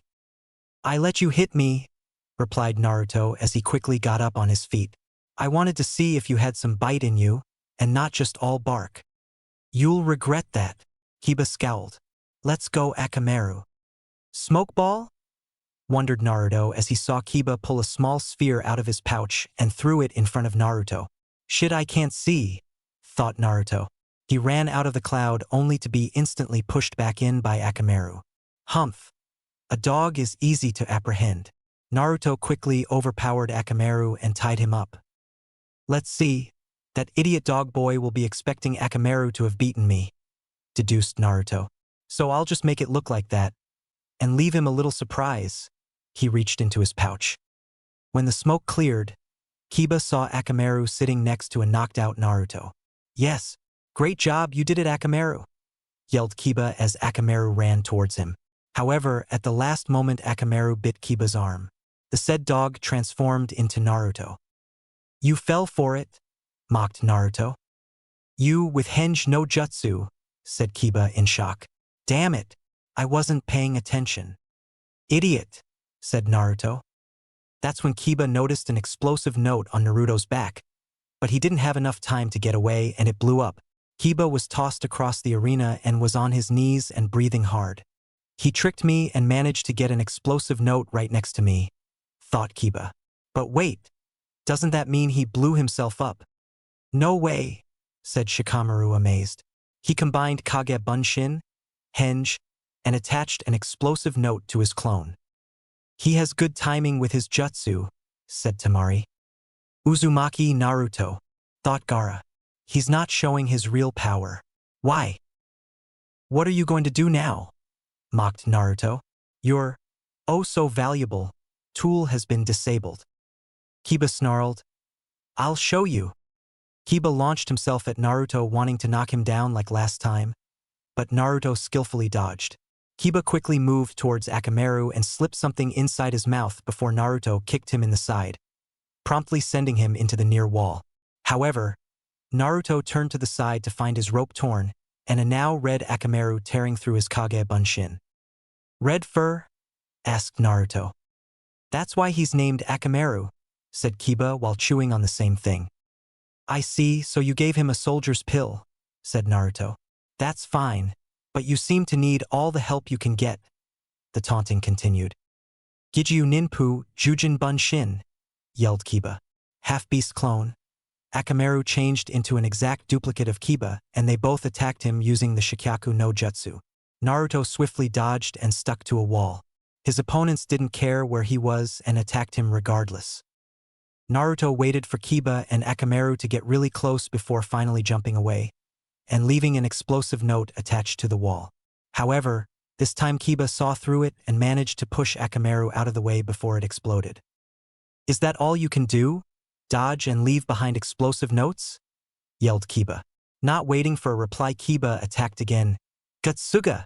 He yelled, as he and Akamaru spun around like drills. Double Fong Destroyer. Oh crap! Was the only thing Naruto could think before he got hit with the attack. The blonde flipped in the air and landed on his stomach on the other side of the arena. That's the difference between our abilities, mocked Kiba. You're weaker than me. Naruto snarled quite loudly and got up to his knees. I don't care how much my shoulder will hurt. I will kill him. Naruto closed his eyes in concentration. Feel for it. Feel for it. Got it, he smirked. Suiton Supremacy Activation. Hidden Mist no Jutsu, thought Naruto and watched as the air around him condensed into fog. What the hell? Said Kiba. I don't know what you did, but this won't work on me. After all, I can track you by your smell. Kakashi's eye widened in shock. How the hell does he know that jutsu? Guy was also shocked and looked over at Kakashi. Did he copy it and teach his students? But I didn't see any hand seals. Once the mist was thick enough to hide Naruto's movements, the blonde shinobi started his hand seals. Doton, vibration tracker, he whispered and directed the remaining chakra into his feet. Now Naruto could feel all the vibrations in the floor, thus knowing his opponent's exact position. That seemed a little pointless, once Naruto heard Kiba yell out, Getsuga, and he felt the mist ripple. Naruto did several hand seals and put his palms on the ground. Doton, Dorikugeishi, he said. Earth wall land flip. Naruto didn't wait to see Kiba and Akamaru slam into and then drill through the wall. He instead jumped away, but not too far. He was hoping that Kiba and Akamaru would stop spinning so that he could take them out with taijutsu, but it was not to be. Kiba and Akamaru turned around while still spinning and attacked Naruto in his new position. I can't keep dodging, thought Naruto. I need to find a way to stop them. I know. Naruto quickly did a hand seals and transformed into Kiba via Henge. As soon as Kiba saw that he was going to hit himself, He was forced to stop and evaluate the situation. "So that's your plan," said one of the three Kibas. "I'll warn you, I wasn't focusing and didn't notice last time, but henge won't work against me," continued the same Kiba. "It doesn't matter. I already know which one's which," rejoiced Naruto. So when the real Kiba went to punch Naruto, the blonde had disappeared from in front of Kiba. Naruto reappeared in front of Akamaru and stabbed him in the abdomen with a kunai, which he twisted right before pulling it out. Blood poured out of the open wound and the Jujin Bunshin was released. Akamaru lay there in a small puddle of blood. "Akamaru!" yelled Kiba and instantly kneeled down beside his companion. "Akamaru, are you all right?" Akamaru whined a little before passing out. Everyone on the top floor was shocked. Was this really Naruto? It seemed the Naruto they knew wouldn't even hurt a fly. Yet here he was standing over Akamaru with a bloody kunai, a small smirk showing on his face. Naruto wasn't trying to be openly malicious in front of such a big crowd, but instead wanted to put himself into a sort of high so that he could ignore the pain. Kiba looked up at a smirking Naruto. "I'll make you pay for that," he growled. "How did you even distinguish?" "That was the simple part," was the calm answer. "Dogs can't talk." Kiba narrowed his eyes. By talking with Naruto, he had given away his own identity. "You should forfeit," advised the blonde. "I'm not sure if Akamaru can survive long if you don't get him to a hospital." Kiba growled out a battle cry and blindly launched himself at Naruto. Kiba was trying his hardest to rip apart the other leaf genin with his claws, but Naruto kept dodging. "Stop dodging, you son of a bitch," Kiba yelled. "Fine." Naruto, and instead of dodging he blocked and counterattacked Kiba by uppercutting him. Since Naruto transferred chakra to his fist beforehand, Kiba flew high up into the air. Naruto quickly jumped up above his opponent and kicked him as hard as he could in the face. Kiba slammed hard into the ground, and before he could even think about getting up, Naruto was on top of him with a kunai pressed to his neck. "Do you surrender?" he said harshly. Kiba tried to struggle, but Naruto just pushed the blade even closer to Kiba's neck. "I ask again, do you surrender?" When Kiba refused to say anything the second time, Naruto said, "Fine," and pierced Kiba's skin. Though before Naruto could cut in even half a centimeter, the examiner had already grabbed the blonde's arm. "The match is over," he announced. "Winner, Uzumaki Naruto." Naruto got up off of Kiba and proceeded to dust himself off and walk up the stairs to the second floor. He kept his head down so that no one would see the absolute joy radiating from his eyes. "That felt good," thought Naruto, containing his grin in a small smirk. Naruto walked by Kiba's teammates without even glancing up. He could feel Kiba's teacher glaring at him for what he did to her student, but he didn't care. Naruto reached his team and reassumed his position next to Sakura. "Naruto, did you really have to go that far?" asked Sakura cautiously. Calm down, play the innocent. Or at least try to." The blonde frowned. "I didn't really mean to go that far." Naruto put on an innocent look. "I was completely out of it back there. I didn't care who was watching. I was going to kill him and I was going to be happy with that." Sakura didn't look too convinced, but decided not to press the issue. "I wonder what happened in the Forest of Death?" wondered both Sakura and Kakashi, but for different reasons. Kakashi thought that maybe the encounter with Orochimaru had somehow altered the boy. Kakashi wanted to console Naruto, but didn't know how to approach him. Sakura wondered exactly where Naruto had gone during the first day. He came back with a scroll after all, she thought. That would mean that he had to fight for it. But Naruto couldn't have defeated an entire team by himself. Naruto, meanwhile, was thinking about the people that were still left. Hinata, Chuji, Niji, Lee, Dosu, and Gaara, he counted. "I want to see Gaara's fight." Hyuga Hinata versus Hyuga Niji. "Having to fight someone from your family," said Sakura sadly. "That must be hard." "They are members of the Leaf's oldest and greatest bloodline," explained Kakashi. "But they are not siblings." "Then what are they?" asked Sakura. "Cousins?" "They are members of the Hyuga clan's main house and branch house," said the Jounin. "Main house and branch house?" asked Naruto. "Yes, Hinata is part of the main house, while Niji carries the Hyuga blood, but is part of a lower house," clarified Lee. They are cousins then, reasoned Sakura. That makes fighting each other difficult. Yes, but many things have happened between those houses and right now they do not get along very well. Why? I don't know everything, said Lee. But many rules have been put into place to protect the blood and house of the original Hyuga family. Hence the main house is put into an advantageous situation. Because of this the branch house feels slighted. So they hate each other, concluded Naruto. Then, the fight is not so difficult. Begin the match, said the examiner. Before we begin the fight, I'd like to say something, Hinata-sama. Niji went into complete lecture mode. Niji kept talking for more than 10 minutes about how Hinata doesn't even measure up to a genin and how she should just quit. Naruto was beyond pissed. He had calculated 3 fights, meaning he would be free to go in about 20 to 30 minutes. Any longer and his last painkiller would wear off before he was far from inquisitive minds. Then comes along this jackass and starts talking instead of fighting. How much time was he hoping to waste? Are ever going to actually fight? Yelled Naruto. Or are you so afraid of the main house that you have to try and wear them down with your stupid insults beforehand? Hinata, you should kick this dumb bastard's ass. Niji frowned. He's so annoying. The Hyuga genius turned back towards Hinata and saw that her eyes now held a look of confidence. Well, I see you're not going to quit. Let's begin the fight then. Well, finally, how long do you expect me to wait on you idiots to see a demon container fight?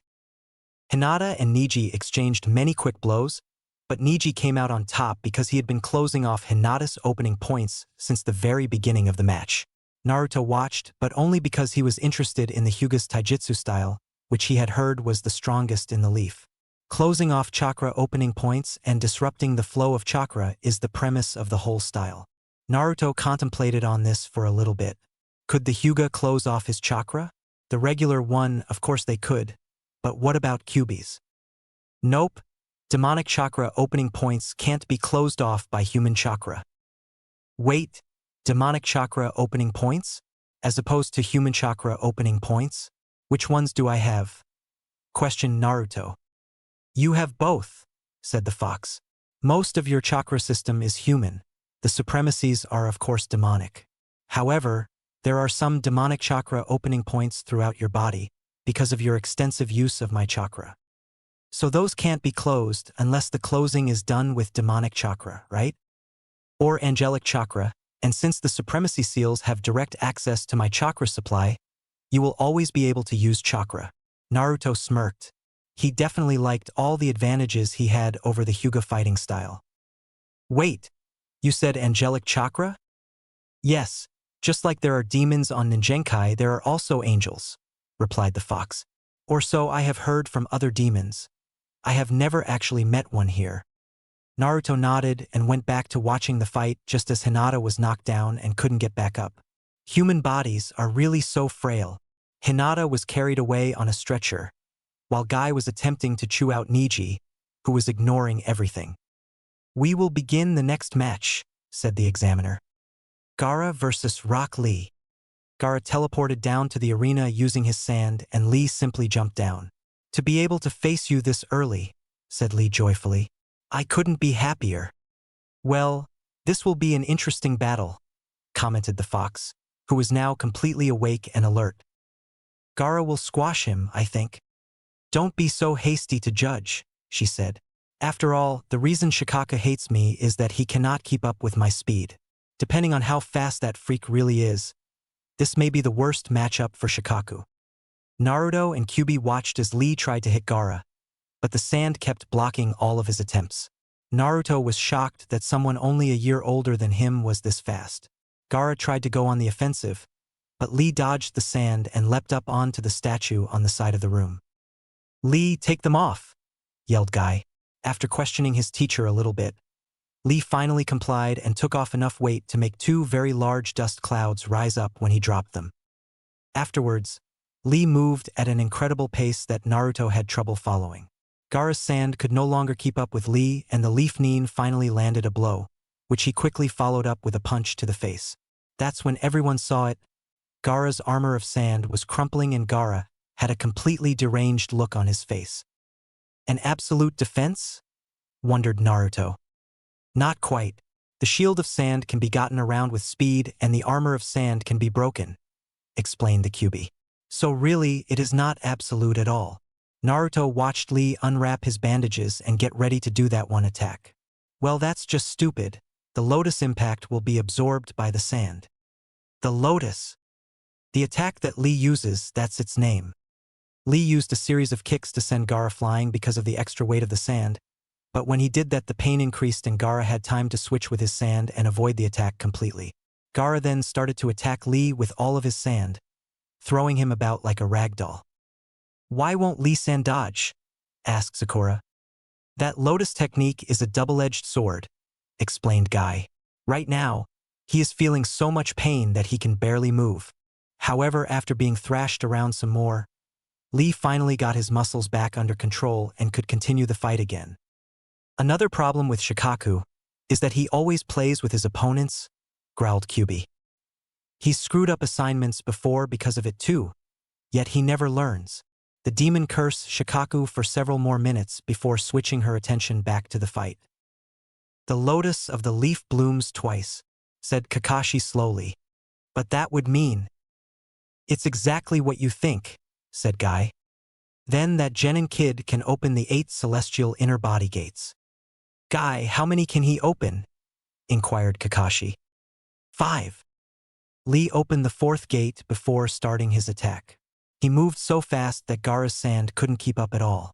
Even the Jounin had trouble following Lee's movements.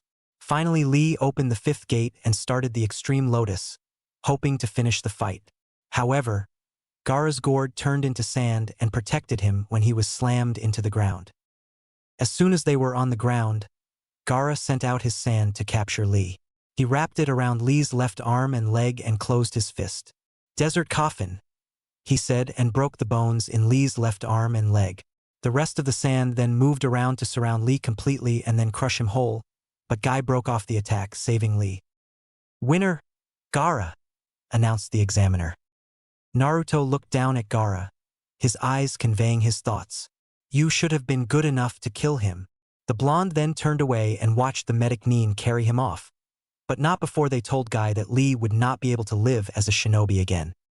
Chuji and Dosu's fight was over within a minute. All the sound Nin had to do was use the amplifier on his arm and Chuji was knocked unconscious. Naruto shook his head at how sad that match had been.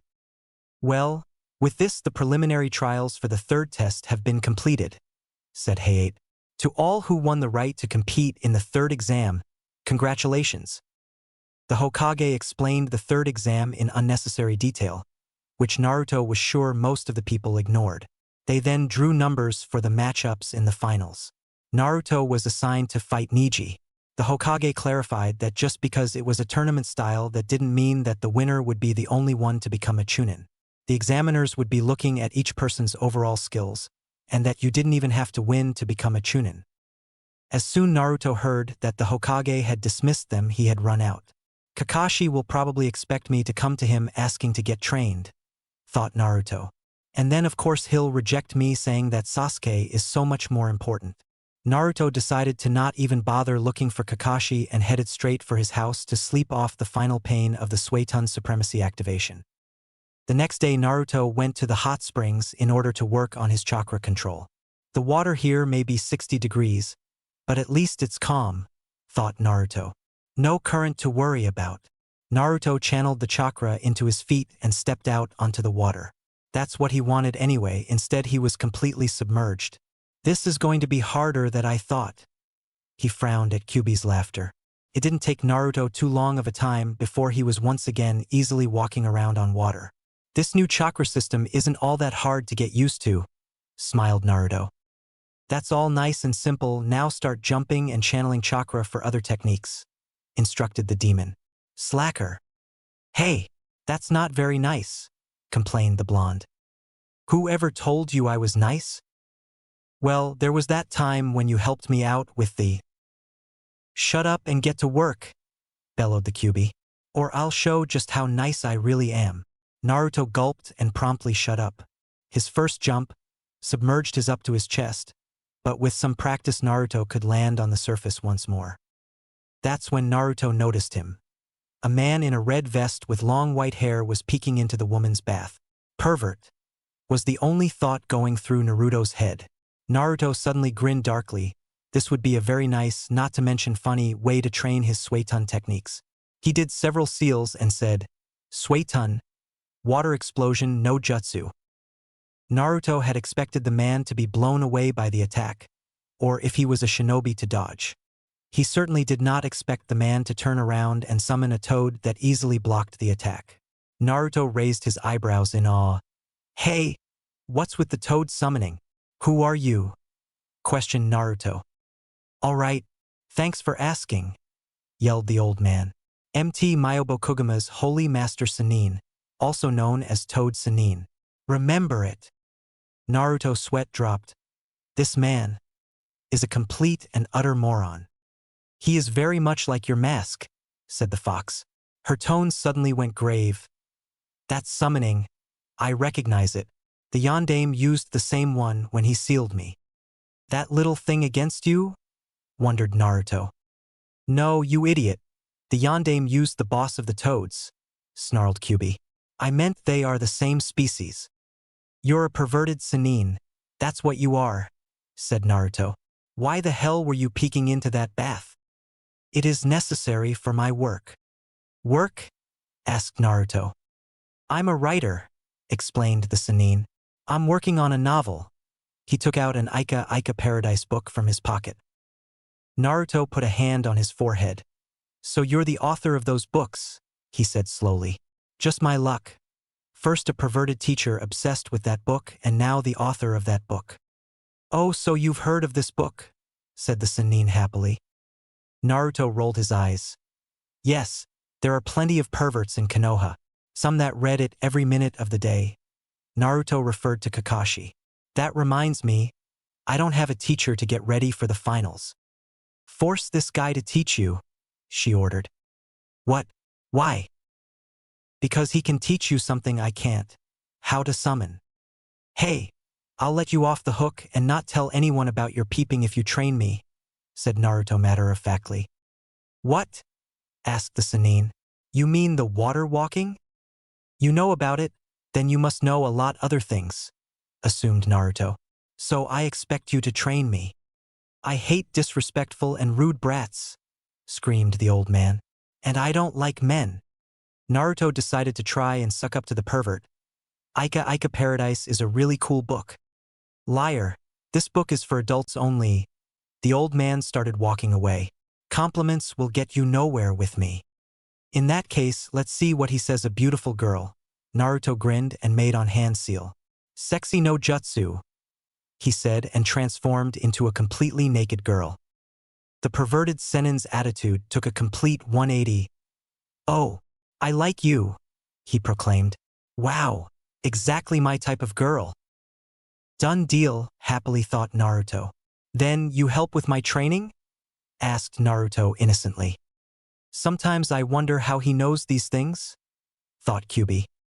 Yes, I'll train you, but on one condition. What is it? The old man thought for a little while. You must remain in that form whenever I'm around. Naruto immediately canceled the jutsu. Goddamn stupid perverts, he yelled. No, declared the Sannin. I am not a stupid pervert. Yeah, right? Naruto waved him off. I am a super pervert, he announced, and Naruto face-faulted. Well, that was a joke. I'll look over your training. Kid, continue with what you were doing before. All right, agreed Naruto and ran over to the hot spring he was at. He stepped onto the water and walked about on the surface for a little while. He then dropped into a stance and began to go through his taijutsu practice, while on top of the water. Well, it seems that you have good chakra control, complimented the Sannin. And you know that simply standing the water doesn't work out all the flaws. I'm pretty impressed with your skills so far, kiddo. Naruto smiled lightly. He's actually complimenting me. No one's ever done that before. The Kyuubi cleared her throat menacingly. Except you, Q-chan. Sorry, I was just talking about humans. Get over here. Kid, I'm going to teach you a special technique. Naruto quickly walked over to the toad Sannin and sat down across from him. First, there is something I need you to understand. You have two types of chakra. Naruto was put onto instant alert. He knows about the Kyuubi and that I can use her chakra. His eyes narrowed and he stared suspiciously at the Sannin. How do you know about that? He said in a calm but calculating tone. The toad Sannin blinked. The boy in front of him had just turned completely serious at the mention of the Kyuubi's chakra. Might he be hiding something? Wondered the Sannin. The whisker marks give you away pretty quickly, he replied.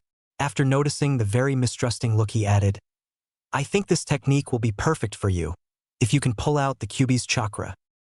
Naruto's suspicion died down a little, but he was still nervous that the old man knew he was a demon container and yet spoke about so calmly.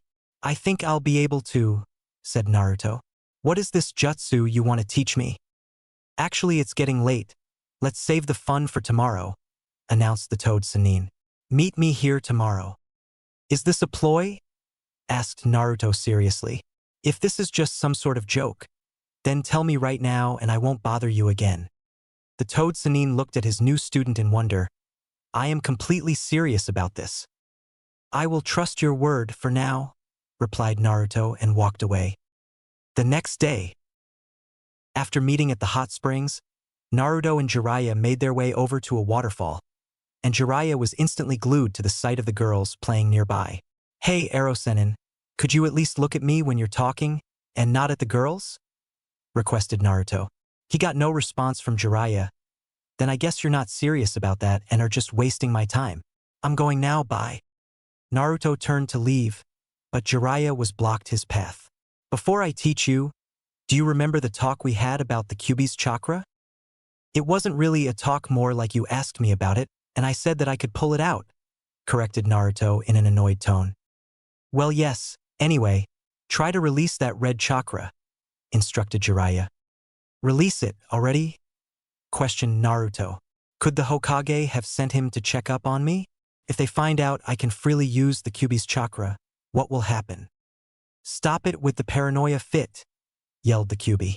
Just release a small amount and say that you lost it right after. Naruto did as the Kyuubi instructed. I see, responded the Sannin. The problem is that the technique I'm going to teach requires much more than your normal amount of chakra. So you will need to be able to pull out and use your other chakra. All right, I get it, said Naruto. However, there is one thing that I would like to make perfectly clear, so that it stops bothering me. Jiraiya motioned for the boy to continue. It is not my other chakra, it is the Kyuubi's chakra. Jiraiya's eyes widened. He had not expected the boy to know that the chakra was indeed the Kyuubi's. That is why I ask you to please refer to it as such. Fine, agreed the Sannin. Since you have access to the Kyuubi's chakra, you should train to release the highest amount of chakra possible, and then use that to its capacity. Why? Then you will be able to use tons of jutsus, explained the Sannin. Like the one I'm about to teach you, Kuchios no Jutsu. You're going to teach me that already? Great, smiled Naruto. Yes, first off you'll need to sign a contract with the toads, said Jiraiya and summoned a toad that was carrying a scroll in his mouth. It handed the scroll to Naruto, and the boy unrolled it. Now, write your name in blood and under that press your fingerprints in blood, instructed Jiraiya. Naruto did as instructed and rolled the scroll back up. So that's it, right? He asked. Yup, give it a try. When you want to call to them, draw out blood, produce chakra and place down the hand you signed the contract with. The hand seals are boar, dog, bird, monkey, and sheep. Let's try this with my regular chakra first, thought Naruto as he did the necessary hand seals and put his right hand on the ground. Kuchios no Jutsu, he said. A small cloud of smoke appeared and out of it popped a small head. Hey, did you call me out to play? Asked the baby toad. You idiot, yelled Jiraiya. I told you to use the Kyuubi's chakra. Shut up, old man, I just didn't pour in enough chakra, replied the blonde. Naruto did the hand seals again and this time poured in a quarter of his chakra. This time the cloud of smoke was a whole lot bigger. When it cleared, Naruto was sitting on a large toad that was slightly taller than Jiraiya. There, see that old pervert, and I didn't even have to use the special chakra.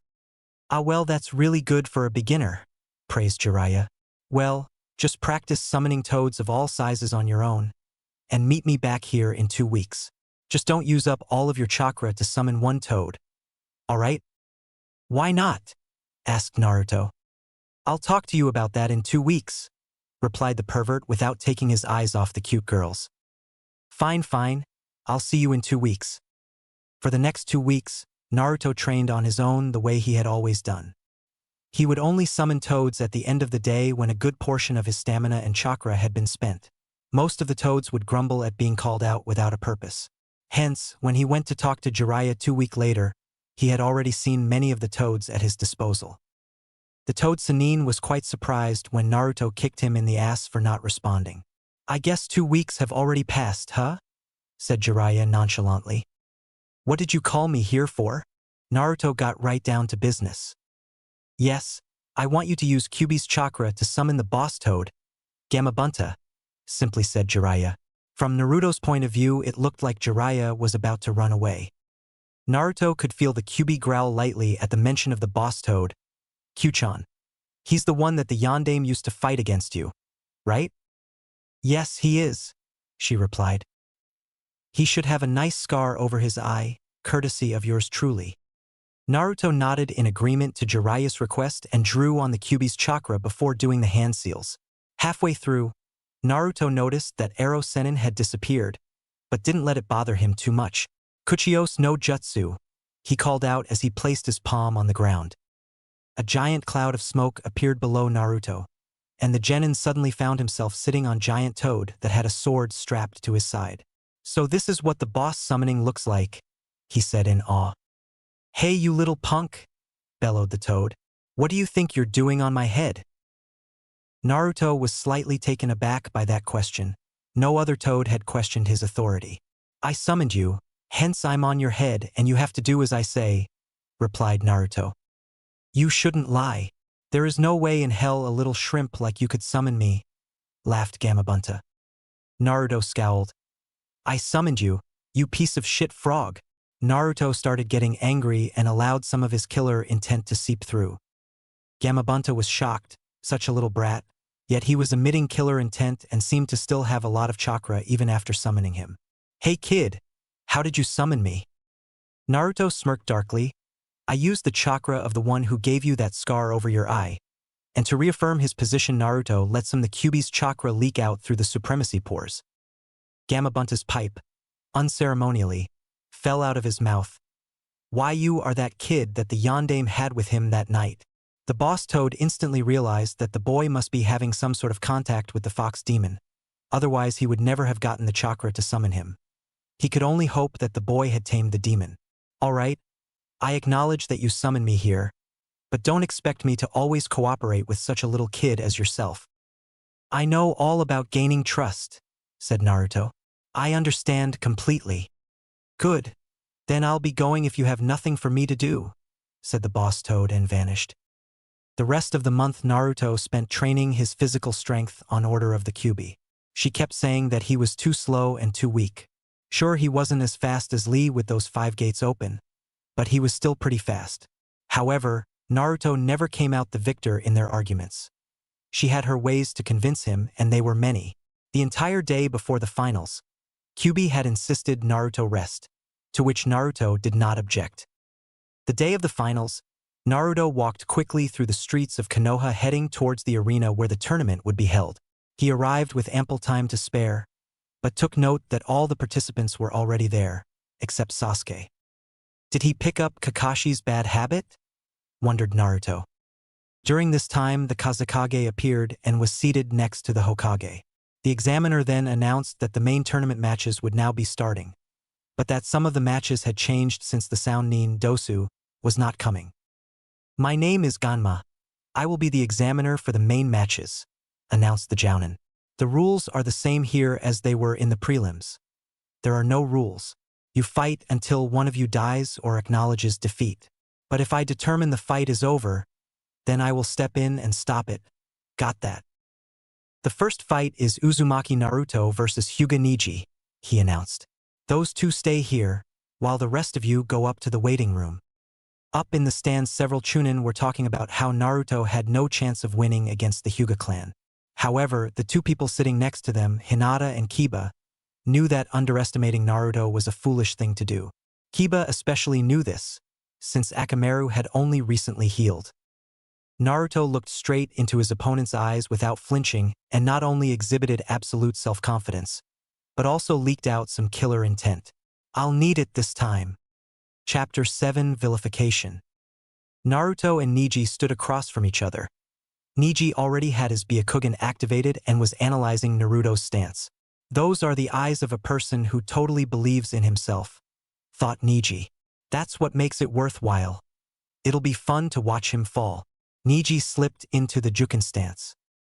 Naruto made several Kagebunshin, who all drew a kunai and charged at Neji. Let's test him out a little. But, in the end there's only one, said Neji calmly. Naruto scoffed and ordered his clones to attack. With some fancy acrobatics from Neji, all the clones were destroyed and Naruto was once again standing alone opposite the Hyuga. No matter which angle I attacked him from, he was able to block and counterattack, analyzed Naruto. It seems the opening points aren't the only thing the Byakugan can see. Alright, test number 2. Naruto was about to make more clones, but Neji started talking again. It is impossible for you to win, he announced. I can figure it out with these eyes. Talent is decided at birth. You could say that everything is decided when a person is born. Where the hell do you dig up such bullshit? Asked Naruto. Then are you saying that anyone can become Hokage through hard work? Asked the Hyuga. Only a handful of shinobi are chosen as Hokage. Look closer at reality. Those that become Hokage are born into that destiny. You don't become it by trying. It is decided by destiny, stated Neji. People must live within their own unchangeable flow. There is only one destiny that everyone shares: death. No, disagreed Naruto. Death is not really shared, since the time and place for each person are different. So if your conclusion is false, then your argument must also be wrong. But enough with the goddamn chit-chat. Fight already. This isn't a political negotiation. Naruto made twice as many clones and had them attack Neji. This guy is annoying the hell out of me. I'm not stupid, said Neji. I already see through your attack pattern. Really? You could have fooled me, mocked Naruto. Not possible to know my attack pattern, since I'm going to be using a different one this time. Neji scowled, but didn't say anything. When Naruto's clones attacked Neji this time around, they mostly tried to attack him from behind. Neji was able to block each attempt and kept his eyes focused on the outside of the crowd. Neji's eyes narrowed slightly as he caught sight of a Naruto that wasn't attacking, and he quickly made his way towards him. I told you I'm not stupid, thought Neji confidently. I've already found the true body. Neji rushed towards Naruto and slammed 2 fingers into Naruto's arm. Ha! Fearing having your opening points closed, declared the young Hyuga. All the other Narutos around Neji burst into smoke, and the Hyuga instantly claimed that this Naruto was the real one. Naruto mentally sighed. This guy is quite predictable. The Naruto that Neji had hit suddenly burst into smoke. Naruto and his last clone rose out of the ground behind Neji and jumped to attack him. Up in the stands, everyone was surprised. Naruto managed to trick the Hyuga genius, and then there was also the jutsu he used to hide himself and his clone. That was a Doton-type jutsu, said Asuma. I didn't hear about Kakashi teaching him anything like that. Do you also feel that? Asked Kurenai. Yeah. Asuma paused. He's leaking killer intent. This isn't the Naruto that Kakashi talks about, and from what I've heard, Kakashi wasn't the one to teach Naruto during the last month. Then, he must have picked it up from whoever he was with, decided Asuma and dropped the matter. Whoa, since when can Naruto rise out of the ground like that? Wondered Sakura. What do you mean? Asked Ino. I've never seen him do anything like that before, said the pink-haired Kunoichi. Am I ever going to catch up to those two? She wondered sadly. Anticipating what I was thinking and making a clone stand out purposely, thought Neji. The Hyuga quickly turned to confront Naruto, only to find out that there had been another one sent around to get behind him, and that now he was in a pincher attack. Oh well, Looks like I'm gonna have to use it. Naruto was shocked to find that his fist had come into contact with chakra, but he didn't have enough time to think about it as he was tossed back. Neji spun around, releasing chakra from all his opening points, thus repelling everything. Did you really think you had one? Taunted Neji. Naruto jumped up on his feet and prepared to attack again. It's over, you are within my field of hack, said Neji. I don't know about that weird extension on his chakra system, but since I have not seen any chakra flow through them throughout the whole match, I will close off the regular ones and the effect should be the same. Jukin, 64 hands of hack, yelled Neji as he quickly changed his stance and attacked Naruto before he could even react. Neji's attack was over within seconds and Naruto was thrown back with some blood coming out of his mouth. So that's the Tenketsu sealing jutsu, thought Naruto. I have hit 64 points on your body, announced Neji. You can no longer stand. Naruto shifted his position until he was on his hands and knees and spit out some blood. Is that all the self-proclaimed Hyuga genius can do?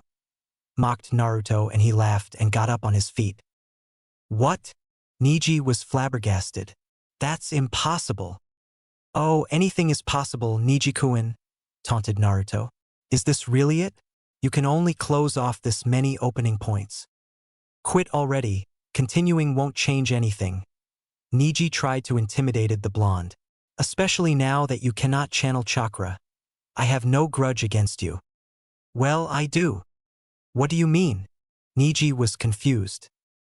If you're really so strong, then why must you always try to mentally attack your opponents? Asked Naruto. Do you need to wear them down? Because you wouldn't be able to handle them otherwise?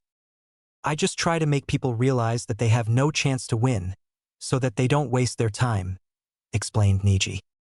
So now suddenly you're actually looking out for people. Make up your mind, yelled Naruto. So you were looking out for Hinata's well-being while beating the crap out of her? Is that it? All right, if you're gonna go that far, then I'll tell you, said Neji coldly, about Hyuga's destiny of hatred. Naruto arched an eyebrow. Is this your version of reality again? The Hyuga main family has a special ninjutsu that's been passed down. It's a curse seal jutsu, said Neji. Naruto's eyes narrowed at the mention of a curse seal. The curse of the mark represents a bird in a cage. It is the symbol of being tied down to an inescapable destiny. Neji removed his forehead protector to show Naruto the backward swastika with a small line on either side. Neji went on to explain exactly when the seal was burned into his forehead. So melodramatic, thought Naruto. Why is that even necessary? Naruto tried to get to the simple truth that Neji obviously didn't want to face. Neji said that the curse seal is used by the main family as a means of abuse of the branch family and that it will only disappear after death, sealing up the Byakugan ability. Well, that makes a little more sense, contemplated Naruto. They are just stingy nobles that don't want to lose their advantage in battle. Naruto got really angry when Neji started talking about how the main family supposedly killed his father. He's just like that stuck-up bastard Sasuke, scowled Naruto. Lost his family and has been brooding all this time. I didn't even have family and you don't see me brooding. No, I look ahead to the future, plan, and do everything I can to turn the unfortunate events of my life into strengths. You done talking, idiot?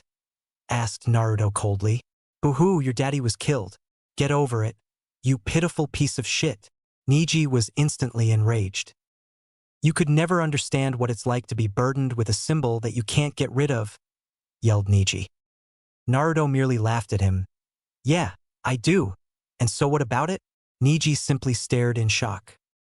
The blonde shinobi decided to end it now and channeled Kyuubi's chakra. Neji felt chakra radiating from Naruto and turned on his Byakugan to find that chakra was freely flowing through Tenketsu that he had sealed only several minutes ago. That's impossible. What's the matter? Mocked Naruto. Did you think it was impossible for me to use chakra? Naruto laughed at the absolute horror on Neji's face as he felt Kyuubi form her face with chakra, for Neji's viewing pleasure. You're just a scared little boy that is afraid to confront the truths of the world, so you blame everything on destiny. All the adults were on instant alert at the feel of the chakra. Gaara stared wide-eyed at the amount of demonic chakra Naruto was letting loose. 9 red chakra tails were visible behind Naruto. Naruto jumped to the side while forming the Kage Bunshin seal and sending 3 clones to surround Niji. The blonde took out 3 shuriken and threw them at Niji.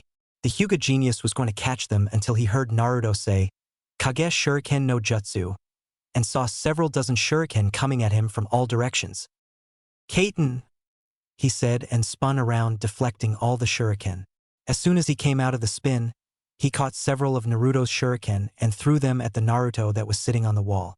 The shuriken hit him, but he turned into smoke. "Shit, Kage Bunshin. But then where is the real one?" His answer came when he felt the ground rumble beneath him and looked down to see the head of a dragon coming up. "Kaiten," thought Niji and expelled chakra from his body. However, Niji quickly found out that he could not spin. He looked down to see his feet behind held by a pair of arms coming out of the ground. Meanwhile, the earth dragon had already risen up to Niji's height and was closing in on Niji with its mouth open. Niji instinctively held out his right hand in an attempt to defend himself. While Niji had managed to prevent his own death, he did sacrifice heavily for it.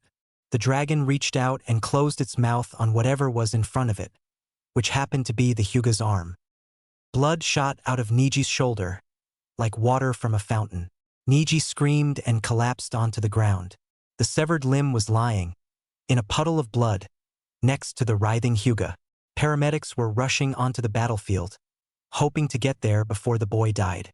However, what shocked the spectators even more was the absolutely calm face Naruto possessed as he rose out of the ground and went over to look at his handiwork. "What was all that shit about destiny?" asked Naruto with a sneer. "Were you destined to lose your arm and be beaten by the dead last? Stupid idiot." With that, Naruto calmly walked off and let the medic-nin pick up Niji and disappear with him, probably to the hospital. Before going up to the waiting room, Naruto paused to take a look at the crowd. The sight wasn't too surprising for Naruto. Adults were whispering and glaring down at him, while trying to hide their fear. The Hokage seemed to be in deep thought, but was regarding Naruto with a pitiful look. The younger generation was either shocked or horrified. A bunch of wimps, most of which haven't seen any more blood than a small kunai cut. Naruto noticed Sakura looking down at him with the most horrified look of all. "Oh, come on, little girl. You saw me kill Zabuza and you're still so afraid of me?" "That's why she's afraid of you," clarified the Kyuubi. "She's scared that you were able to do it again, and without the slightest hesitation." "Of course, what's there to hesitate about?" wondered Naruto. The Kyuubi laughed at her container. "More importantly, are you sure you didn't show off too much? I mean, it's not every day that a rookie genin is able to take an arm off of a member of the most powerful bloodline in Konoha." Naruto frowned. He had indeed shown off more than he had been planning to. However, he really saw no other way to win the match. Not unless he was going to rush straight at the Kaiten, pumping in most of his chakra and then beating the crap of a barely standing Niji. But that idea was just plain stupidity. When Naruto got up to the waiting room, everyone regarded him with caution. "Did you really have to make such a mess of things?" asked Shikamaru, while muttering troublesome under his breath. Naruto simply shrugged, inwardly happy that Shikamaru didn't interrogate him. Shino didn't say anything, but Naruto could feel that he was incredibly anxious. "Well, it doesn't matter," said Shikamaru. "I wonder what Sasuke is doing, and if he is even planning on coming." Confucius said, "The wise do not approach the dangerous. Perhaps this is a wise decision," suggested Shino. Naruto looked over at Shino for a moment before shaking his head in the negative. "No, Sasuke is too arrogant to recognize the dangerous." Naruto looked sideways at Gaara, who looked back at him. He better kill that Avenger, thought Naruto, or at least savagely beat him into the ground. "Ladies and gentlemen, the contestant for the next match hasn't arrived yet," announced Gunma. "Therefore, we will push this match back and begin the next one." "What? They are just going to forgive that bastard for not showing up?" said Naruto. "Now the next match is Aburame Shino versus Kankuro. Please come down," said the examiner. Kankuro spared a glance at his sister before announcing that his withdrawal from the fight. "What the hell is going on here?"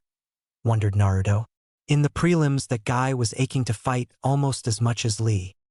Tamari instantly opened up her fan and floated down to the floor of the arena, anxiously waiting for her opponent. "Shikamaru, get down here," yelled Genma. Shikamaru was seriously thinking about quitting, when suddenly Naruto pushed him down, wishing him good luck. "Man, so troublesome," said Shikamaru as he landed ungracefully on the ground. "Get up, kid," yelled Tamari. "How long are you going to lie there? Since nobody cares about this fight, then there is no reason to do it," thought Shikamaru, wishing that he could just continue lying there and watching the clouds. "If you won't come, then I will," said the Sannin and ran forward while opening her fan. "Ah man, it's another girl," whined Shikamaru as he took out 2 kunai from his pouch and threw up at the wall. Tamari blasted him with her wind attack, but Shikamaru had jumped up and landed on the 2 kunai he had thrown. "You know, I don't really want to fight and I don't care if I become Chunin or not." He paused. "But I'm not going to lose to a girl." "That guy has serious female issues," commented the Kyuubi. "I wonder if he's gay." "What?" Naruto was so amazed that he even spoke out loud. "Does it really matter what gender your opponent is?" He covered quickly. "You don't really mean that, do you?" Laughter was the only response. Down below, Tamari frowned at Shikamaru's reasoning and launched another wind attack at him. The Leaf Nin was able to run to safety before the attack hit. "Man, why do I always end up fighting women?" thought the lazy genin. He looked up at the sky with a longing look. "Those clouds are so lucky, so free. More to the point, I don't feel like doing all this to begin with." "What the hell is he doing?" thought Tamari. "Ninpu, Kamaitachi!" She yelled and sent a powerful wind blast at Shikamaru's hiding place. Out of the smoke, Tamari saw a shadow heading her way and quickly leapt back. However, soon the shadow began to shrink and then receded. "Looks like there is a limit to how much you can stretch, shrink, and change the shape of your shadow, right?" analyzed the blonde kunoichi. Shikamaru sighed and put the tips of his fingers together into a hand position he uses when in deep thought. Tamari waited for her opponent to finish whatever he was doing before attacking with the same wind attack. Shikamaru, meanwhile, hid behind a tree and took off his jacket. Shikamaru then used the parachute he made to lengthen his shadow and effectively get Tamari over to where he really wanted her. Just as Tamari hid behind her fan, Shikamaru caught her in the Kagemain no Jutsu by using the hole that Naruto had dug with his Doton Jutsu. "That's smart," praised Naruto.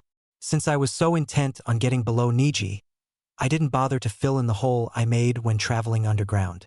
Well, a ninja should always be aware and use their surrounding to the fullest. Shikamaru walked forward, thus making the sand kunoichi walk forward too. Then he raised his hand and simply forfeited. Naruto's face dropped as he stared at the lazy genin in disbelief. He forfeited? Just like that? Naruto only relaxed when Shikamaru explained that he was heavily drained from using the Kagemain no Jutsu continuously. "Well, that makes sense," he said calmly. "Shikamaru's not a reckless fighter, he knows his limits quite well."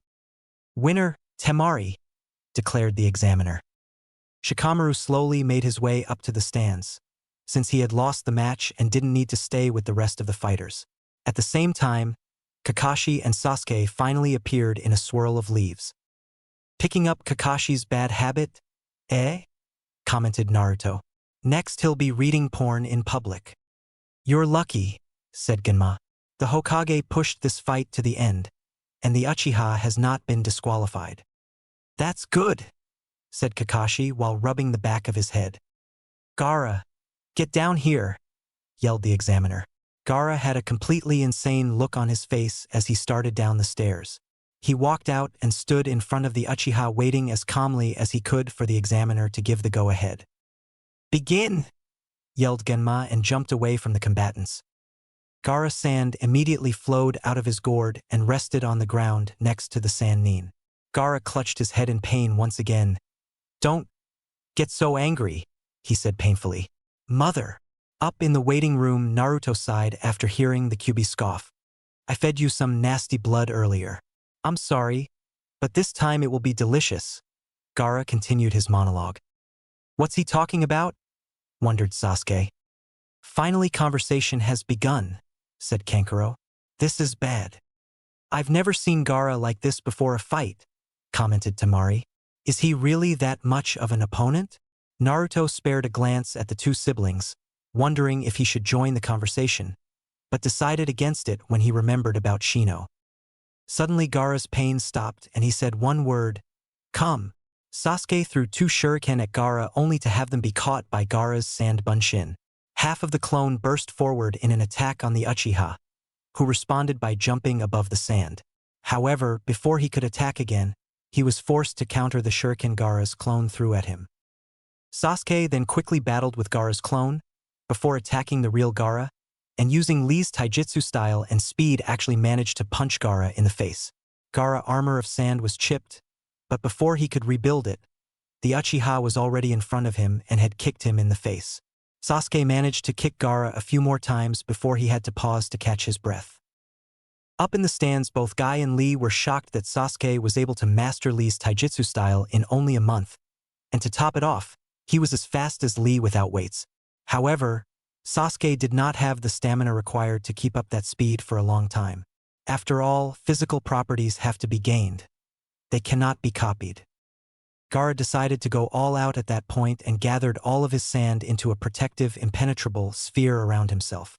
Sasuke tried attacking the sphere, but spikes would shoot out and hit Sasuke if he got close.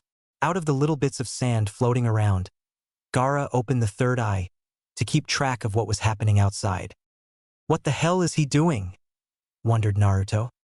If I had to guess, I would say that he's going to weaken his seal and let Shikaku take control. What? It's probably a long and complicated process for which he needs absolute concentration, explained the fox. So he hides in that sphere until he's done. However, what comes out is not human. Shikaku, of course, gravely thought Naruto. Well, if that happens, then there is no way Sasuke will be able to win. Sasuke jumped backwards and landed on the far wall. I don't know what he's up to, contemplated the Uchiha genius. But it's fine, since mine also takes some time. With that, Sasuke did several hand seals and grabbed his left hand, as if to stabilize it. In a few seconds, an extremely loud noise was heard as the lightning-like jutsu activated. No way, is that? Asked Guy. The reason I trained Sasuke, explained Kakashi, is because he is the same type as me. What the hell is that technique? Questioned Naruto. Damn it. I can tell that Kakashi is talking about it up in the stands, but I can't activate my heightened hearing with all this noise. I believe it is called the Chidori, said the Kyuubi. Huh? How do you know this? Asked Naruto. Well, thinking back to that night, I remember some little kid trying to come at me with something that sounded like the same horrible screeching noise we are hearing now. She lightly growled. I deflected him with one of my tails and sent him flying. He cut off some of my fur. She pouted. So I swung the same tail over the area I saw him land. Must have killed several dozen shinobi. Too bad I didn't get the perpetrator. Naruto's sweat dropped at the last half of the explanation. Sasuke raced up to Gaara's sphere and stabbed it as hard as he could. The most shocking thing being that he actually cut through the sand. No way, said Kankuro in amazement. Gaara's absolute defense has been. He trailed off, not being able to believe it. Absolute, my ass, yelled the demonic fox. I've penetrated that defense countless times. After all, it's just sand. Now, that one shield he has. She trailed off. Shield? Asked Naruto. Yes, a shield made out of the toughest elements in the earth, she explained. He calls it the shield of Shikaku or something like that. The retard has a tendency to name everything after himself. What is this warm stuff? Wondered Gaara. Blood. My blood, he screamed. Don't make such a big deal out of it, thought Naruto. Shikaku would do the same thing. So like demon, like container, I guess. Sasuke tried to pull his hand out, but found that it was stuck. After several tries, he finally added some chakra into the Chidori and thus was able to pull it out again. However, the thing that was grabbing his arm in the first place was some sort of clawed hand made out of sand that retreated back into the sphere when Sasuke was far enough away. It's his arm, stuttered Kankuro. Naruto could have sworn the Sannin would wet his pants soon. The sphere cracked and Gaara came out holding onto his left shoulder, which was bleeding. I see, said the fox seriously. So that's how it works. How what works? Inquired Naruto. Quiet whelp, she ordered. I wonder if I would be able to do the same thing. Then again, our seals are different, and I don't have an element I actively use like Shikaku. She paused in her contemplating to explain to her container exactly what was happening. You saw that hand that came out of the sphere, right? Naruto nodded. Well, Shikaku uses sand to project his own demonic image onto Gaara's body, meaning that while on the outside it looks like Shikaku, it is really nothing more than an object made out of sand to look like Shikaku. On the inside is the container's body who, I'm guessing, gives up control to Shikaku. Therefore, the one in control of the sand-made Shikaku is Shikaku himself. That's pretty good, said Naruto, slowly absorbing the information. Yes, I might need to give him more credit in the brain department, she sneered. It's times like these that I wish I had made one of my supremacies active. She paused and contemplated the issue further. Actually, I take back the credit. The boy loses more and more of his mind to Shikaku when he has to sleep. So eventually there will be no more human container, just Shikaku. Therefore, if he were to keep his container asleep long enough, he would be able to walk around freely. Albeit in a human body, but one that he could change into his own. Well, he always did have a problem with putting two and two together. Naruto watched as white feathers suddenly started falling in front of his eyes. What the hell is going on here? He thought. Kyubi was instantly jerked out of her thoughts. Genjutsu. Cancel it now. Naruto did as he was told, but watched as most of the people in the stadium fell asleep. Suddenly the place where the Hokage and the Kazekage were sitting filled with smoke. For people burst out of the smoke and onto the rooftop. It looked like the Kazekage was holding the Hokage hostage, and the other two people split apart into four and stood on the corners of the rooftop. Before the ANBU could even jump to help the Hokage, the four lackeys erected a dark purple chakra barrier. The sand team jumped down to the arena floor to stand beside Gaara. Gaara, the plan, said their Jounin sensei. Gaara just groaned in pain. Fool, trying to transform into your complete form before the signal. He's experiencing the side effect, said Temari as she crouched down and examined him. It's impossible to proceed now. Then what are we supposed to do? Yelled Kankuro. Their teacher hesitated. Abort the mission. The Sand Genin were shocked. You guys take Gaara and retreat. What about you? I'll join the battle, he announced. Go! Temari and Kankuro leapt off, taking Gaara with them. Naruto watched as the Jounin examiner sent Sasuke after the sand trio. They think they can escape that easily, do they? Thought Naruto sadistically. He climbed over the wall and followed the Uchiha. After a little while, Sasuke caught up with the sand trio and was about to deal with Kankuro when Shino interfered and had Sasuke chase after Temari and Gaara, while he stayed to fight Kankuro. Naruto briefly observed the interaction from his hiding point high above them before following Gaara. It wasn't a long journey before Gaara had Temari stop. He roughly pushed aside the female and glared at the pursuing Sasuke. You, that is strong, started Gaara. You, that has companions. The right side of his face started cracking and expanding. You, that is like me. Once I kill you, I will be the one to have destroyed all of that. Only then can I survive. Only then can I feel alive. Gaara fell down to his knees as the right side his face and upper body transformed into that of Shikaku. Gaara quickly jumped forward and obliterated the tree branch that Sasuke had been standing on. Are you afraid of me? Asked Gaara in a crazy voice. Is he a monster? Wondered Sasuke. What's the matter? Are you afraid of me, of my existence? Continued Gaara in a taunting voice. Has your fear overtaken the hatred, the killing urge? Is your reason for existence as puny as that?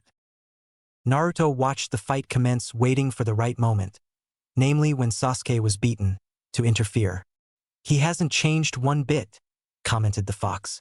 I haven't seen him in 100 years, and he still arrogantly taunts his opponents, trying to scare them with words, much like your previous opponent. Except this one's a demon. Demon, human. Essentially, it is the same thing. A battle, said Kyubi nonchalantly. The only difference is the level at which you fight. You have a big advantage in this battle, you know? I do? Asked Naruto. I know I have both supremacies, But if Shikaku is in control, then that doesn't necessarily give me an advantage. No, you see, there is a conflict of interest between the demon and the container, she explained. The container, Gaara, does not want to transform. Therefore, Shikaku is constantly fighting with his container's consciousness for control. That weakens him. Even if the Shikaku is in control, he is still sitting inside the human's body, meaning that any supremacy signal he must forcefully send out through a human chakra system. Oh, that's right, since he doesn't have the supremacy tattoos, his chakra system has not changed, considered Naruto. So suddenly pushing demonic chakra through it, especially without the supremacy activation code, would rip and burn it. Precisely, concluded the demon fox. Once the chakra system is burned beyond use, the transformation ends and Gaara regains control. Since Shikaku does not have nearly as good of a healing factor as I do, the container's chakra system won't be fixed for at least 3 days. Still, after 13 years, this human's mind should be easy taking, examined the QB. So if he had just started changing the human chakra system into a demonic one 13 years ago, Shikaku would have been walking around in a human form by now. Well, I'm not going to be telling him this, since I have no such chance. Best that he live with his own folly. Sasuke charged up the Chidori once more and sliced Gaara's arm in half, but after a short cry of pain, the demon container began to laugh. The sand quickly reformed into the bestial arm, as if nothing happened. Not only that, but he also grew a tail. Gaara charged at Sasuke once more, but with the Sharingan, Sasuke was able to read the Sannin's movements and dodge. The Uchiha survivor tried to use a Katan Jutsu against Gaara, but it was easily blocked since it was not high-level enough to turn the sand into glass. Naruto noticed that Sasuke was quickly approaching his limit and got ready to jump in. Sasuke activated a third Chidori, but it failed halfway through. That is before his curse seal started to spread and he managed to almost completely sever Gaara's transformed arm. However, he was down on the ground in pain right after.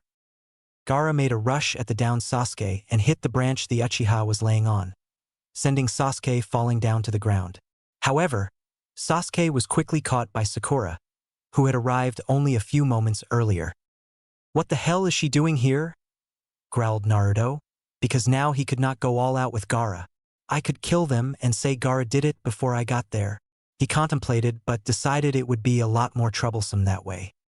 Sakura instantly started looking over Sasuke's wounds, before finally looking over at Sasuke's opponent and screaming. Gaara laughed and launched himself at the couple, only to be roughly pushed back by a kick to the head. Uzumaki, Naruto, he said slowly as he got up. Looks like your automated sand shield doesn't work when Shikaku starts coming out, stated Naruto. Is he having too much trouble pushing back your consciousness? Mocked the blonde genin. Gaara's eyes narrowed.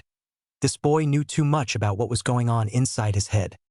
Sakura, what the hell do you think you're doing here? Demanded Naruto. We came to help Sasuke, she answered fearfully. Help? We? Questioned Naruto sarcastically. Who you and that little doggy? Hey, don't call me little, said the dog. Naruto didn't pay attention. Do you really think you even stand a chance against Gaara? Tell me, how are you going to fight him? Huh. Naruto started raising his voice in frustration. Are you as fast as Lee?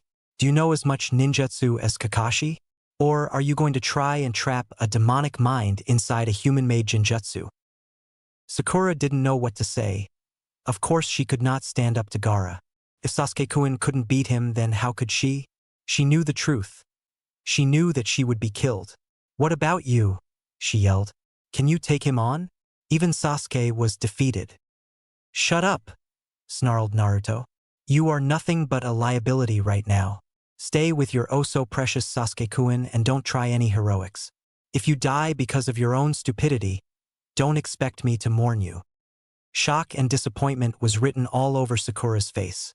She dejectedly lowered her gaze and tried to hold back the tears that were threatening to come out. Naruto, the kindest person she knew, had just told her off. She never thought it would hurt so much, but here she was, trying to overcome the painful truth that she was too weak to even try and help out Naruto while he battled with a monster. Just as Naruto was about to turn back and face Gaara, he felt the said monster passing right by him and heading straight towards Sakura and Sasuke. Oh great, thought Naruto. And Sakura isn't even getting up to run. Naruto watched as Gaara pinned Sakura to a tree. I thought I said no heroics, Sakura. Now look at what kind of mess you got yourself into. Gaara transformed further, only leaving his feet in their normal state. She won't be released until you defeat me, declared the half-monster. Gaara crossed his arms and shot out Sand Shuriken at Naruto. Suetun, Suijin Hiki, said Naruto after doing a couple hand seals. Water barrier. Naruto pulled out the water from his body and shot it out of his mouth. A wall of water surrounded Naruto and blocked the shuriken. What's wrong, afraid of me? Insulted Gaara. Naruto's eyes narrowed and he decided to release his chakra mask. Temari and the dog's eyes widened. This is what that blonde kid was concealing? Wondered the sand kunoichi. No wonder Gaara took an interest in him. Within a moment Naruto's chakra changed and took a much more haunting feel. What is this feeling? He feels sort of like Gaara. Naruto raised his left hand and up to eye level and showed off his claws to Gaara. He then raised his head and looked into Shikaku's eyes with the Kyuubi's red irises blazing. You remember these eyes, don't you? He smirked darkly and disappeared from his position. If Shikaku had any doubts as to who he was facing, they were erased when he looked into those eyes. He remembered all right. He remembered being thrown about as a rag doll by that nine-tailed bitch. He had been a high lord in the Tanuki clan, but was captured during a raid on the Fox clan. The head of the Fox clan, Kyuubi, had forced him into servitude. Him, a lord, had been forced to his knees and had to bow down to his sworn enemies. He had tried to honorably take his own life many times, but the Foxes had some of the best medics in all of Makai. They would not let him off the hook so easily. His liberation came only 800 years prior, when he was thrown onto the human plane. While being disappointed about where he ended up, he was overjoyed that he wouldn't have to deal with foxes anymore.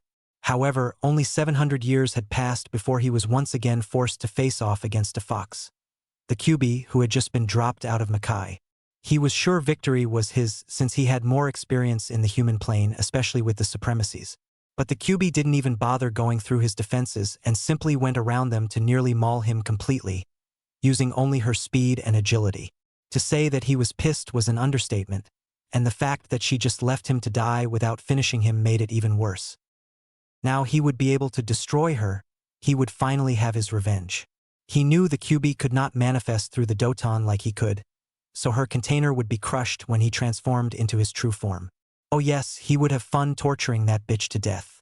He increased the strain on his container's mind, needing to get free faster.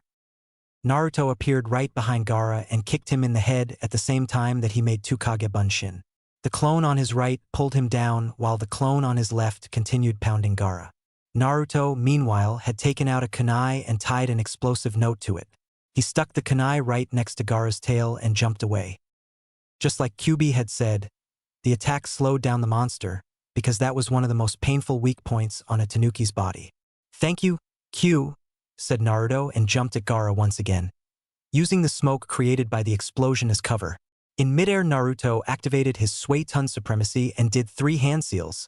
Suetun, Suryuden no Jutsu, he whispered, Water Dragon.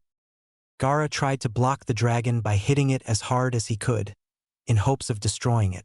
However, the dragon just twisted its body and went around Gaara's defense to slam right into him. The attack was not meant to break Gaara, but rather to soak him in water, making him slower, so that when Naruto and several dozen clones attacked him with taijutsu, Gaara could not respond fast enough and was knocked around by the leaf nin before finally being sent into the ground at an incredible pace. Gaara instantly got angry. His mind aligned with Shikaku's and quickly transformed into the demon's true form, which was as big as Gamabunta. The demon tried to squash Naruto with his giant paw, but Naruto jumped away while biting his thumb.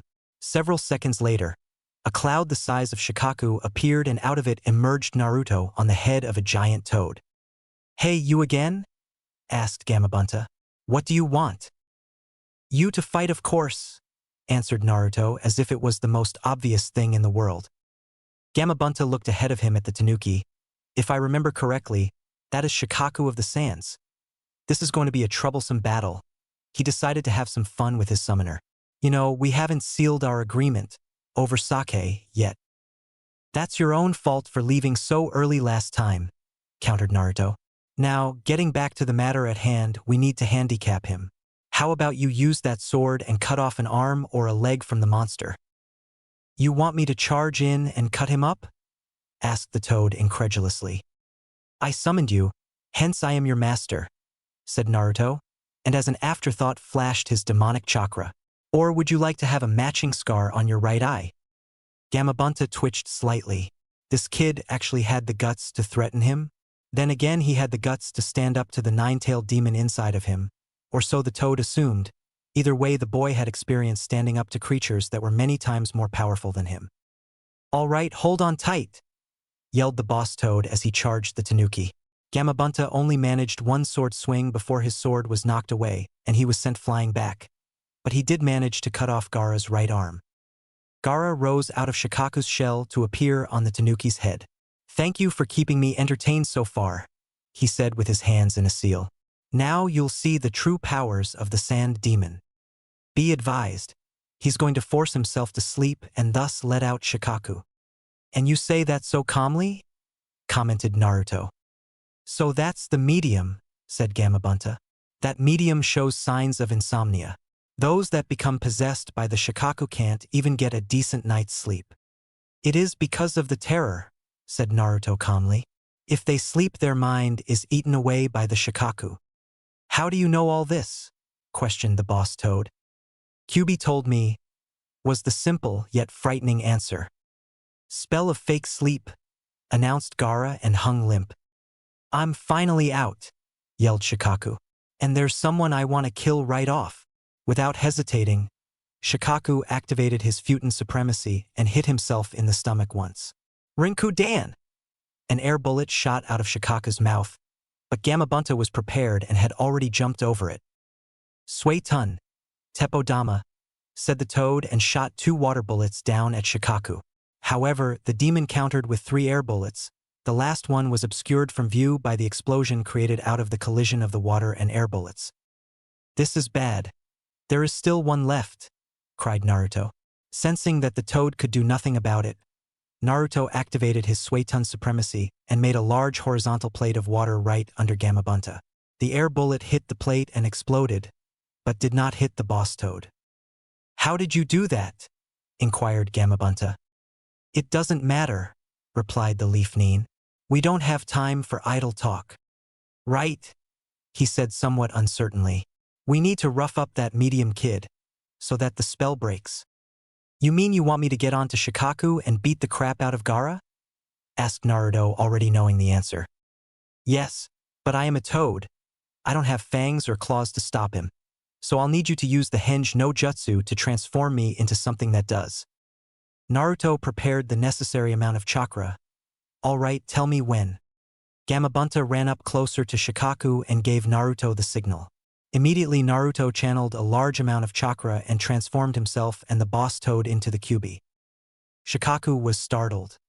He had been absolutely positive that the Kyuubi could not manifest itself, and here he was looking straight at his arch-nemesis. Before Shikaku had a chance to move, the fox grabbed him with its paws and teeth and kept him in place. As quickly as the Kyuubi had appeared, it also disappeared when Naruto jumped off of Gamabunta to punch Gaara. The Shikaku had only now figured out what had really happened and was very angry at being tricked by the Kyuubi. Again. But he could not do anything, as at that exact moment his container woke up and he was forced back into the seal. Gaara's eyes snapped open and he instinctively tried to hold Naruto by wrapping sand around his feet. But Naruto was quick to react and activate his supremacy. The blonde shinobi dodged the sand this way and that as he made his way towards Gaara once again. On the home stretch, Naruto pumped chakra into his feet and using a very fast crisscross pattern ended up right next to Gaara. Naruto's claws ripped through Gaara's clothes and into his flesh. The sand nin gasped and fell down holding the right side of his chest, which was bleeding profusely. Shikaku's sand shell crumpled immediately and the 2 genin were left to fall onto the tops of the trees below. Gamabunta left as soon as Shikaku had crumpled. We are the same, you and I, said Gaara, breathing heavily. The 2 demon containers had landed on treetops and were eyeing each other cautiously. They both jumped at each other knowing that this was the final attack of the battle. Naruto skillfully blocked Gaara's punch and smashed his fist into the Sannin's face. Gaara landed heavily on the ground below, while Naruto landed a little ways away from him in a crouch. Although he may not have looked it, Naruto was very tired. He had never used the Kyuubi's chakra that much. Since he had completely drained his own when summoning Gamabunta, Naruto was forced to rely on his other chakra for the rest of the battle. The blonde shinobi knew that he would pass out if he didn't have chakra circulating right now, so he kept one of his supremacies activated, thus limiting the demonic chakra to demonic pathways. Naruto stood up and slowly made his way over to Gaara. "My existence won't be put out," screamed the Sannin. "It won't be put out." "Stop being so melodramatic," calmly said Naruto. "Don't come closer," he ordered. "Why not?" asked Naruto. "I just want to chat with you a little." Gaara stared at him blankly. "We don't have a lot of time, you and I. Those teammates of mine will come here soon, and so will yours."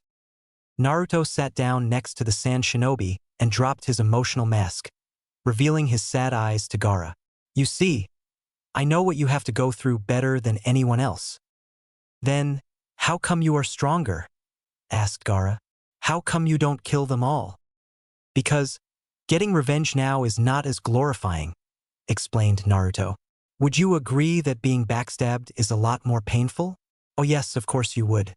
You and I know exactly what that feels like. So if you really want them to suffer pain close to yours, you must be in their trust, and only after that can you destroy them." "Then why did you not let me kill the Uchiha?" "The time has not yet come, and he is my kill, not yours," sharply replied Naruto. "And to answer your first question about my strength, well, you have to fight for someone. You have to fight in order to protect someone close to you. For you, it is a lot easier than for me." Seeing Gaara's questioning look, he elaborated. "Your brother and sister, Gaara, they care for you. Your brother might want to piss his pants every time he thinks about Shikaku, but they were always there for you, were they not? Think about that, and don't always listen to your demon. I hear from my own that Shikaku can be quite the idiot." "I will think about it, as you said," replied the Sannin slowly. "Good. And then maybe you will have enough psychological and emotional strength to force the sand rat to teach you something." Gaara's eyes widened. He had never even entertained the thought of learning something from his burden. After all, he needs you to let him out. If he refuses, you can always put a no-sleep seal on yourself, and then he wouldn't be able to do anything. "Those actually exist?" asked Gaara in amazement. "Of course, they are sometimes used in torture," explained Naruto. "Ask the Sans torture and interrogation specialist when you get back." Naruto looked to the side for a second before talking again. "Seems our chatting time is over," concluded Naruto, and fell silent as Sasuke walked up to him. Sasuke had gotten up when Naruto summoned the boss Toad, and had watched the battle in absolute awe because of what his supposedly dead last teammate could do. "That's enough, Naruto," he said. "Sakura is all right now, and this guy has run out of chakra." A moment later, Temari and Kankuro landed next to Gaara, ready to fight if need be. "That's enough, stop it," ordered Gaara. "I understand," said Kankuro and picked up his brother. "This is the first time I have seen him completely exhausted." Gaara and Naruto exchanged one last look before the former was carried away by his family. "Well, I can rest now," thought Naruto, and released Kyuubi's chakra. He passed out instantly, leaving Sasuke with the tedious task of carrying him and Sakura to the hospital. "Temari, Kankuro," said Gaara slowly. "I'm sorry." The older siblings looked at each other, then at Gaara in shock and amazement. It's nothing," reassured Kankuro. Chapter 8: Obscure Legends. 2 days after the battle, everyone in the shinobi ranks was paying their respects to the fallen Sandaime Hokage. Beside Naruto, Irika was comforting a crying little boy. Although Naruto didn't particularly care for the old man, and rather despised him at times, he was still saddened and disappointed that the old man had died. "Worried the next Hokage won't let you get away with as much shit?" asked the fox. "Partly," replied Naruto. "I guess now that I'm looking at his life overall, at least the last part when I knew him, he's not all that bad. I mean, he may not have controlled the villagers much, but it's not like he let them kill me, you know?" "I understand," she softly replied. "I still think you're letting the gloomy atmosphere affect you too much." This ceremony is taking too long, and we are doing nothing but standing here, complained Naruto. He suddenly noticed the crowd start to disperse. Wait, we could have left whenever we wanted? Why don't people tell me these things? The Kyuubi chuckled. But you still wouldn't have left first. It would have drawn too much attention. True, but still, thought Naruto as he walked away, heading back to his apartment. On the way there, he decided to stop by the ramen place and get a bowl or 10. If you get the right flavor and get it cooked well, it's actually not so bad. Naruto had only gotten through half a bowl when Jiraiya sat down right next to him. "Ero Sennin," said Naruto and chuckled mentally at Jiraiya's frown. "Hey, listen, Naruto, how would you like to go on a business trip with me?" asked the Toad Sannin as soon as the genin finished eating. "A business trip, you say?" restated Naruto. "Why should I go on a business trip with a perverted Sannin?" "Because it is a paid-for trip, and we're supposed to find a girl." Jiraiya tried to bribe the boy. "It is also a special trip. We'll stop by the red light district in Hima. You'll learn a lot more than what Kakashi has taught you." Stupid pervert, thinking he can bribe me with beautiful girls, thought Naruto. That kind of stuff won't work on me. And also this woman, she's hot, continued Jiraiya, and she wants to meet you. Unlikely, thought Naruto out loud, but I will still go with you. Jiraiya had thought he would have to resort to the boy's rivalry with the Uchiha, but was pleasantly surprised when the boy accepted the invitation on his own. "All right, go pack and meet me at the main gate in an hour." Naruto nodded and ran off to his apartment. An hour later, the two were already traveling down a dirt road in absolute silence, with the exception of their footsteps. "This trip will be a complete waste of time if I don't bug this guy for jutsus," thought Naruto and prepared to use his mask. "Wait a second, do I even need to use it? I mean, I could just show him my calm and collected side, and since we are out the village, there will no one to compare the old me and the new me." "Hey, Ero Sennin, could you teach me a jutsu?" asked Naruto. "Ero Sennin," Jiraiya frowned. "Don't you know what kind of amazing person I am?" Jiraiya went off on a long spiel about himself, in hopes of having Naruto not call him by such an embarrassing name anymore. "That's nice," said Naruto. "In that case, I'm sure you know more jutsus than most anyone in Konoha, so you could at least teach me one of them." Jiraiya grumbled and told Naruto to wait at least until the next town, claiming he needed to think about what to teach him. From a high branch of a nearby tree watched a solitary figure. It blended in with its surrounding like a chameleon and masked its presence completely. "Soon I will meet you," the figure said in a male voice. "Knowing Jiraiya, he will leave you alone for extended periods of time." He then jumped up to the top of the tree to look at the two Akatsuki members in the distance. Noted. He disappeared, leaving no trace he was ever there. Naruto and Jiraiya soon reached a small town and picked out an inn to stay the night. As soon as Jiraiya finished paying, a beautiful woman caught his eye and he literally threw Naruto the keys, told the genin to refine his chakra control, and ran after her. Naruto also found her pretty cute, but not even close to the Kyuubi. "Glad you think that way," said the Kyuubi sweetly. "You know, I never have time to give you your 13th birthday present." Naruto's face took on a reddish tint because of the fox's tone. "This is really not conducive for my meditation," said Naruto. "Think of this as training to clear your mind of everything," she said. "You make these things so much more difficult with that adult stuff." "Adult?" asked Kyuubi innocently. "You can get married at 16, so someone 3 years younger shouldn't be completely clueless about it." Naruto grumbled, knowing that he would not be able to meditate calmly. Just then he heard a knock on the door. "What, he's already been rejected?" laughed Naruto. He opened the door and looked up to find a man in a black cloak with red clouds staring down at him with his Sharingan eyes. "Who the hell?" wondered Naruto. The whole Uchiha clan was destroyed by... Oh, he realized who it was as soon as he noticed the slashed leaf forehead protector. "Could this child really be the Kyuubi?" asked another voice. This man was taller. His blue shark-like face was even complete with what looked like gills, and the huge wrapped sword strapped to his back did not bode well for the blonde. Naruto's eyes widened at the mention of the Nine Tails. "Uchiha Itachi, am I correct?" asked Naruto. Itachi was surprised that the boy knew him, but nodded in confirmation. Naruto-kun, we would like you to come with us, he stated. To where exactly? Come out of the room, ordered the Sharingan user. What the hell? Wondered the blonde. There is no way I can take these guys on. They even feel too strong. Naruto slowly came out of the room, while his brain was racing for escape plans. Itachi-san, it's time we got started, said the shark man and reached for his sword. We don't need him running off, so we should cut off a leg. Naruto narrowed his eyes and mentally awoke Kyuubi. Q, some help here please? How the hell did you end up on the opposite side of S-Class Shinobi?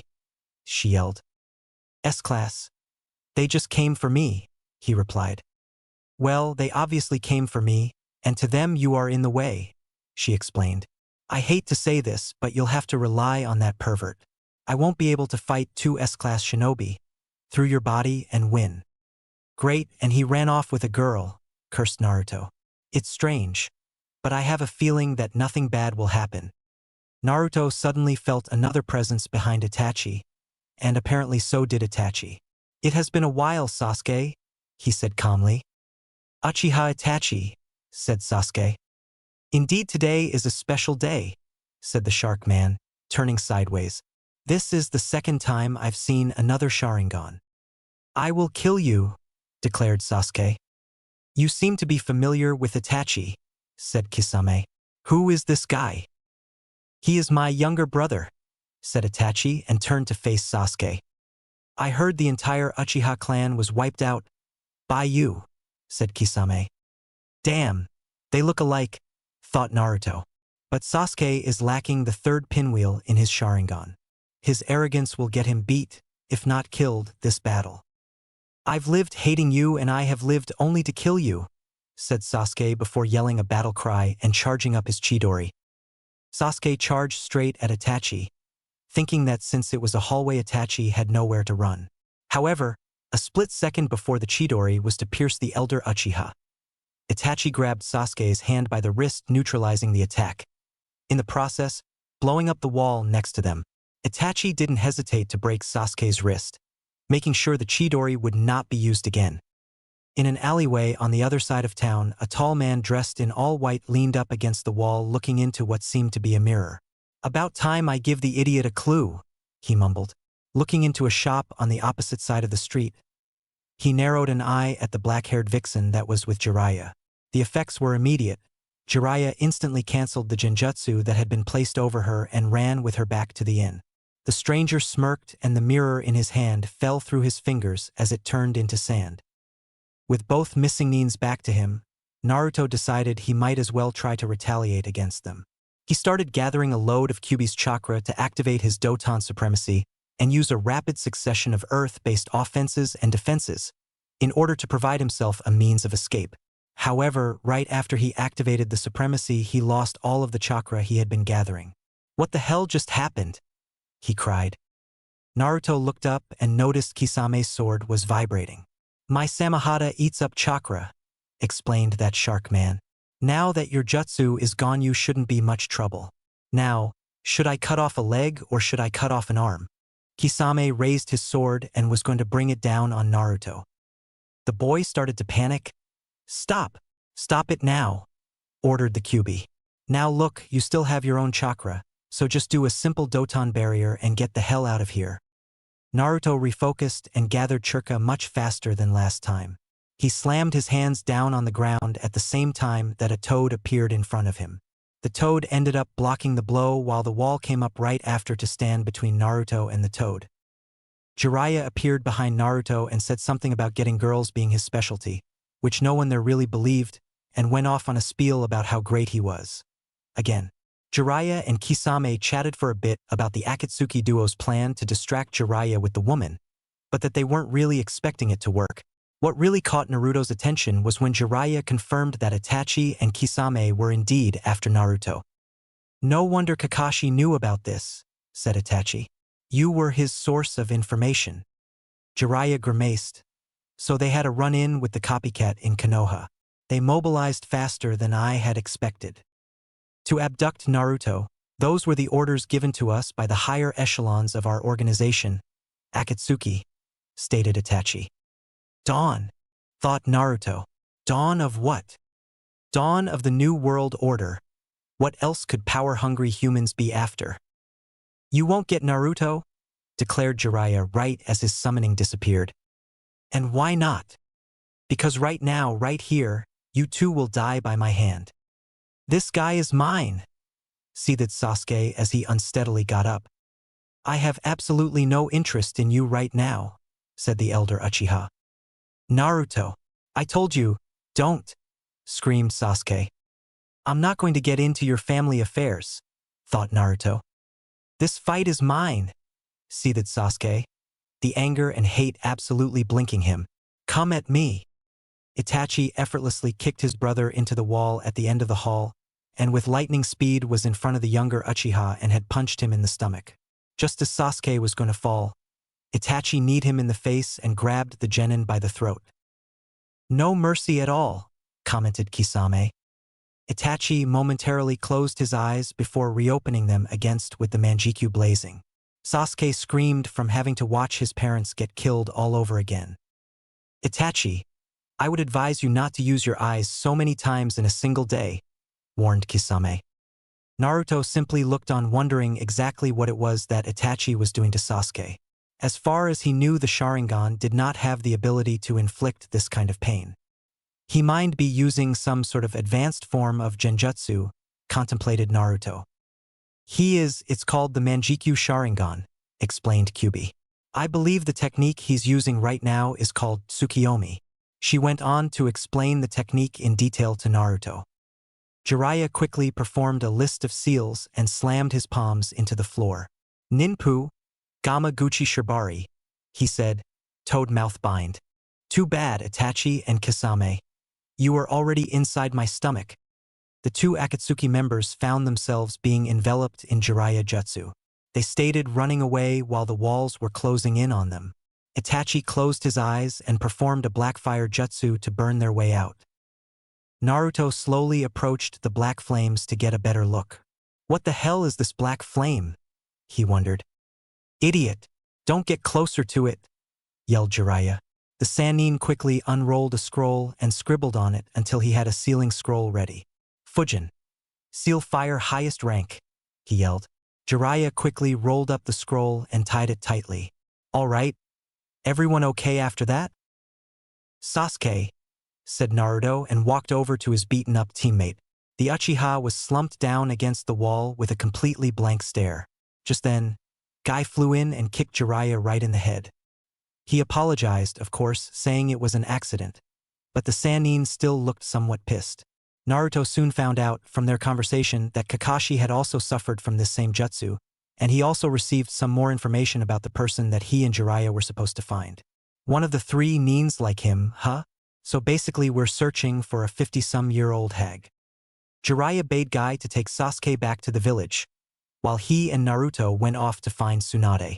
Guy also tried to give Naruto the same green jumpsuit that he and Lee wear, but the blonde politely refused the god-awful thing.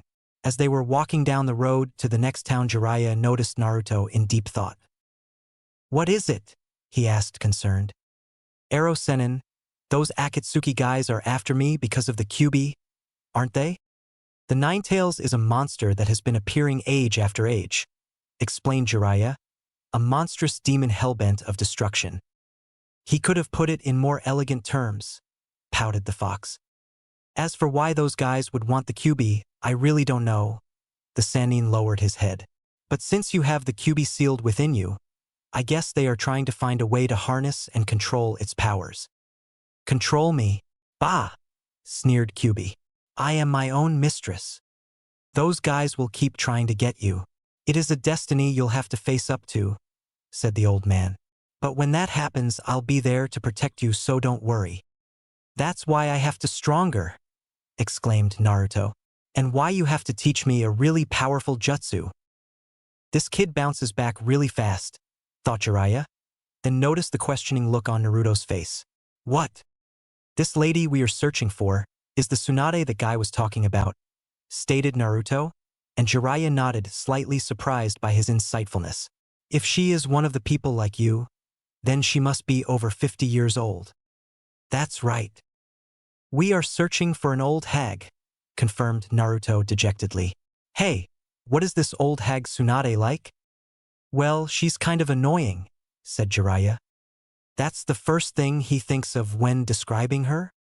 She is a compulsive gambler, and well known in a lot of countries, Jiraiya explained further. Then she'll be pretty easy to find if she's famous. Oh yeah, she's famous all right, said Jiraiya. She's known as the legendary sucker. Naruto face-faulted. Legendary sucker, you say? So she must lose a whole lot. Jiraiya then explained how Tsunade often hides her appearance behind a special genjutsu, and that even though she's 50, she could look like a 20-year-old. She changes her appearance to get away from gambling debts. Naruto sighed. That's not very good at all. Tsunade, as a kid, loved to gamble more than anything else. Unfortunately, she sucked at it in both luck and skill. So how are we going to find her? Interrupted Naruto before Jiraiya went off on a rant. Since we are on foot, there are all these ways. So basically, you don't know how long this is going to take, said Naruto dryly. We don't have too much time to spare, since we'll be spending most of our time on the journey on you, said Jiraiya. At the Genin's questioning look, Jiraiya elaborated. We're going to power you up, kid. It's training time. Well then, what are you going to teach me? Don't get too fired up. We still need to gather information about Tsunade, said the Sannin. In this town, Jiraiya pointed to the town they were overlooking. There is a festival going on right now, so you can do whatever you want until it's over. If you're going to go to the red light district, go already. I don't care, said Naruto flatly. You have enough money? Asked Jiraiya. I brought a bit. Show me, asked the old man. No, was the calm reply. You don't trust your own teacher? It's my money. I don't trust anyone with it, but myself. Did you know that money is one of the 3 sins that shinobi are forbidden to do? Asked the Sannin matter-of-factly. Naruto just stared at the old man. The 3 sins: money, alcohol, and women. Naruto raised an eyebrow. And exactly what do you do in the red light district? Don't change the subject, yelled Jiraiya. He quickly handed Naruto his bag in case the boy got lost. Then the toads could track him. Jiraiya promised to collect information about Tsunade and ran off. Great, thought Naruto. I may as well enjoy myself. Naruto walked around the festival, playing some games, not really caring to win the prizes since they were on a mission. Finally, he bought some food and went off to find the perverted old man. I can hear the guy from half a block away. He really has absolutely no tact. Naruto looked in to where Jiraiya's voice had been coming from and saw the old man sitting on a large couch with a woman on each side. Yup, definitely breaking his own 3 sins law. Oh Naruto, how'd it go at the festival? Dandy, said Naruto in a low voice, while his upper lip quivered. I'll be safe to assume you didn't get the information, right? He asked in the same tone. Jiraiya could sense the anger rolling off of Naruto. And Naruto calmed down. This really isn't what it looks like. I'm sure, said Naruto and turned to leave, but bumped into some man in a trench coat. Look what you did, brat, yelled the man. You put a stain on a designed jacket. Naruto looked up at the man and said nothing. This is an expensive type of clothing. I expect you to give me 100,000 for it. Go fuck yourself, said Naruto coldly. That shit isn't even worth 1,000. Jiraiya got up and agreed with Naruto. What did you say, you bastard? The man continued yelling. I'm a legendary Chunin from the Stone Village. I'll show you what real pain is. Naruto, pay close attention, said Jiraiya authoritatively. I'll show you a jutsu you'll be learning soon. Jiraiya held out his right hand and chakra started gathering on top of his palm into a blue sphere. Jiraiya then took the chakra ball, while it was still gathering, that shoved it into the Chunin's stomach, forcing the man to fly out of the room and across the street. Naruto's eyes widened in surprise and delight. I'm going to be learning that? He wondered. Cool, he said with a smile. Jiraiya bought some water balloons and had Naruto follow him to the outskirts of town. There he explained that Naruto was to blow up the water balloon by only using his chakra, but for the beginning stage Naruto would only have to make the water in the balloon spin. Making it spin, huh? Mumbled the genin. Don't use your supremacy for this, reminded the QB. Of course not, I understand that. Still, Naruto had to think about how to get the water to spin. It would be the same basic principle: add chakra to the water and make it go wherever you want. The blonde shinobi concentrated on making the water spin, and because of his earlier practice with Suetun Jutsus, could easily make the water spin. Hey, Ero-senin, I did it! Yelled Naruto to the sleeping old man. I got the water to spin. Jiraiya grumbled about having his rest interrupted. Good, now try to break it, and don't disturb me while I sleep. Naruto frowned, but continued his training. After an hour of only being able to stretch the balloon this way and that, Naruto stopped to think what he was missing. He was successfully making the water spin, but no matter how much he stretched the balloon, it would not break. Why? Jiraiya woke up and explained to Naruto about the direction of chakra flow, and that he had to spin the water in the direction opposite to that of his own chakra rotation. But I'm already doing that. There is something he is not telling me, the key to this whole exercise. Right? He is hiding the key from you, reaffirmed the fox. And no, I won't give you the answer. This is an exercise you need to figure out on your own. Naruto pouted. Even Q-chan wouldn't tell him anything. I will tell you that everything you need to know you already know, but have just not realized it and have not put it to use. This is a jutsu the yondaime left behind, added Jiraiya. It took him 3 years to perfect it. To truly appreciate the degree of difficulty of this jutsu, he was 6 grades above the second, an A-rank ultra-high grade level. Naruto stared at the old man in awe. In order to comprehend the technique, you need at least 3rd grade level jutsu. The water balloon is the first stage. After that, the old man left and Naruto continued trying to break the balloon, but kept failing. She said, I know everything, mused Naruto. So let's start at the beginning. He was supposed to spin the water using his chakra in the direction opposite his own chakra rotation. That he was doing correctly, that meant he was missing something else, but what? That is really all Jiraiya talked about. Suddenly, a light bulb went off in Naruto's head. He hadn't considered what Jiraiya had showed him. Come to think of it, his water balloon was going in all different directions. Naruto decided to mull that over in his head as he headed back to the inn and went to bed.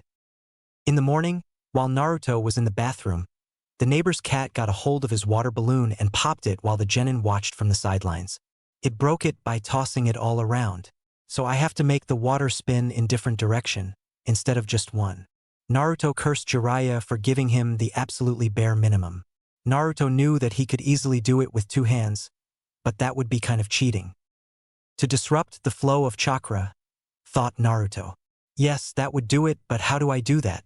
How do I spin it in different directions at the same time? Naruto pondered that for a little while, as he was waiting for Jiraiya to wake up. Naruto looked down at his palm and realized that he didn't have to release chakra from just one place. He could release it from several places. Then each one would spin the water in a different way. Naruto tried it, and after pushing in the right amount of chakra, the balloon finally popped. Hey, Ero-senin, wake up! Naruto shook the old man until he was awake. Now look! Naruto exploded the balloon right in front of Jiraiya, who now had to dry off his face from the water. Naruto then explained how he came up with the solution. All right, yawned Jiraiya. I guess that means step 1 is complete. Naruto smiled, and closed and opened his right hand. The strain is starting to get to his circulatory system, thought Jiraiya. But this is nothing compared to the second step. Damn it. I'll need to heal this up before starting the next phase of training, thought Naruto. But I don't want the pervert to know just how easily accessible the Kyuubi's chakra is to me. However, Naruto would get no alone time away from the Sannin for the rest of the morning.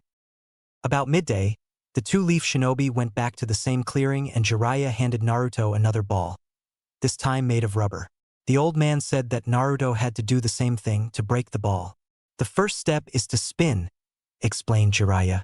The second is to add power. If there is no water, it's harder to feel the chakra moving. Hence, it's harder to power it up.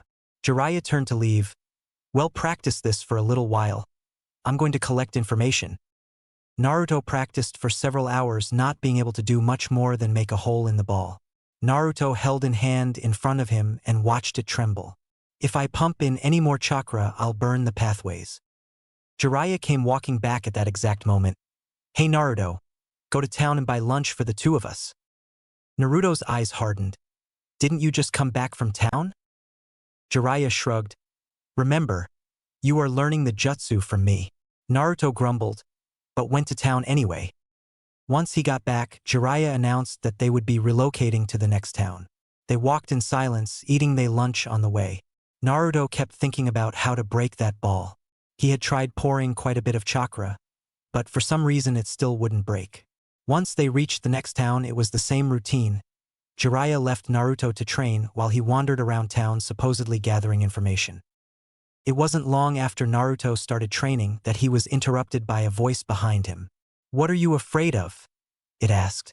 Naruto turned around very quickly, since he had not heard or felt the man's approach. In front of Naruto stood a tall man, about 6'3", fair-skinned, with a lean muscular build.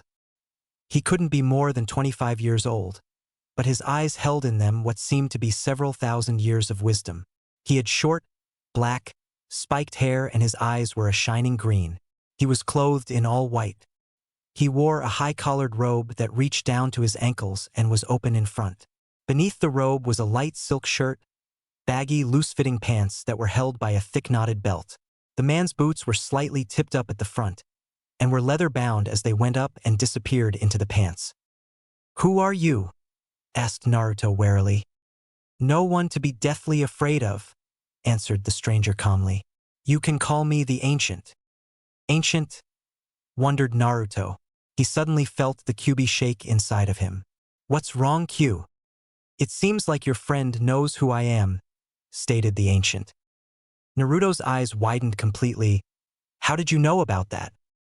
Simple. I knew the Kyuubi before she was imprisoned inside of you, and could easily pick out her chakra when it intermingled with yours, he explained.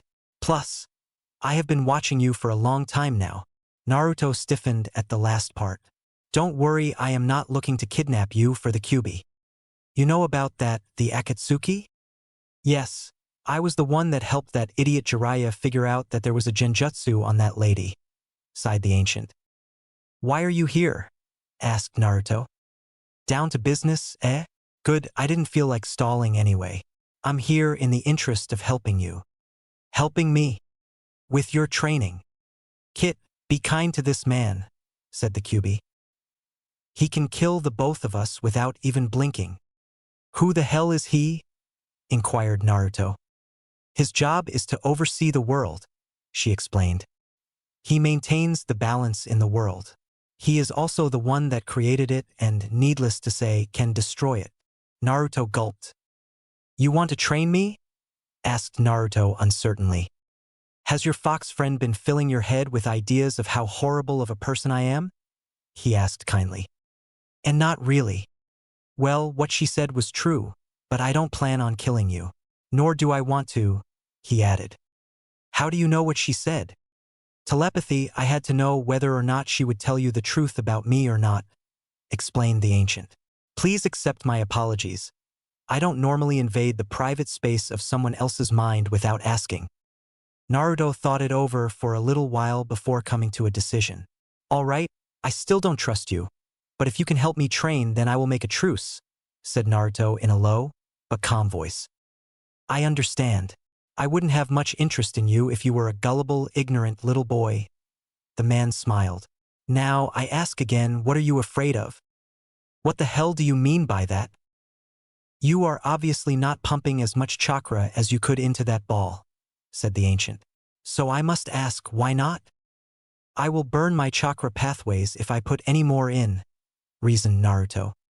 You're saying that like they won't heal ever. It is quite on the painful side, and I don't want to be handicapped while they are healing. The Ancient sighed. Ever hear the saying, no pain, no gain? Naruto shook his head in the negative.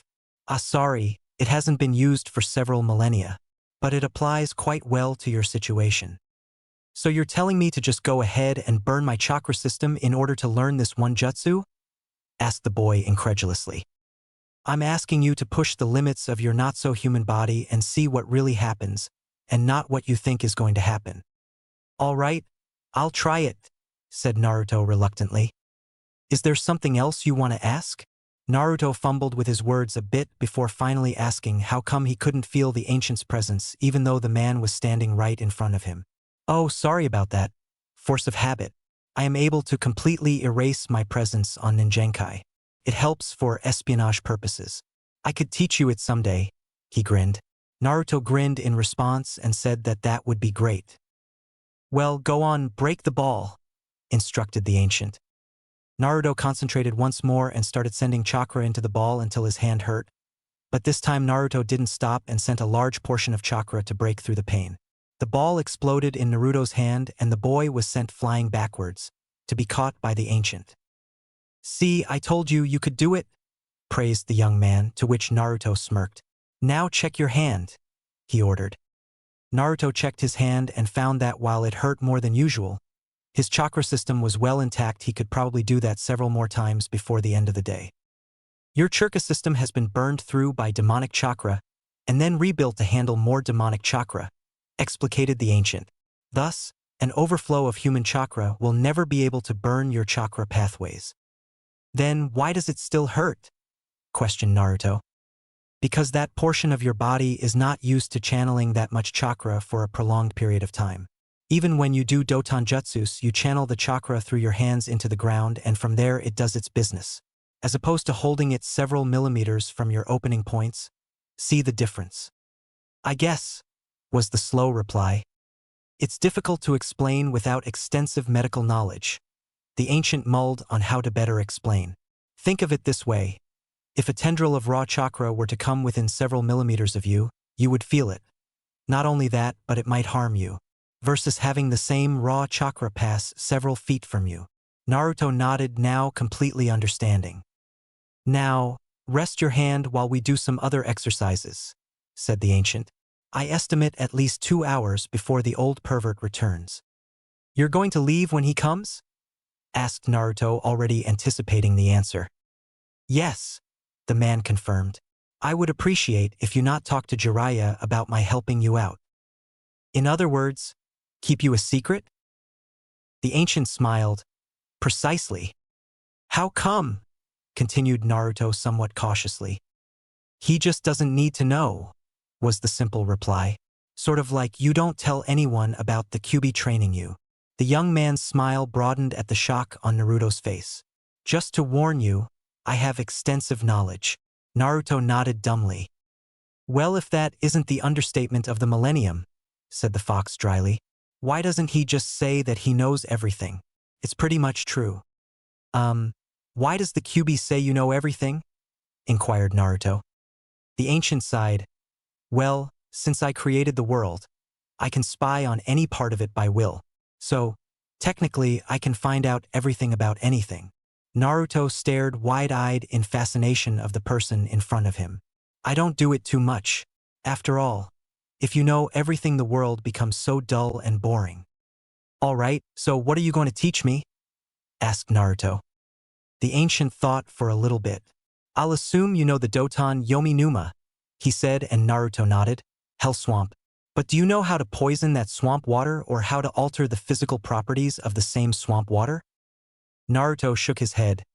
No, but it would probably have something to do with my Suiton supremacy, right? Nope.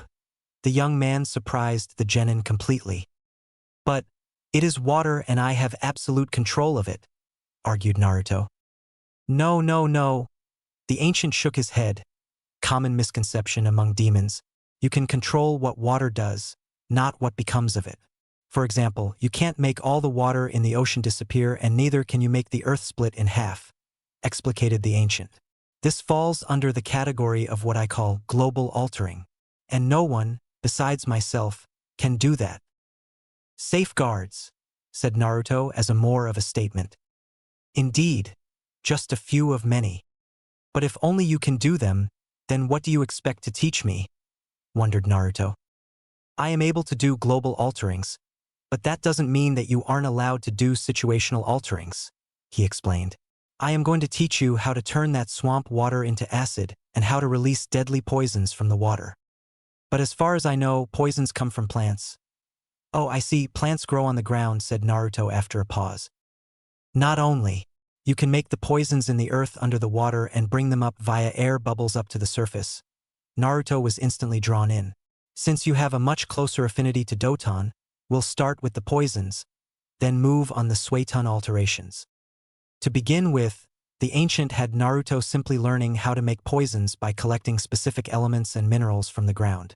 Since Naruto had been using his Doton supremacy for over a year now, it didn't take him too long before he caught on.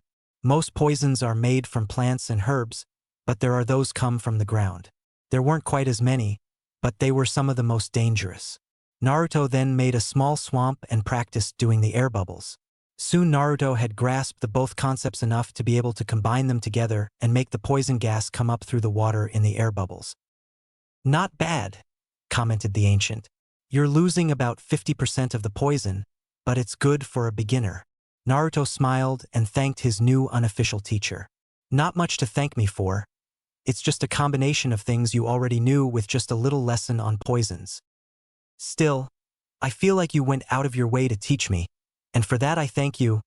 Naruto bowed slightly. The ancient nodded in acceptance, but said that it still wasn't a big deal. The ancient's head quirked aside as he half-frowned. "Looks like our training session is over," he said calmly. "Jiraiya is about a half-mile out, so it is time for me to disappear." "You can sense someone from a half a mile away?" asked Naruto incredulously. "No, I set up some alert traps, that's all. The Sannin just tripped some of them, and thus I know he's coming. But it could be someone else, not Jiraiya?" "You see, my alert traps are animated," explained the young man. "They can distinguish one person from another. Advanced stuff? Don't worry about it now," he added, noticing Naruto's hungry, impressed look. The ancient then crouched down and put one palm on the ground. The ground suddenly shifted and moved around until it looked like nothing had been done on it. "They're as good as new," he said. "Wouldn't want the old man to suspect something." "How did you?" marveled Naruto. "Oh, the ancient shifted uncomfortably. "I don't feel like talking about it right now. Ask me some other time." The ancient slowly started walking away, and as he did his body seemed to become more and more transparent. "Will I ever see you again?" called out Naruto. The man turned towards Naruto and smiled. "We'll see how life turns out." A breeze blew and his body disintegrated into millions of tiny particles and was blown away. "That's a cool teleportation," thought Naruto. "Much better than the clouds the leaf jounin do." "He's a lot more powerful than the leaf jounin," said the Kyuubi in an awed voice. "I'm very surprised that he actually trained you." "How come?" "He doesn't train anyone," she stated matter-of-factly. "Demon kings would ask him to train their sons and daughters, but he would always refuse. His training is something that demons and humans alike would kill for." "Can you tell me about him?" "There's not much to tell since not much is known," said the fox. "He created this world, maintains its balance, and very rarely interferes in any of the world's processes. He can disappear for hundreds, sometimes thousands, of years, and then one day you'll see him walking about completely unchanged. There are rumors that this isn't his only world, and that when he disappears he simply goes to those other worlds." Naruto listened very carefully. In Makai, every self-respecting demon knows that the ancient exists, even if they haven't met him. He commands more authority than any king of Makai has ever had.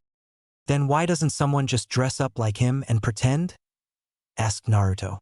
"I mean, since most have never met him, they wouldn't know the difference. None dare to. If he were to find out, I doubt that person would have a life afterwards. It is said that he can curse your very soul, so that in your next life you will suffer for the crimes you committed in this one." "What about in this world, Ninjankai?" asked Naruto.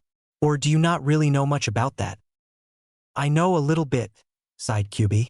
"I know that the Kage are aware of him, as are the special Jounin, and most likely the Sannin. I also know that they fear him for the kind of power he possesses."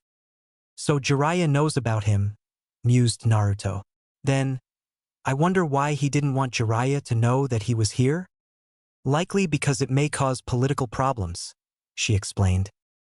"He is supposed to be neutral when it comes to the shinobi villages. If he were to train you, then that would show that he is favoring Konoha. And since the leaf is fresh out of a war, it would be really bad for them." If he knows me, then he should realize that I don't care about the leaf. Yes, but I don't think the destruction of Konoha would bode well for the balance of the world, reasoned the Kyuubi. You may not care, but he doesn't want to have a lot more shit to deal with. Understandable, concluded Naruto. Enough about that, you need to explode that ball in front of Jiraiya so that he'll finally teach you the real technique. Now go, she ordered. Naruto cringed a little at her instant attitude change, but held the ball tightly in his hand and started expelling chakra into it. He felt his hand start to hurt again and in response sent a large wave of chakra into the ball. The result was the same as last time. The ball exploded, but this time Naruto had used chakra to hold on the ground and was not sent flying. Oh, it's done, muttered the old man. Seems like you've cleared the second stage. Jiraiya looked down at the boy's hand in marvel. Wow, to concentrate chakra to the extent where it burnt his hand. This kid is really something. All right, yelled Naruto. Let's start the third stage quickly. Leave it for later, said Jiraiya. We're going to meet Tsunade now. You actually found out some information, said Naruto in surprise. What did you think I was doing? Asked Jiraiya disbelievingly. Going around bathhouses, strip clubs, whorehouses, and the like, replied Naruto calmly. Jiraiya frowned with his eye twitching. This kid, he suddenly remembered that they had a place to go to. Let's go, he yelled. Calm down. No need to go jumping around like a little kid in front of a candy store. You seem to be in a bad mood, said Jiraiya. Because you promised to teach me the third step, the genin said impatiently. Oh, well, the third step can be done while walking, said Jiraiya and blew up a normal balloon. He tossed it to Naruto. The first step was to spin. The second step was power. Finally, the third step is this. Holding the ball in your hand? Asked Naruto in a low voice. It may seem like I'm just holding the balloon, but I'll show you the same thing on my left hand, said the Sannin and started gathering chakra on left hand. The chakra was tightly bound in a perfect orb, as if it was a small typhoon. So inside the balloon in your right hand, the same thing is happening as your left hand? Asked Naruto. Yeah. Well, you see, started Naruto in an annoyed voice, I regret to inform you that I do not have the Sharingan or Byakugan, so I could not see what the hell you were doing inside the balloon. Naruto yelled out the last part in frustration. Even with that much chakra spinning, the balloon doesn't even twitch, analyzed Naruto. There must be more power and speed to it than when I was popped the rubber ball. The third step is giving all you learned from the previous two and charging it, explained Jiraiya. Basically, you max out the spin and power of your chakra, but make a wall within the balloon and concentrate your power. So I do the spinning and the power and try not to pop the balloon? Inquired Naruto. Yes, exactly. So what is final result? Asked Naruto.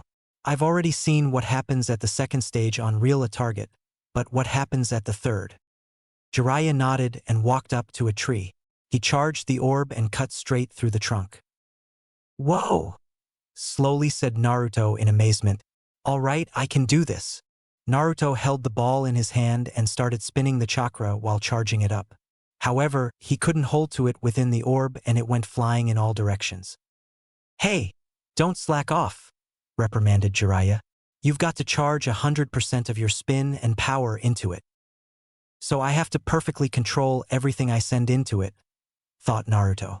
I'll seriously need to meditate this evening. We must hurry now.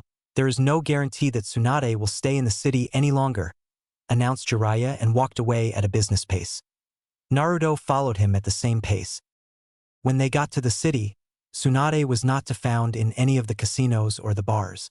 One of the managers suggested that she might have gone sightseeing to the nearby castle. That is where the two Leafnines were headed now. They walked for several miles before coming up on the site where the castle should have been in clear view. You didn't get lost, did you, Erosenin? Taunted Naruto. Damn brat. I know my way around the fire country, yelled Jiraiya. Then where's the castle? Asked Naruto. They jumped up on a nearby rooftop and saw the whole castle lying in ruins. What the hell happened here? Asked Naruto warily since something was bugging in sixth sense. They saw a frightened man running away quickly and asked him what had happened. When he responded that demon beast had attacked, both Naruto and Jiraiya went on alert, especially so when the man also mentioned that it had been a snake. A snake! Naruto narrowed his eyes dangerously. Could it have been the same one that I met during the Chunin exam? Yes, most likely it was, said Jiraiya in a serious tone. The genin and Sannin quickly made their way towards the ruined castle and landed in the exact spot where Orochimaru had been talking to Tsunade. Naruto's eyes narrowed and he snarled out a name, Orochimaru, right? Jiraiya had heard about Sasuke, and thus realized that Naruto had been in a confrontation with the snake Sannin. Yes, and that wall was likely destroyed by Tsunade, he said. Looks like we were just a little bit too late. Naruto looked around until he saw something that caught his attention. Blood, he stated. Snake-smelling blood. Jiraiya turned to look at his student. How the hell do you know that? He questioned. The Kyuubi is stirring around restlessly, answered Naruto.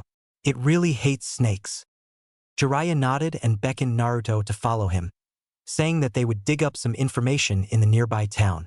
Night had already fallen when they reached the next town and Jiraiya dragged Naruto into a pub to eat dinner. As soon as they walked in, Jiraiya froze. Tsunade, he said. Naruto looked in the same direction and noticed two women sitting at the far table, a blonde one with a diamond in her forehead and a black-haired one. The blonde had blurted out Ero Sennin's name, so Naruto assumed she was the one they were looking for. Why are you at a place like this? Asked Tsunade once they were comfortably seated and the food had been brought. We were looking for you, replied Jiraiya. Today, I met with someone that brings back bad memories, she said. Orochimaru, stated Jiraiya. Did something happen? Nothing. Neither Jiraiya nor Naruto failed to notice the silent exchange between Tsunade and her assistant, Shizune. Just a little greeting. Oh yeah, sure. Like Orochimaru showed up and gave Sasuke a little greeting, thought Naruto angrily. You too, why'd you come to see me? Asked Tsunade. Naruto looked up from his food expectantly. He never did inquire why Jiraiya was being paid to find her. To tell you the truth, Konoha has issued a request for you to be the Godame Hokage. Naruto choked on his food, while Tsunade and Shizune just stared at Jiraiya wide-eyed. Godame Hokage, thought Naruto. Well, it does make sense since the third was killed and she is one of the Sannin. The third is... Jiraiya trailed off. It was Orochimaru's work, said Tsunade. I heard. He told me. Naruto was amazed. What? That snake guy is the one that killed the old man, he cried. Who is he exactly? He was with us, answered Jiraiya slowly. One of the 3 ninjas. Then he went missing, Nin, is that right? Guessed Naruto. No one answered. Instead, Tsunade asked a question. Who is this boy?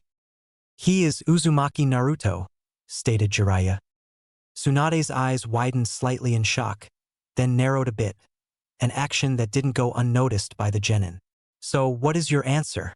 Are you willing to accept? Asked the old man. Tsunade hesitated. Impossible. I decline, she finally said. I remember in the past you saying the same thing when I asked you out, commented Jiraiya. And that means what exactly? Wondered Naruto. It doesn't look like she accepted any time after that either. Hey, called Naruto. Isn't she supposed to be a good doctor that can treat Kakashi and Sasuke? You ask her to become Hokage and she refuses. Don't worry so much, Jiraiya said. This person right here, Tsunade, is the only one that can become the Godame. Jiraiya went on to explain how Tsunade brought them victory in battle and is the granddaughter of the first Hokage. This is a decision made by the top members of the Leaf. You have absolutely no say in this. As if I care that I can't pick the next Hokage, thought Naruto. Jiraiya, this kid seems worse than your previous apprentice, in terms of looks, speech, and intelligence, said the legendary medic Nin. This got Naruto riled up. Hey, now wait a minute, yelled Naruto. What's that supposed to mean? Well, it's tough for anyone to be compared to the Yondaime, said Jiraiya boastfully, because he really had the talent to become a top-rated ninja. He was smart, reliable and handsome like me too. Naruto frowned. You're not smart, reliable, or handsome, Ero-senin. Jiraiya scowled. Tsunade chuckled a little at Naruto's nickname for Jiraiya. But even that yondaime died quickly, she said. He gave up his life for the village. Naruto shook a little at that mention of that man. Life is different from money. It can't be gambled that easily. Whoever puts it at risk so easily is a fool. Naruto's face contorted in anger. She's pissing me off. My grandfather and the second both focused too much on bringing peace to our home more than anything else. But as a result, they just died in the middle of their dreams like losers. No wonder he died, because he was too old to live in his dreams. Naruto tightened his fist. Being a Hokage is shit. No one but a fool would do it. What the fuck did you say? Yelled Naruto as he jumped up on table. Jiraiya tried to grab him, but the boy evaded his hand and leaned in closer to Tsunade. Don't you dare spread such libel, he seethed. I hate people like you, the ones that look at everything only through their own point of view and never, ever, consider what someone else might be thinking or how the person you are accusing of being a fool actually feels. I don't give who you are. I'll kill you, he threatened. Everyone at the table was shocked at Naruto's speech. Tsunade suddenly got up till she was eye level with the genin. You've got some guts to say such things to me, boy, she said threateningly. Let's take this outside. Fine, growled Naruto. Now Naruto, don't just go around showing off everything you've got just because she fits into the usual category of people, lectured the fox. She just pissed me off, he explained. You'd think a human in old age would know better, and on top of all of that, she's being asked to be the Hokage. I thought we were past the point where I taught you proper self-control, she said in a serious tone. What if she does become the Hokage? With the kind of attitude she holds now, I'll be at a disadvantage if one of the cows is the Hokage. Still not reason enough to pick a fight with an S-class shinobi, reasoned the fox. She's an old woman that has been out of practice for a while, replied the blonde. Never underestimate your opponent, said the QB. I thought you learned that. I've been one of the legendary 3. I don't even have to be serious to fight this little ninja boy, boasted Tsunade. One finger should be enough. Naruto scowled and charged at the medic Nin, throwing shuriken at her. Tsunade dodged easily and went under Naruto's kunai swipe, striking Naruto in the wrist and taking his kunai at the same time. However, just as she was going to flick Naruto in the forehead, she felt the ground under her rumble. She looked down and immediately jumped away, barely missing the explosion.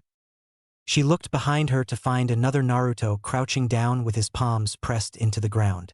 Before she could move, her legs were caught in the ground by Naruto's quicksand. Naruto then jumped forward at Tsunade, trying to strike her in the head with a kick. However, Tsunade wasn't of the legendary 3 for nothing. She quickly ducked below the genin and using a quick burst of chakra freed herself from the quicksand and flicked Naruto in the back of the head, sending him flying. Damn bitch, scowled Naruto. I'll show her. He went to activate his supremacies, but found that he could no longer pull on the QB's chakra. Hey, what's the big idea? You want to reveal the supremacies in front of 2 Sannin and potentially the future Hokage? Asked the fox harshly. Naruto frowned and grit his teeth, but understood the dangers of that action. Then I guess I'll try to use my newest jutsu, thought Naruto, hoping that his new jutsu would work under the pressure of combat. Hey kid, I'll ask you one thing before you pass out. Why do you get so hipped up about what I think? Asked Tsunade. Unlike you, I have experienced your kind of ignorant views all my life, seethed Naruto. Typical older generation of the leaf kind of person. All you care about is your own fame and honor, the well-being of other people, much less the village, doesn't bother you in the least. This was a direct blow to Tsunade's pride. After all, she was a medic Nin and the well-being of other people was her job. She paused when she remembered her fiancé's words of wanting to protect the whole village. Naruto noticed his enemy's pause and started charging up his new technique. Before the orb had completely formed, Naruto had already started running towards Tsunade at a high speed. Tsunade was instantly brought back to the present when she saw what the boy in front of her was planning. That technique! She was amazed. Tsunade brought her finger up and brought it down on the ground, making it crack. Naruto, having been completely concentrated on forming the orb, hadn't noticed in time and tripped, driving the unformed orb into the ground, only making a spiral marking. Never thought he would try to use the Yandame's jutsu, thought Tsunade. But that lack of power is nothing like the Yandame. Naruto climbed out of the hole and was checked by Shizune to make sure he was okay. He coughed out a bit of blood and glared up at Tsunade. "Jiraiya, is it you?" she asked. "Who's teaching him the Rasengan?" "Rasengan, is that what it's called?" wondered Naruto. "Teaching him something he can't do, and believing you are his master," mocked the legendary medic. "It's better if he doesn't think that way, so silly kids won't joke about foolish dreams." "It's not a joke, you idiotic old hag," cried the genin. "All I need is 3 days to learn this technique." "Heh, some words, brat," said Tsunade. "A man's words should never be taken back." "I won't take back my words," said Naruto seriously. "That's my ninja way." "Well, more like my demonic way," thought Naruto. "But for all practical, human purposes." Tsunade looked to be thinking something over, before finally speaking again. "Well then, is that so? I'll give you 1 week. If you can master, I will acknowledge you, and I'll give you this necklace," she offered. "What?" asked Naruto. "I don't want that crappy necklace." "Don't say that, Naruto," Jiraiya corrected. "That is a very unique and precious, or that belonged to the first Hokage. If you sold it, you could buy 3 mountains." "I don't want 3 mountains," said Naruto thoughtfully. "I am, however, up for a wager." "Oh?" inquired Tsunade. "If I win, then you will have to come back with us and become the Godame." Naruto smirked, while Tsunade was shocked. "Deal?" Tsunade calmed down and smiled. "Fine, but if you lose and all your money will belong to me," she said as she held out Naruto's wallet. "Fine, as if money can't be reobtained," acknowledged Naruto. "What are you doing?" pleaded Tsunade's assistant. "That necklace is—" Shizune was interrupted. "It's not like he can accomplish it anyway. Let's go, Shizune." Tsunade turned and walked off. "Tsunade, can we have a drink together?" asked Jiraiya. "It's been a while." Tsunade turned around in surprise, but said nothing. "Shizune, you and Naruto go find a hotel to stay for the night. Okay?" "Okay," agreed Shizune, and motioned for Naruto to come with her. Naruto physically followed while being mentally lost in his mind. "Damn it, that technique, the Rasengan, still didn't work," thought the blonde. "I wonder that the hell I'm doing wrong. Perhaps picking a fight with one of the legendary Sannin?" said the Kyuubi in an annoyed tone. "And on that note, I thought you didn't want her to become the Hokage." The blonde frowned. "No, but what's the alternative?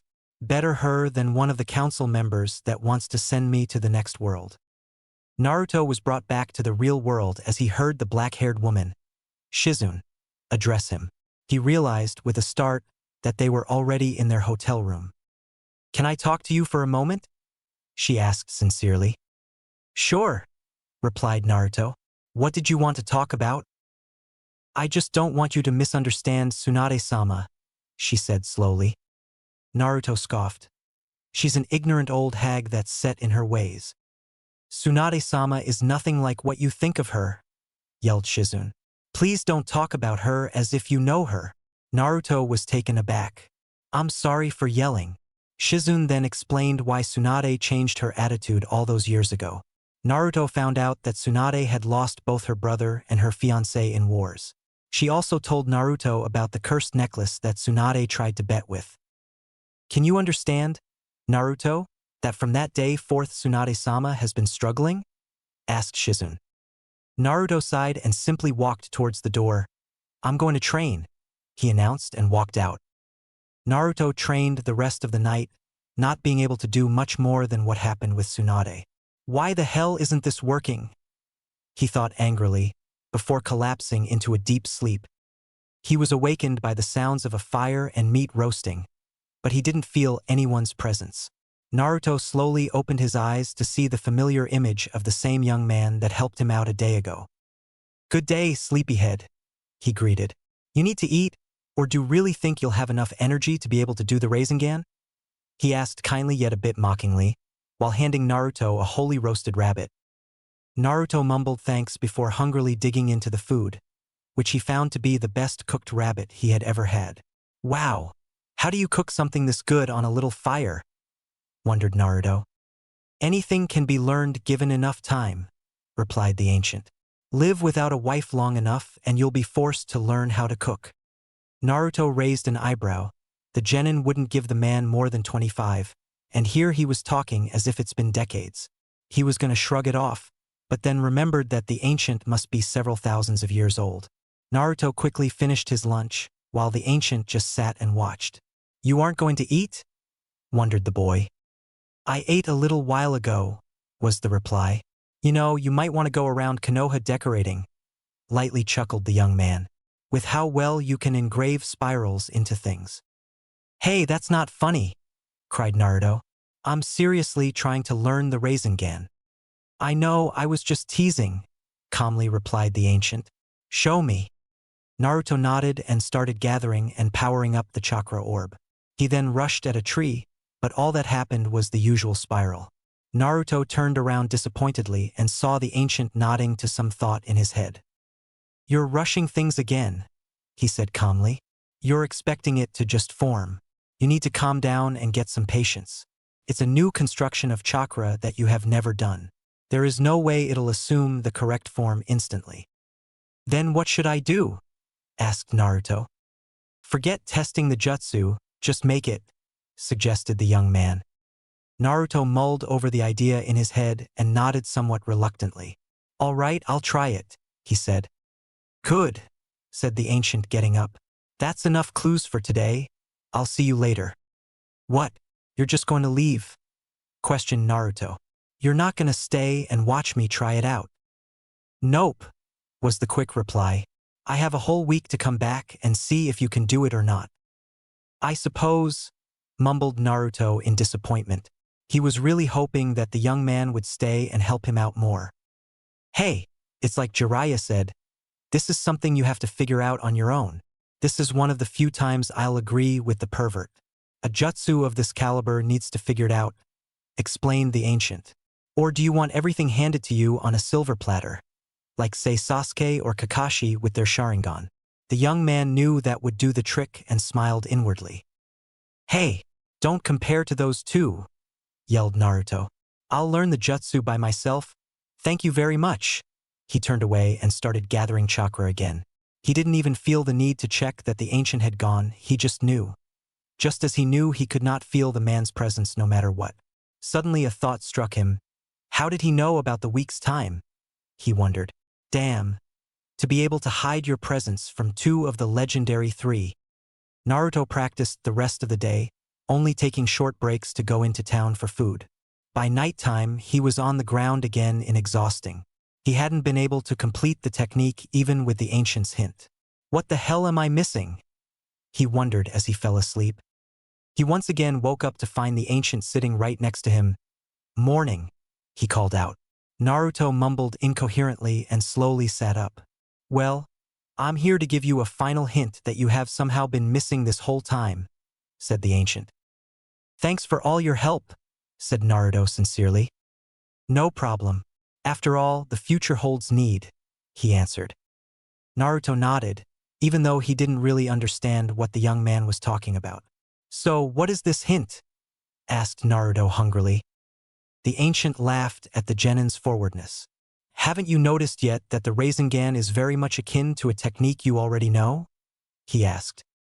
Naruto had to think for a little while, running through all the techniques he knew. No. I'll narrow it down to your demonic jutsus, hinted the ancient. Naruto did a double take, but still didn't find anything. The ancient sighed. I could taunt you with riddles all day, but I'll make an exception. Don't you find it being akin to the nine-tailed whirlwind? Naruto thought for a moment and suddenly it hit him that the techniques are quite similar. Noticing the light bulb going off in Naruto's head, the young man smiled. That's right, even though the demonic jutsu is large-scale, the principle is the same. An orb of chakra is created. In the demonic case, you expand the orb to hit targets, but here you actually have to solidify the orb and move the actual orb into the target. Naruto had been thinking about it during the ancient's explanation and had already thought of a few things to try out. He looked up just in time to see a retreating form of the young man. "Hey!" he called out, making the ancient pause. "What do you think of the leaf?" asked Naruto suddenly. The ancient turned around and walked back to Naruto. "They are stupid, very stupid," he replied. "They rely too much on their few overly strong, and are thrown into panic when those strong fall." He paused. A problem with all the villages really is that all people adapt the current Kage's views on most things in life. There is a reason the Sandaime retired and chose a fourth. He knew that the village needed a new driving force. Otherwise, they would get too settled in their old idealisms. Once the fourth took power, which was for too short a period of time, the village people became more motivated and optimistic. Then the Kyuubi happened and the Sandaime took power again. He was already an old man and was being practically forced to go back to his old job. Thus the gloomy atmosphere, the lazy enforcement of laws. The council gained a lot of power during these last 13 years because the Hokage didn't challenge them. The ancient paused in his lecture. "Do you know why there were so few ANBU during the Chunin exam finals?" Naruto shook his head in the negative. The council deemed that an attack while the Kazekage was visiting would be stupid, and thus had most of the forces outside the village gathering information. Frankly, the leaf disgusts many hidden villages out there. I mean, in the last 13 years it has degenerated into practically a democracy. What sane person would let a council run a war-oriented city? Konoha should have a strong leader that orders about their soldiers and doesn't take no for an answer. Naruto nodded in agreement. "And you think Tsunade could do this?" "She may not be young, but Konoha needs such drastic change, such as the first hidden village to have a female Kage, to jumpstart its change." "I know she doesn't take shit from anyone," said Naruto. "But you said that the council has gained a lot of power, so do you think that she will be able to stand up to them?" "The council could be used to run the village in peacetime," said the ancient. "Successfully, I might add. The problem is, as soon as a war starts, a real leader is needed and the council will be forced to take a backseat. Either that or face complete annihilation, and the senile geezers on the council definitely don't want that. Nor are they actually willing to go out on the battlefield and sacrifice their lives for the village." He paused. "No, power will shift back. And a dictatorship is quite hard to turn back into a democracy. Thus, the leaf will be back to normal in no time." "No time?" asked Naruto confused. "Well, sorry, on my scale it's no time, but in years it would have to be around 10 to 15. Naruto was completely confused. "Huh? Your time scale?" "I'll explain it later," said the young man. "Right now, you need to focus on learning the Rasengan." The man simply disappeared. Naruto wasn't satisfied with the answer. In fact, it made him a bit nervous, but he couldn't do much about it. He swore under his breath and started his training. With the nine-tailed whirlwind in mind, Naruto was able to stabilize the Rasengan enough to be able to cut into a tree a little bit, but it was still lacking the power that Jiraiya had showed him. "Kit, don't try it out as soon as you've formed something new," instructed the fox. "Just concentrate on making it like the ancients said." Naruto nodded and took a breath to calm himself down. It was already dusk, and he hadn't been able to do much. He decided to just get a good night's sleep tonight and then try his best tomorrow. He collapsed on the ground, making several hand seals to soften the ground beneath him. Naruto didn't notice Tsunade's presence, as she was observing him from behind a rock formation a few dozen yards away. In another dimension. "I'm not particularly satisfied with how this is all going," said the ancient as he looked out the window and onto the unchanging forest outside. The other person in the room looked away from his work for a moment to gauge the ancient's demeanor before turning back. "What do you mean? Their relationship is perfect for this." Yashka did not spare his silver-haired companion a look as he continued looking out the window. "While that may be true, in the grand scheme of things this poses a bit of a problem. A logistics problem, nothing more. They may not care right now, but when push comes to shove, what are you going to tell them, Zeph?" The person named Zeph turned to face the ancient. "I have, more or less, figured that out." As he said this, his long silvery hair that went down to the small of his back began to recede and turn a deep obsidian.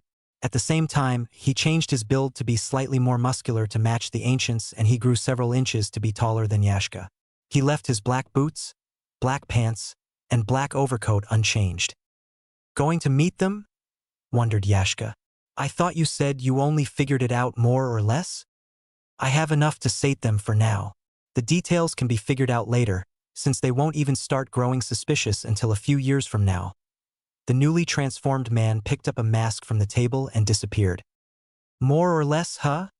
Commented the ancient with a sigh. Why do I feel uneasy? Back on Ninjenkai. For the next couple days, Naruto worked on the Rasengan endlessly. At first he tried transposing the whirlwind into the palm of his hand, but that didn't work out too well because demonic chakra had slightly different properties than human chakra. The genin was forced to go back to what he was originally doing, but that wasn't working so well either. The majority of the fifth day Naruto spent meditating to sort out his chakra and perfect his control over it. He did not sleep, but rather worked through the night to make the orb. By mid-morning Naruto was able to hold a stable orb in his hand, but when he tried to cut the tree, the orb burst apart.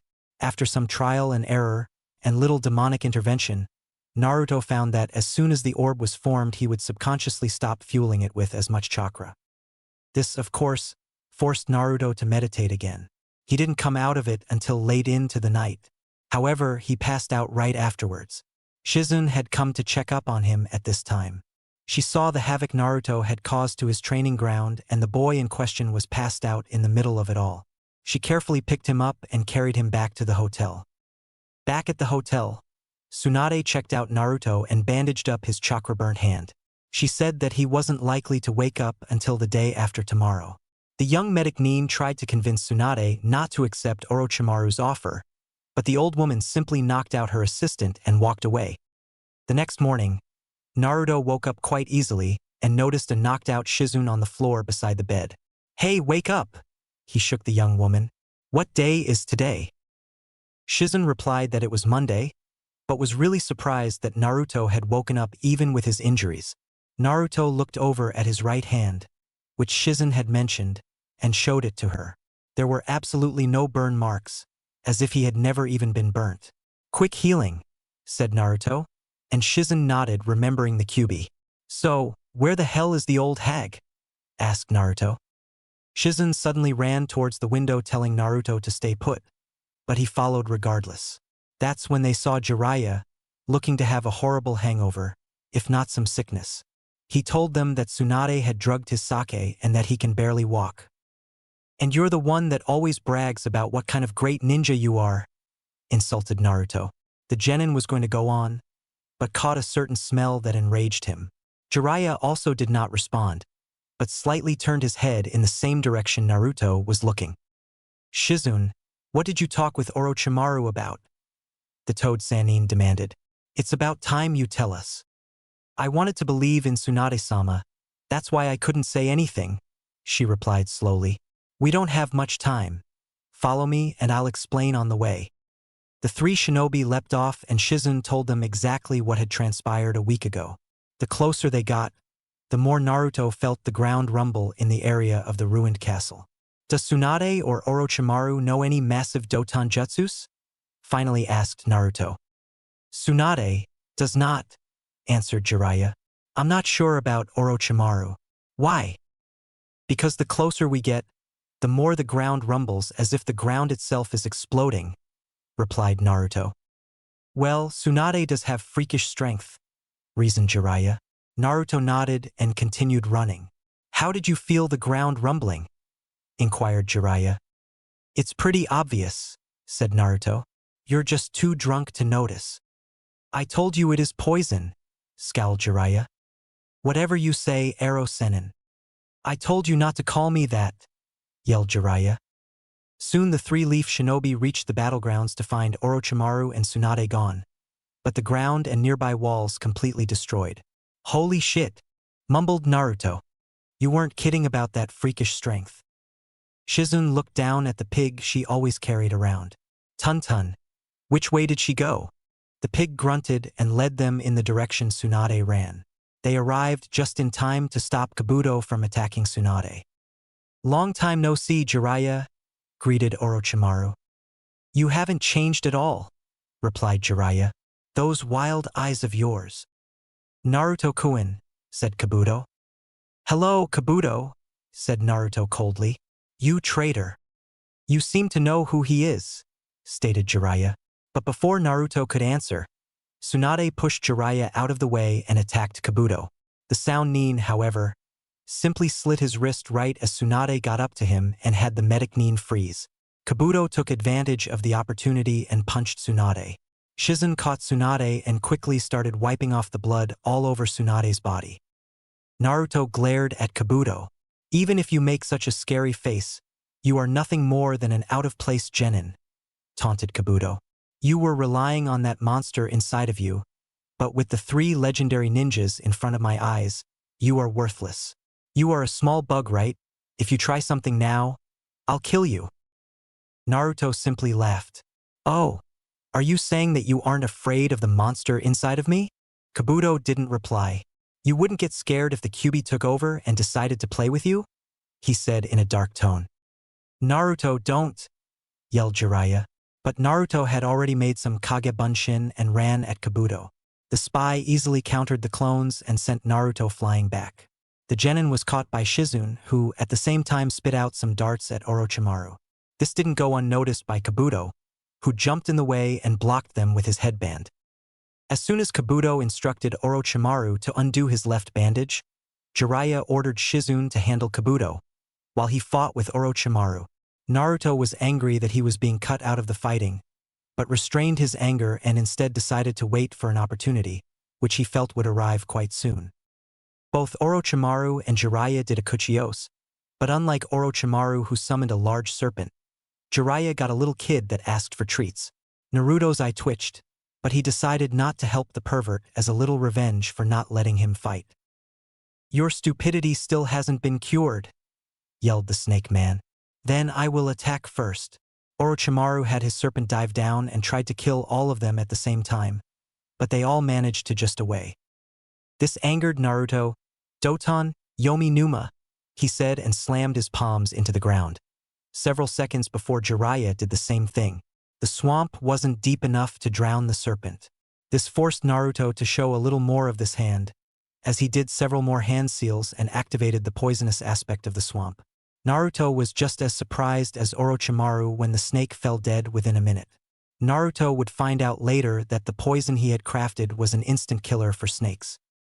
Orochimaru quickly realized what had happened and cursed himself for not getting rid of the Kyuubi brat during the Chunin exam. If he has access to the power of the Nine Tails, I won't be able to deal with him, thought Orochimaru gravely. And I also have Jiraiya to deal with, though the idiot doesn't seem to realize just how dangerous the Kyuubi kid is. Meanwhile, Shizen had attacked Kabuto with some projectiles that she fired from a device on her arm. Kabuto easily dodged and struck Shizun in the stomach, but the woman did not fumble and released a poison cloud at Kabuto. Kabuto simply used the ground to travel through and disabled Shizun's leg muscles. Kabuto punched Shizun until she rolled over to Tsunade. Kabuto walked over wanting to punch Tsunade, but was unable to as his arm was grabbed, and he was thrown to the side by none other than Naruto. Looks like I get to fight anyway, he said cockily. Naruto did several hand seals and slammed his palms into the ground. Kabuto had barely enough time to dodge a spike that came out of the ground below him, but he certainly didn't expect for a dozen more to come up all around him. The Sound Nin could not dodge them all and received several cuts on his legs and even arms, as the spikes came all the up to eye level. You like using Doton, don't you? Asked Kabuto in an amused voice, as he rushed at Naruto. The genin dodged the attack, but found that he could not stand up. I managed to put a crack in your femur bone with my snake attack, bragged Kabuto. Even if you can move, you can't win since you can't stand. Naruto concentrated on drawing the Kyuubi's chakra close to his femur bone, and smirked when he saw the shocked look on Kabuto's at the ring of red chakra along Naruto's upper leg. Naruto remembered his fight with Gaara. Are you afraid of me? Asked the genin. Are you afraid of my existence? Naruto's eyes flashed red for a moment and he smiled a feral grin. Kabuto gulped. Had he just awoken the Kyuubi? If that was the case, he needed to end this as quickly as possible. He rushed at Naruto trying to stab him in face with a kunai. However, Naruto grabbed Kabuto around the wrist, stopping his attack and immobilizing him at the same time. Kabuto was shocked when he saw mud wrap around both his and Naruto's hands. The gray-haired medic realized that this jutsu was similar to Gaara's sand, and wondered if Naruto intended to crush his hand. His answer came when he saw that Naruto was wildly spinning chakra on his right palm. The blonde formed a perfect orb, just like last night, but this one didn't break apart as he drove it straight into Kabuto's chest. Blood, cartilage, and bone fragments were flying in all directions from Kabuto's chest, as if a drill had hit the sound nin. Naruto's hair, face, and clothes were soon covered in blood. Meeting resistance only meant that Naruto would push harder and the blood would fly out faster. The sound nin tried desperately to break away, to somehow twist his body away from the attack, but found that Naruto had also bound his feet in quicksand. When he had the time to do the hand seals, Kabuto would never know. Once the Rasengan was halfway into Kabuto's body, the power of the attack ripped the sound nin out of the ground and Naruto's hold and sent his into a boulder 50 yards away. The three legendary shinobi stared in awe at what Naruto had done. Tsunade and Jiraiya were both shocked that Naruto had mastered that technique in only a week. Tsunade was especially shaking at the bloody display before her. Orochimaru was shocked that the Kyuubi knew such a powerful jutsu. The Snake Man also realized that he would have to kill Naruto to stop him from interfering in his plans. Kabuto, meanwhile, was on the ground, but not dead. He had used up most of his chakra and had healed up the bulk of the Rasengan attack. Naruto collapsed from chakra overuse, since he has literally pumped all of his human chakra into the Rasengan. Tsunade rushed over to Naruto and cut open his shirt to heal him. She noticed the weird markings on his shoulders, but paid little heed to them as she pumped healing chakra into his chest. Suddenly Tsunade was pushed away by a strong ripple of chakra from Naruto. She looked up and saw the impossible happen. Naruto stood up as if nothing had happened and walked towards Kabuto. However, the most horrifying thing about all this was that Naruto had two red churka tails swaying behind him. Everyone there instantly realized that it wasn't really Naruto that was walking, it was the Kyuubi. Kabuto looked up at Naruto to find a pair of red slitted eyes looking down at him. The Kyuubi, who was now in control of Naruto's body, crouched down next to Kabuto and whispered just loud enough for only the sound nin to hear. "This is the punishment for trying to kill those dear to me." Before Kabuto had time to interpret the words, both chakra tails stabbed him. One went through his head and the other through his heart. The Kyuubi licked her lips, tasting the fresh blood, before relinquishing control of her container's body, which instantly collapsed. Tsunade once again rushed over to the fallen genin, but this time with more caution. She inspected him and found that he was just sleeping from chakra exhaustion. No sooner had she realized that, she felt a presence in front of her and saw Orochimaru's head flying towards them with the sword of Kusanagi sticking out of his mouth. Tsunade instantly threw herself into the sword's path, thus blocking it from hitting Naruto. Orochimaru grew angry with Tsunade and tried to kill her and the brat, but every time Tsunade blocked the blows for Naruto. She then activated the seal on her forehead and instantly healed herself. The blonde Sannin punched Orochimaru as hard she could, sending him flying to the other side of the field. The Snake Man instantly knew that he was in over his head. "I will surely destroy the leaf," he announced as he started sinking into the ground. "Till we meet again, my friends, Tsunade Jiraiya." That's when the others noticed that a part of Orochimaru's face had started to come off. That face, thought Tsunade. He must have completed that immortality jutsu, thought Jiraiya. No wonder he didn't feel like himself. "Tsunade, this is true immortality," Orochimaru said in response to their looks. "Farewell." "Heh, Tsunade, you still suck at betting as always," commented Jiraiya as he looked down at the sleeping figure of Naruto. "Now the after effects of the jutsu," said Tsunade as her genjutsu dropped and she became her natural age. "If I rest a bit, I'll revert to my young self. Let's rest in the village until Naruto wakes up." Naruto slept the rest of the day, waking up the next morning completely healed and rejuvenated.